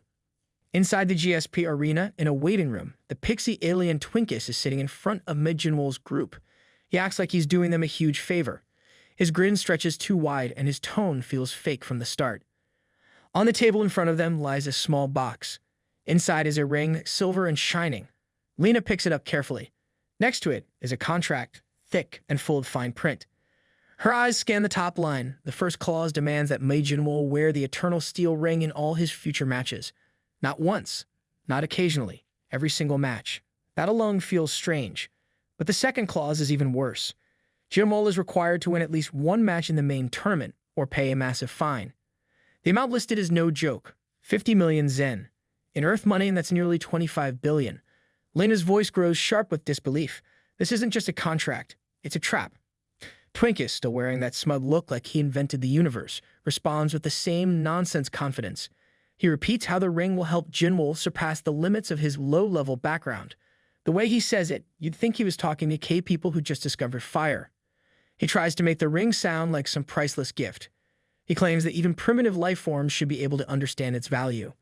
Then he goes off about how Galactic Federation law prohibits sharing technology directly between civilizations, so he's offering this ring as a donation. But of course, it's only available under simple conditions, like a hidden minefield under a smiling welcome mat. Twinkus speaks like he's doing them a favor, like they should be grateful. His tone carries that fake politeness rich people use when they hand you poisoned candy. He calls it an honor. Marcel narrows his eyes. The name of the steel catches his attention. Eternal steel. He's heard of it before. It's rare. It's strong. And in theory, it could boost someone's power. But none of that answers the big question. Why is Twinkus suddenly helping them? Lena finally asks what everyone is thinking. There's no reason for him to do this out of kindness.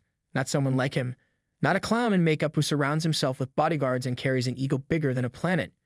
Twinkus doesn't give a real answer. He just looks down on them like a king glancing at bugs. According to him, beings as insignificant as Jinwoo and his team don't need to know why. Just then, another group shows up, loud, annoying, and full of themselves. Leading them is Bolter, the so-called prince of the Ironston civilization.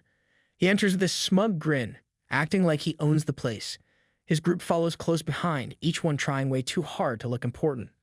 Bolter immediately opens his mouth and greets Twinkus with fake sweetness, calling him Little Prince in a voice dripping with sarcasm. Twinkus clenches his jaw. The timing couldn't be worse. Bolter's arrival is like a bad smell right after someone just cleaned the room. Twinkus tries to keep his cool, but it's clear that he doesn't want this walking embarrassment anywhere near him.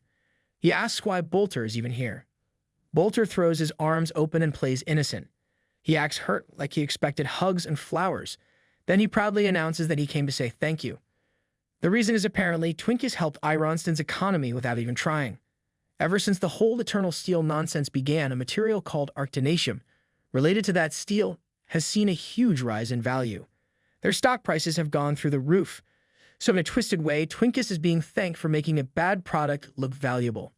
Jinwoo raises an eyebrow, still silent but now clearly paying attention. Bolter then notices Jinwoo and the others standing nearby.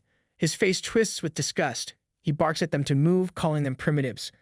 Like many arrogant aliens before him, Bolter sees anyone ranked lower as trash. He doesn't recognize Jinwoo right away, but when he does, something shifts. He pauses, then laughs. Suddenly, it all clicks for him. The earthling in front of him, the same one who embarrassed others in the tournament, must be the one Twinkus is trying to boost. Bolter laughs louder, calling it a desperate move to recover from earlier defeat. According to him, Twinkus is only trying to regain pride by helping the person who once beat him look stronger. The insults keep coming. Bolter mocks the eternal steel ring, calling it garbage that's already been exposed as worthless. He speaks like a bully who thinks he's untouchable, all talk and zero respect.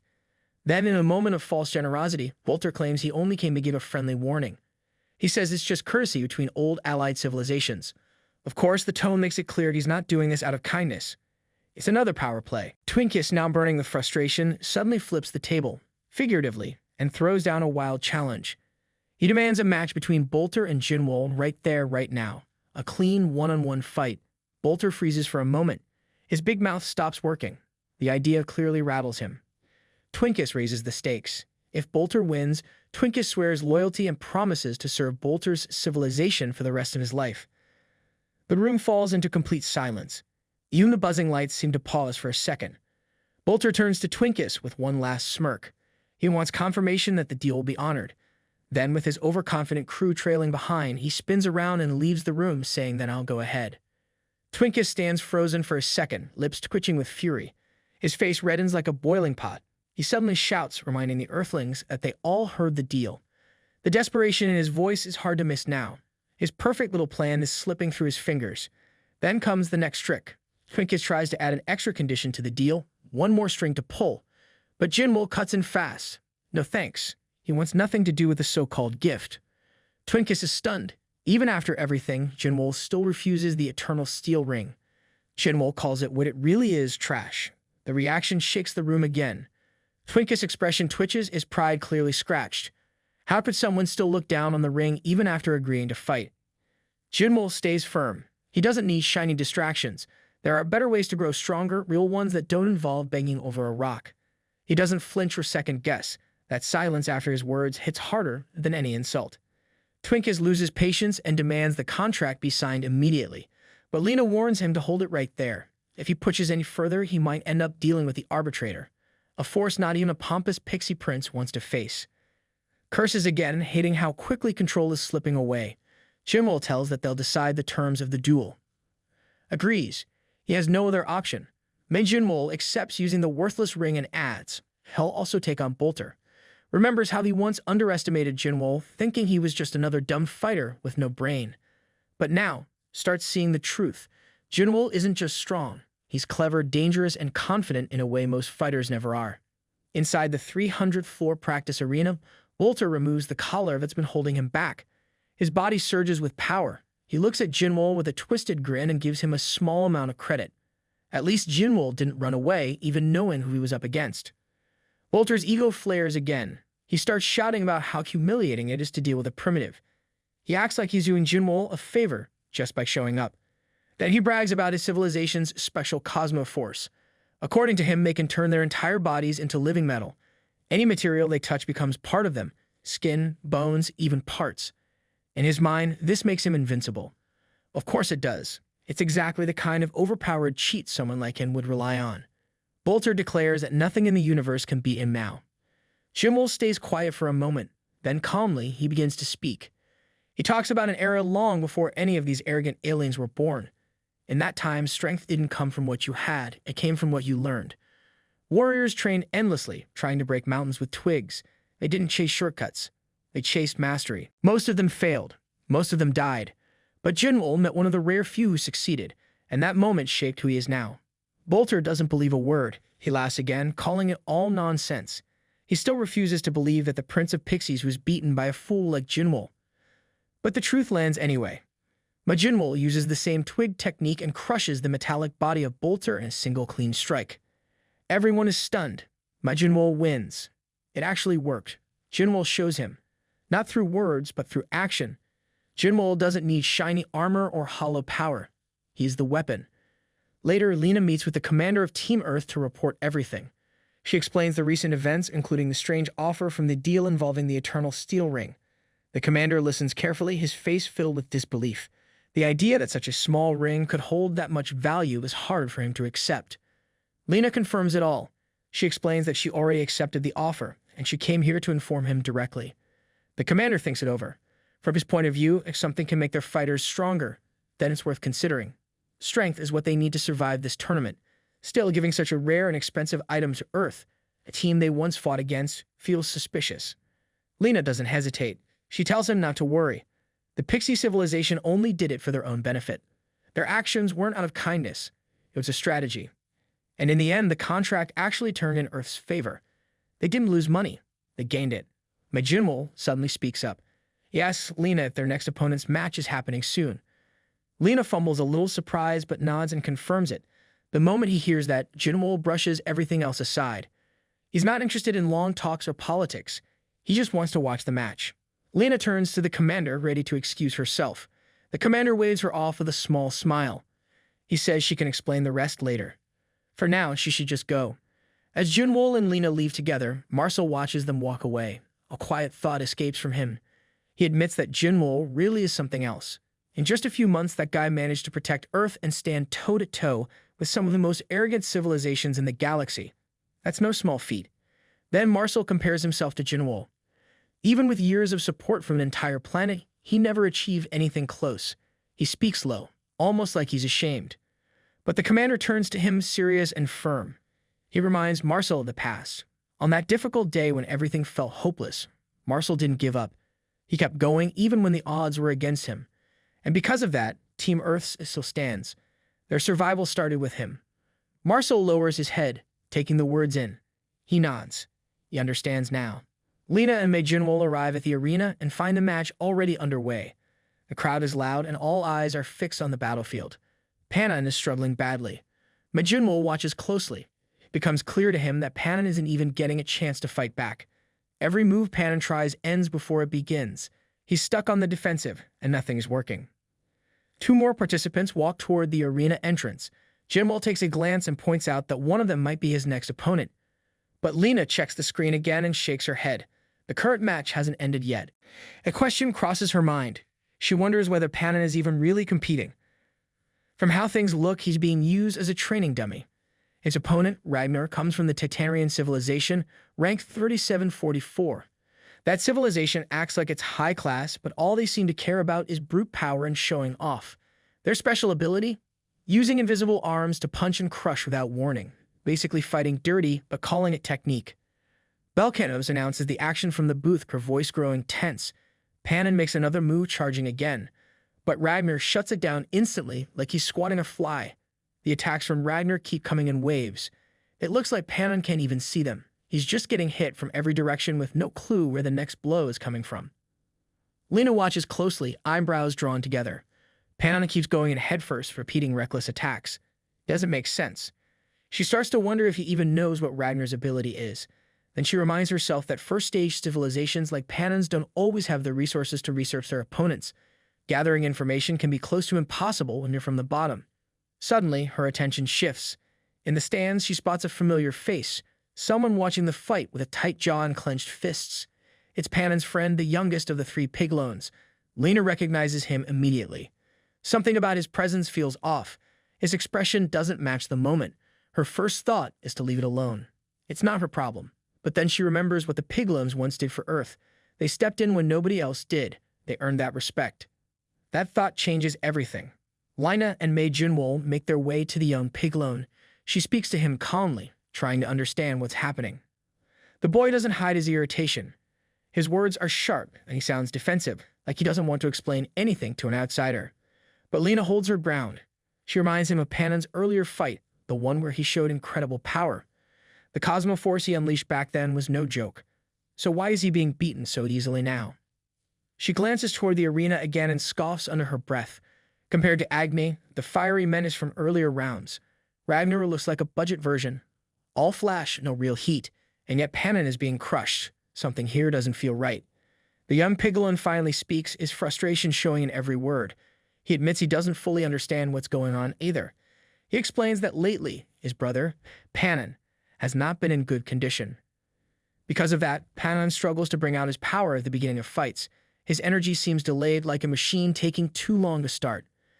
Lena hears this and begins to piece things together.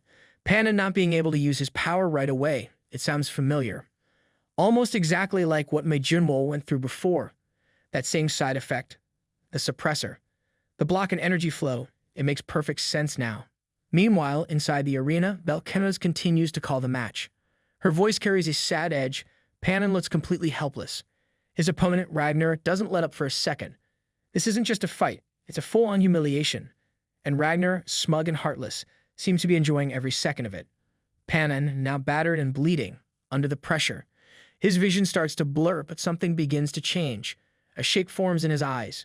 Behind the short and proud figure of Ragnar, there's something else. Something huge and hidden.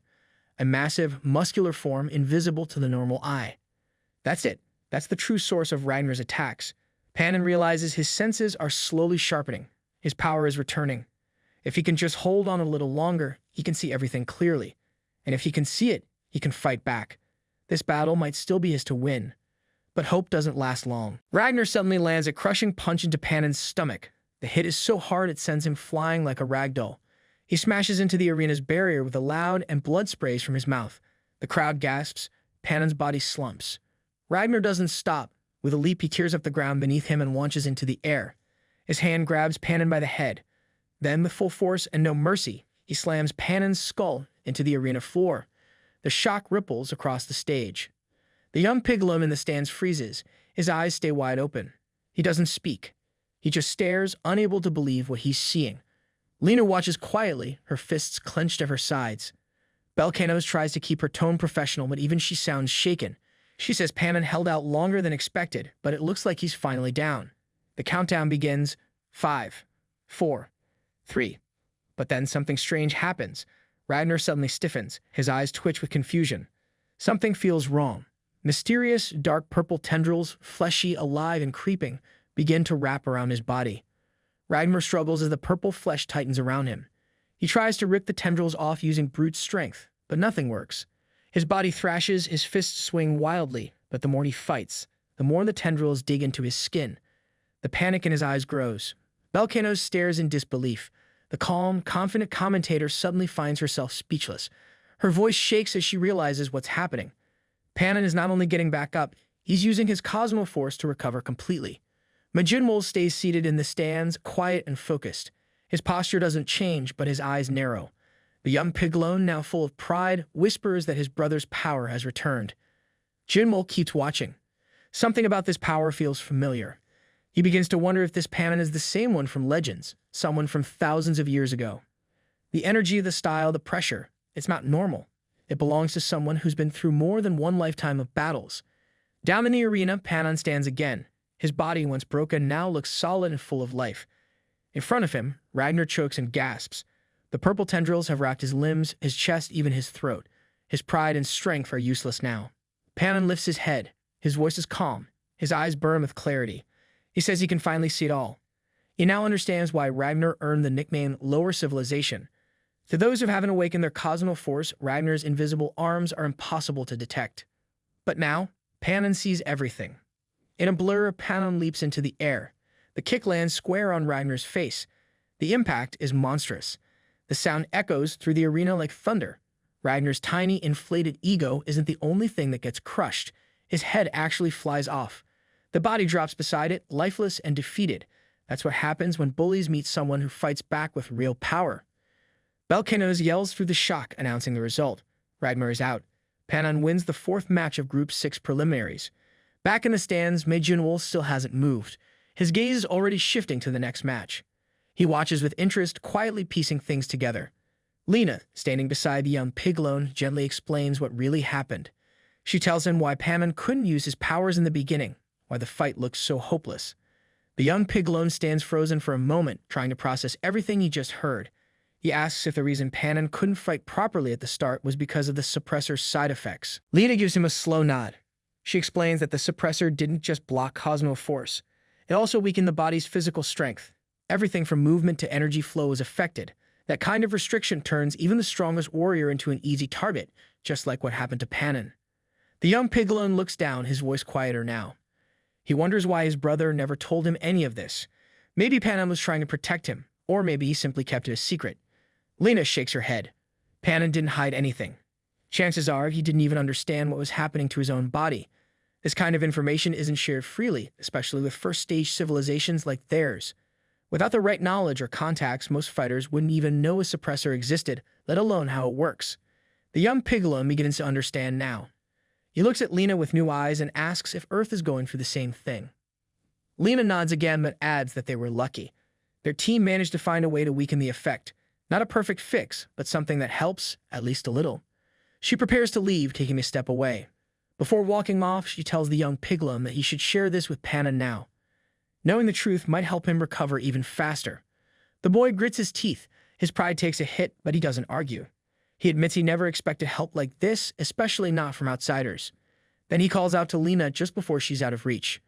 He says he wants to give her something in return, information she probably won't be able to find anywhere else. Lena pauses. Her eyes turn back, curious but cautious. The young piglone leans closer and speaks in a quieter voice. He says it's about the final preliminaries. Something important, something most don't know, and it could change everything. In the background, the sound of another match begins. The arena suddenly gets loud again. Belkanamus merely jumps out of her seat, yelling like she's announcing the end of the world. She shouts that Yang is already charging in like a bull with no brakes, even though the match has barely started. Lena keeps her focus on the young piglone. She asks about the important info he mentioned earlier. The boy nods, acting like he's been holding back national secrets. He reminds her that the 5th round is the final one in the preliminaries. But then he drops the real surprise: the format for that last round won't be the same anymore. Lena blinks, clearly confused. She says there hasn't been any announcement about that. And she's right. No one has heard anything official. The boy smirks like he knows something others don't. He says the news isn't meant to be shared yet. The plan is to reveal it only after the 4th round is completely done. That way, no one gets a head start. Typical shady tournament stuff. Lena narrows her eyes and asks how a random kid like him even knows about this. The boy shrugs like it is no big deal. He explains that some advanced civilizations, ones already in the 3rd stage, apparently got this information early, and those guys reached out to him and his group first. Lena can't hide her surprise. She asks why anyone would approach them of all people. The boy sighs, clearly annoyed he has to explain the obvious. He says those teams are trying to build alliances right now. Desperate much? He turned them down, though, so he didn't get the exact details. But from what he gathered, it probably won't be a simple one-on-one fight like the rest. Then he says he's done his part. He gave her enough and plans to leave now. No dramatic goodbye, just a casual McDrop. Lena stays back, watching him go. Her mind spins with this new information. If the rules are really changing, then the final preliminaries might turn into a whole new game, and nobody's ready for that. The match in the background comes to a close after a wild fight that looks like it could have broken bones, if bones even matter at this level. Belkanos yells again, way too excited for someone just sitting behind a mic. She announces that Serpent moves on to the final preliminaries from Group 22. The crowd loses it. Cheers explode like they've all been waiting to scream since breakfast. Lena returns to her seat among the audience. She's now sitting next to Majinwol, but her mind is clearly somewhere far away. Her eyes stay locked forward, but there's no focus in them. Majinwol tries to start a conversation and asks if the fighter they just saw is what counts as average now. Maybe he's hoping she'll say no and boost his ego. But Lena isn't paying attention. Her brain is still stuck on the piglone kid's words. If what he said is true, then those aliens would come looking for them the day before, right? She keeps thinking about it, like she's trying to solve a puzzle that refuses to fit. Majinwol tries again. He waves his hand, annoyed that she's ignoring his obvious need for attention. But Lena still doesn't respond right away. Instead, she quietly reflects on how their civilization might not have a high ranking, but even then, Majinwol's performance shouldn't have been worse than the piglones. That alone doesn't sit right with her. Eventually, Lena tells him to come with her. She needs to check something. Majinwol looks offended, like his pride just got stepped on. He even asks if she's straight up pretending he doesn't exist. Later on, the two of them walk down G Street in Sector 3, surrounded by a noisy crowd. Neon signs flash above their heads and the air smells like a mix of alien spices and fried who knows what. Majinwol munches on some strange snack that looks like it might bite back. He asks if Lena brought them out here just to bait some aliens. Lena gives a half answer, saying it is easier to make contact here than inside the arena. She admits she's not thrilled about teaming up with other species. The idea of trusting aliens doesn't exactly sound fun to her. But if those are the new rules, then it is better to join forces with the strongest ones around, even if they look like walking mushrooms. She adds that the ones who already know the rules are probably stronger than the rest. Majinwol connects the dots. He figures that means whoever reaches out to them must be among the strong ones. He grins like a kid about to see how big the monsters really are, saying it is perfect timing because he was getting curious anyway. Typical Majinwol, more interested in flexing than planning. 3 days later, in the far end of Z Street in Sector 3, Majinwol is sitting on an alien bench with Lena beside him. The place looks like it hasn't seen action in weeks, quiet, dusty, and filled with disappointment. Majinwol starts whining like a bored kid, asking when these so-called powerful aliens are finally going to show up. The guy has been hyping himself up like he's a magnet for elite fighters, but so far, not a single creature has bothered. Lena is clearly frustrated too. She looks around at the empty street and complains about dragging themselves all the way to this forgotten corner of the city. She can't believe they're getting completely ignored. Out of nowhere, a strange voice cuts through the silence. Ackerman, the mysterious alien lady, appears right beside Lena like she just popped out of thin air. It is not even surprising anymore. This woman seems to think personal space is a myth. Lena jumps up like she's been hit with cold water and stumbles back totally unprepared. Her brain takes a second to catch up. Ackerman just laughs, clearly enjoying the chaos she caused. She reminds Lena that she already showed interest in Majinwall before. Then she points out something obvious that nobody wants to admit. If they're waiting for aliens to walk up and offer a team-up, they're going to be sitting on that bench forever. No one's coming. Lena tries to argue back. She brings up the fact that the Piglones were approached just fine. But Ackerman shuts that down fast. She says it has nothing to do with Majinwall's skills, even if the guy likes to act like he's unbeatable. The truth is, everyone in Sector 3 already knows about his weird ability to absorb others' powers. Who in their right mind would want to risk losing their best skills just by standing next to him? Then Ackerman drops a final bomb. She says that maybe she would consider teaming up with them if Majinwall shares all the information he has. Not a free ride, of course. She also mentions that she's not just some random alien. She's the official representative of the Infuria civilization in this tournament. So yeah, she's kind of a big deal. Lena doesn't respond right away. Her eyes narrow slightly. Ackerman's reaction confirms it. There's no doubt now that the final match is going to be a team battle. But something about this alien woman still doesn't sit right. She's clever, no doubt about that, but way too calm for someone in a high-stakes fight. Lena can't help but wonder what Ackerman is really after. Majinwall takes a step forward like he's the star of some superhero show and greets Ackerman with a smug tone. He calls her the only one among the qualifiers who actually looks like she might be useful. Ackerman laughs again, clearly enjoying the attention. She doesn't even try to act humble and admits that among the ones still standing, she probably ranks near the top. Her confidence fills the space like perfume, strong and maybe a bit too much. Majinwall grins and pushes further, asking if she has some amazing hidden power tucked away. He's either trying to flirt or challenge her. It's hard to tell with this guy. Lena quickly warns him to slow down and not get too close. Her voice carries urgency, but Jinwoo acts like he didn't hear it. Ackerman, on the other hand, keeps her cool. She says she does have abilities that someone like him would definitely find tempting. That only makes it worse. Lena's face breaks into a nervous sweat. Her instincts scream that this situation is worse than it looks. Ackerman isn't just another strong fighter, she's a walking red flag with glowing eyes. Then something shifts in Lena's mind. A thought about the word threat flashes to her head, and suddenly things start to make sense. She turns back to Ackerman and asks if there's really no team willing to work with her. That question hits harder than expected. Ackerman actually flinches. For someone who brags so much, she doesn't take it well. Her voice stumbles and she starts making excuses about her ranking and power. But Lena isn't buying it. Lena presses the point harder. She reminds Ackerman that earlier she said no one would want them. That comment applies to Ackerman just as much. Her civilization has a reputation not for fighting, but for something darker. They're known for stealing information through advanced tech. Basically, they're the shady dealers of the galaxy. No one wants to be around them unless they're desperate. Majinwall jumps in, sounding completely clueless as usual. He says everyone already knows about his absorption ability. So what's the big deal? Lena sighs. The guy clearly doesn't get it. She tells him it's not just about what people know, it's about what they can take. Ackerman's people can copy everything about him, not just his ability. They steal data, memories, even secrets. If that kind of sensitive information falls into their hands, it could be shared across the universe, like a bad meme. Majinwall stands there, trying to process everything, but his face says his brain is still buffering. Lena looks at him, worried. She thinks to herself that his information might carry something even Earth doesn't fully understand yet. Something important. Something that might be a hidden key to their civilization's past. Letting that fall into the wrong hands isn't just dangerous, it is a disaster waiting to happen. Ackerman speaks with her usual calm tone, trying to fix her reputation. She explains that the shady stuff people know about, like stealing information, is only part of their tech. She claims their real combat skills are different, as if that makes things better. Majinwall listens with a spark in his eyes.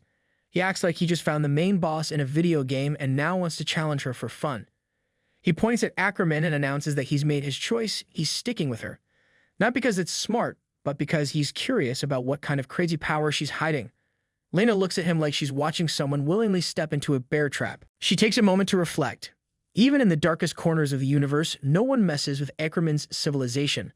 That alone makes them dangerous. It's a risky move, but maybe one worth considering. Maybe. Still, the guy's jumping in way too fast for someone who barely understands the situation. Ackerman moves closer to Jinwoo and grabs his hands like this is some twisted deal-making ceremony. She proposes a condition. Once the preliminaries begin, neither of them can complain about stolen abilities or leaked information. Jinwoo agrees without hesitation, like he had already planned to dive into this mess headfirst. Ackerman laughs, clearly enjoying how easy he is to bait. Lena can only slap her forehead. This whole situation is spinning out of control, and she's just the audience now. She thinks to herself that in the end, the decision was always his. Still, it is hard not to feel like the adult in a room full of kids playing with fire. She then shifts the conversation to a practical problem. They still need a team. If no one wants to join them, how are they supposed to survive the final match? Ackerman stops smiling. Her face changes. She seems genuinely surprised and even a little confused. Then she drops the bomb. There's no team battle. She says the final preliminaries are actually a solo deathmatch, not a friendly tournament, not a tactical showdown, just a straight-up fight to survive. Lena feels a chill run through her. The goal was never to win with teamwork. The point of forming a team was simply to live through it. Ackerman yells at them like a furious teacher. She tells them to stop wasting time and go back to the arena immediately. But Lena senses there's something else, something even more dangerous hidden under the label of deathmatch. She tries to speak, but Ackerman cuts her off and confirms the worst. The match has already started. Meanwhile, in the shadows nearby, someone is watching them with a twisted smile. His face is half hidden, but the snakes wrapped around his head make him look like a walking nightmare. He mutters something to himself, confirming that the spider has caught on quickly, but he doesn't seem worried. He says there's still time, and then he grins. Later on, inside the Earth team's waiting room, things feel tense. The whole team is gathered, and the commander is clearly not happy about being pulled in for some emergency announcement. He turns to Lena, waiting for an explanation. Lena keeps a serious face. She tells everyone not to leave the stadium building under any circumstances from now on. The way she says it, even Majinwol stops chewing whatever snack he's always carrying around. A couple of hours earlier, Lena had been walking toward the arena with Majinwol and Ackerman. That was when Ackerman casually dropped a horror story on them. According to her, there's a psychopath running loose in the Group 3 preliminaries. Not just any fighter. This guy's targeting other qualifiers one by one. Not inside the ring. Outside, no cameras, no rules. Lena looks shocked when she hears that.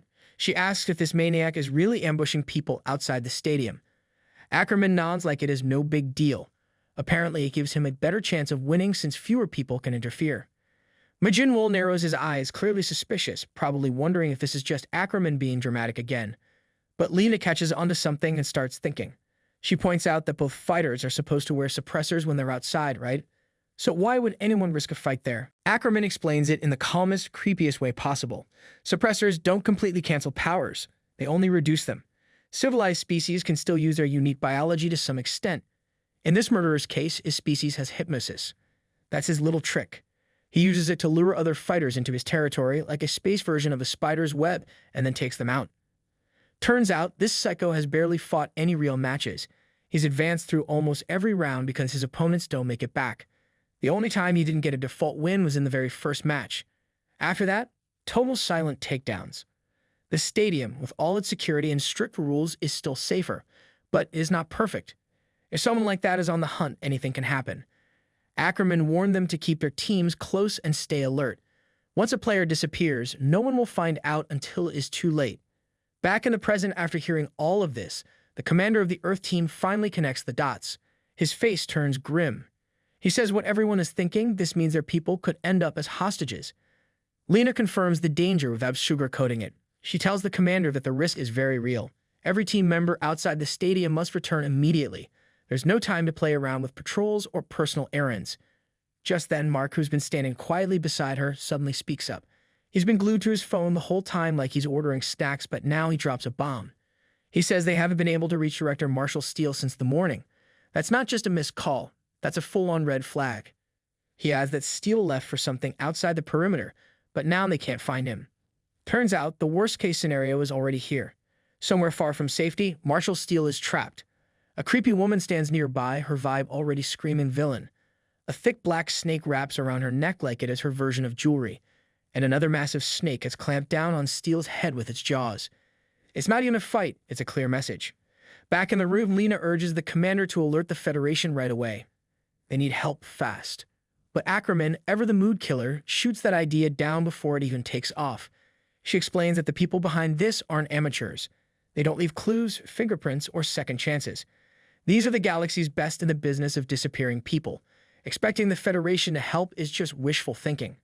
They're not some galactic rescue squad, they only move when the odds are in their favor. She tells them bluntly, no evidence, no rescue. That's how it works for civilizations labeled as death class. And according to her, Steele is just another name added to a list of previous victims. The only smart move left is to let him go. Marcel clenches his fists and his face turns stiff with anger. He doesn't speak, but the fire in his eyes says everything. He's not okay with this. Ackerman, of course, keeps going. She says choosing between a valuable team representative and a nobody like Steele shouldn't even be hard. From her cold logic, the best move is to stay put and prepare for the final preliminaries. Forget the guy and move on. Marcel looks like he's about to explode, maybe even punch a wall or Ackerman, whichever is closer. But before he can act, Mei Jinwoo speaks up. The guy steps forward with a grin on his face like this is some action movie moment. He says he'll go save the fool. Apparently, Jinwoo wanted to meet the mysterious enemy anyway, and now he's got the perfect excuse. Of course, only he would treat a deadly hostage situation like a casual hangout invite. Still, he volunteers without hesitation, probably because the idea of danger sounds more fun than smart to him. Ackerman looks at Mei Jinwoo like he's already written his own funeral speech. She reminds him that fighting his enemy means wearing the suppressor. No Cosmo Force, no fancy tricks, just raw survival. Then she questions him, unless somehow he's figured out how to fight without the one thing that gives him an edge. Mei Jinwoo doesn't seem worried. He says that's exactly what he wants to find out. The guy talks like he's on a personal quest for answers, not walking into a literal death trap. Ackerman warns him again, making it clear that even if he can resist, the moment hypnosis kicks in, it's game over. If he gets dragged into the enemy's den, he's done for. Mei Jinwoo brushes Marcel's hair with this weirdly calm gesture, like he's trying to act cool in the middle of a crisis. He casually mentions that as long as he's not the one getting dragged, he'll be fine. It's confidence or complete stupidity. At this point, it is hard to tell. Later, in the dim and quiet estuary of the GSP zone, Mei Jinwoo is no longer walking like himself. He looks like a lifeless puppet, marching forward like he's on autopilot. His eyes are empty, and a thin snake slithers out from under his jacket collar, as if it's leading the way. The whole scene is creepy, like he's being pulled by an invisible leash. He finally arrives at a twisted location, where the kidnapper stands waiting. The guy looks like he's been expecting this moment, probably even enjoying it. Beside him is a massive snake, mouth wide open like it is ready to swallow lunch. The kidnapper points toward the snake's gaping jaws, and without hesitation, Mei Jinwoo walks straight into it. Not a word, not a thought, just blind obedience. Inside the snake's body, the space is dark and fleshy, but strangely walkable. Jinwoo moves deeper until he reaches a section where another man sits wrapped in two smaller snakes. A second massive serpent looms nearby like a living prison wall. The man is motionless, completely bound. It's Marshall Steele. The kidnapper watches all this unfold and shakes his head. His voice drips with disappointment. He mocks Mei Jinwoo, saying he had higher hopes for this prey. But without Cosmo Force, Jinwoo is nothing more than another weak, low-tier creature, just like the rest of the easy targets. Suddenly, the atmosphere inside the snake shifts. More snakes begin to appear, crawling out from every dark corner. Each one is more terrifying than the last, huge, thick-scaled monsters slithering across the fleshy ground. Then the biggest of them all looms over Mei Jinwoo and opens its mouth wide, ready to attack like it's going to crush him in one bite. But before the beast can strike, Mei Jinwoo smirks. That lazy, clueless expression he usually wears is gone. He calls out the insult thrown at him, lower class, and then draws his sword in one clean motion. In a flash, his body blurs, and in the next instant, the massive snake is already sliced apart. His movement is so fast, it sounds like the air itself just cracked open. Then the real twist hits. Now, two Mei Jinwoos are standing there. The kidnapper stares at the scene with wide eyes, completely stunned. To Earth fighters, his brain struggles to catch up. He begins to question what he's seeing. Could it really be what he thinks it is?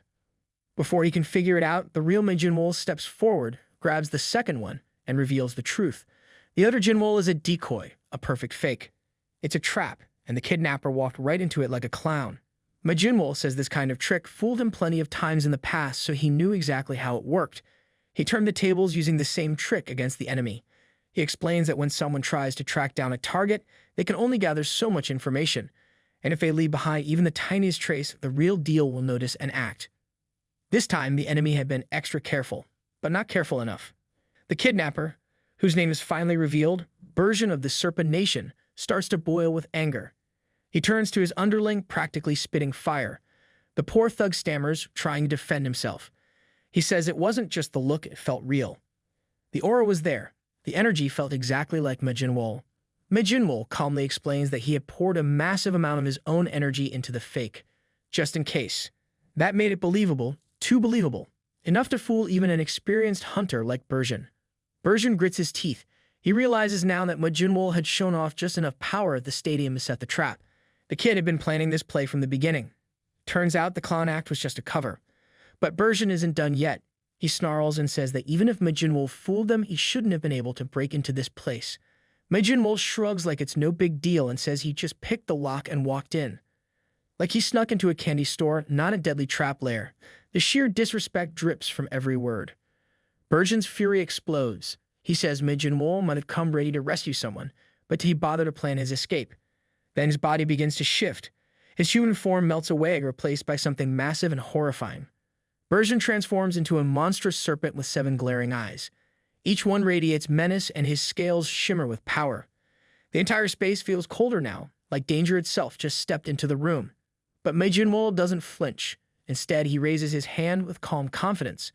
With that smug grin back on his face, he tells Bergen that it's not him who should be worried anymore. Sitting on his palm is a spider slowly crawling across his skin. And that was it from today's video. I hope that you liked today's video, and if you did, hit that like button as today's goal is 1,500 likes. Comment next part down below to see what happens next. Also, consider subscribing with the notification bell on to get notified as soon as a new video drops onto the channel. You can also join the channel to support me financially and watch videos before public release. I'll meet you in the next video. Until then, thanks for watching.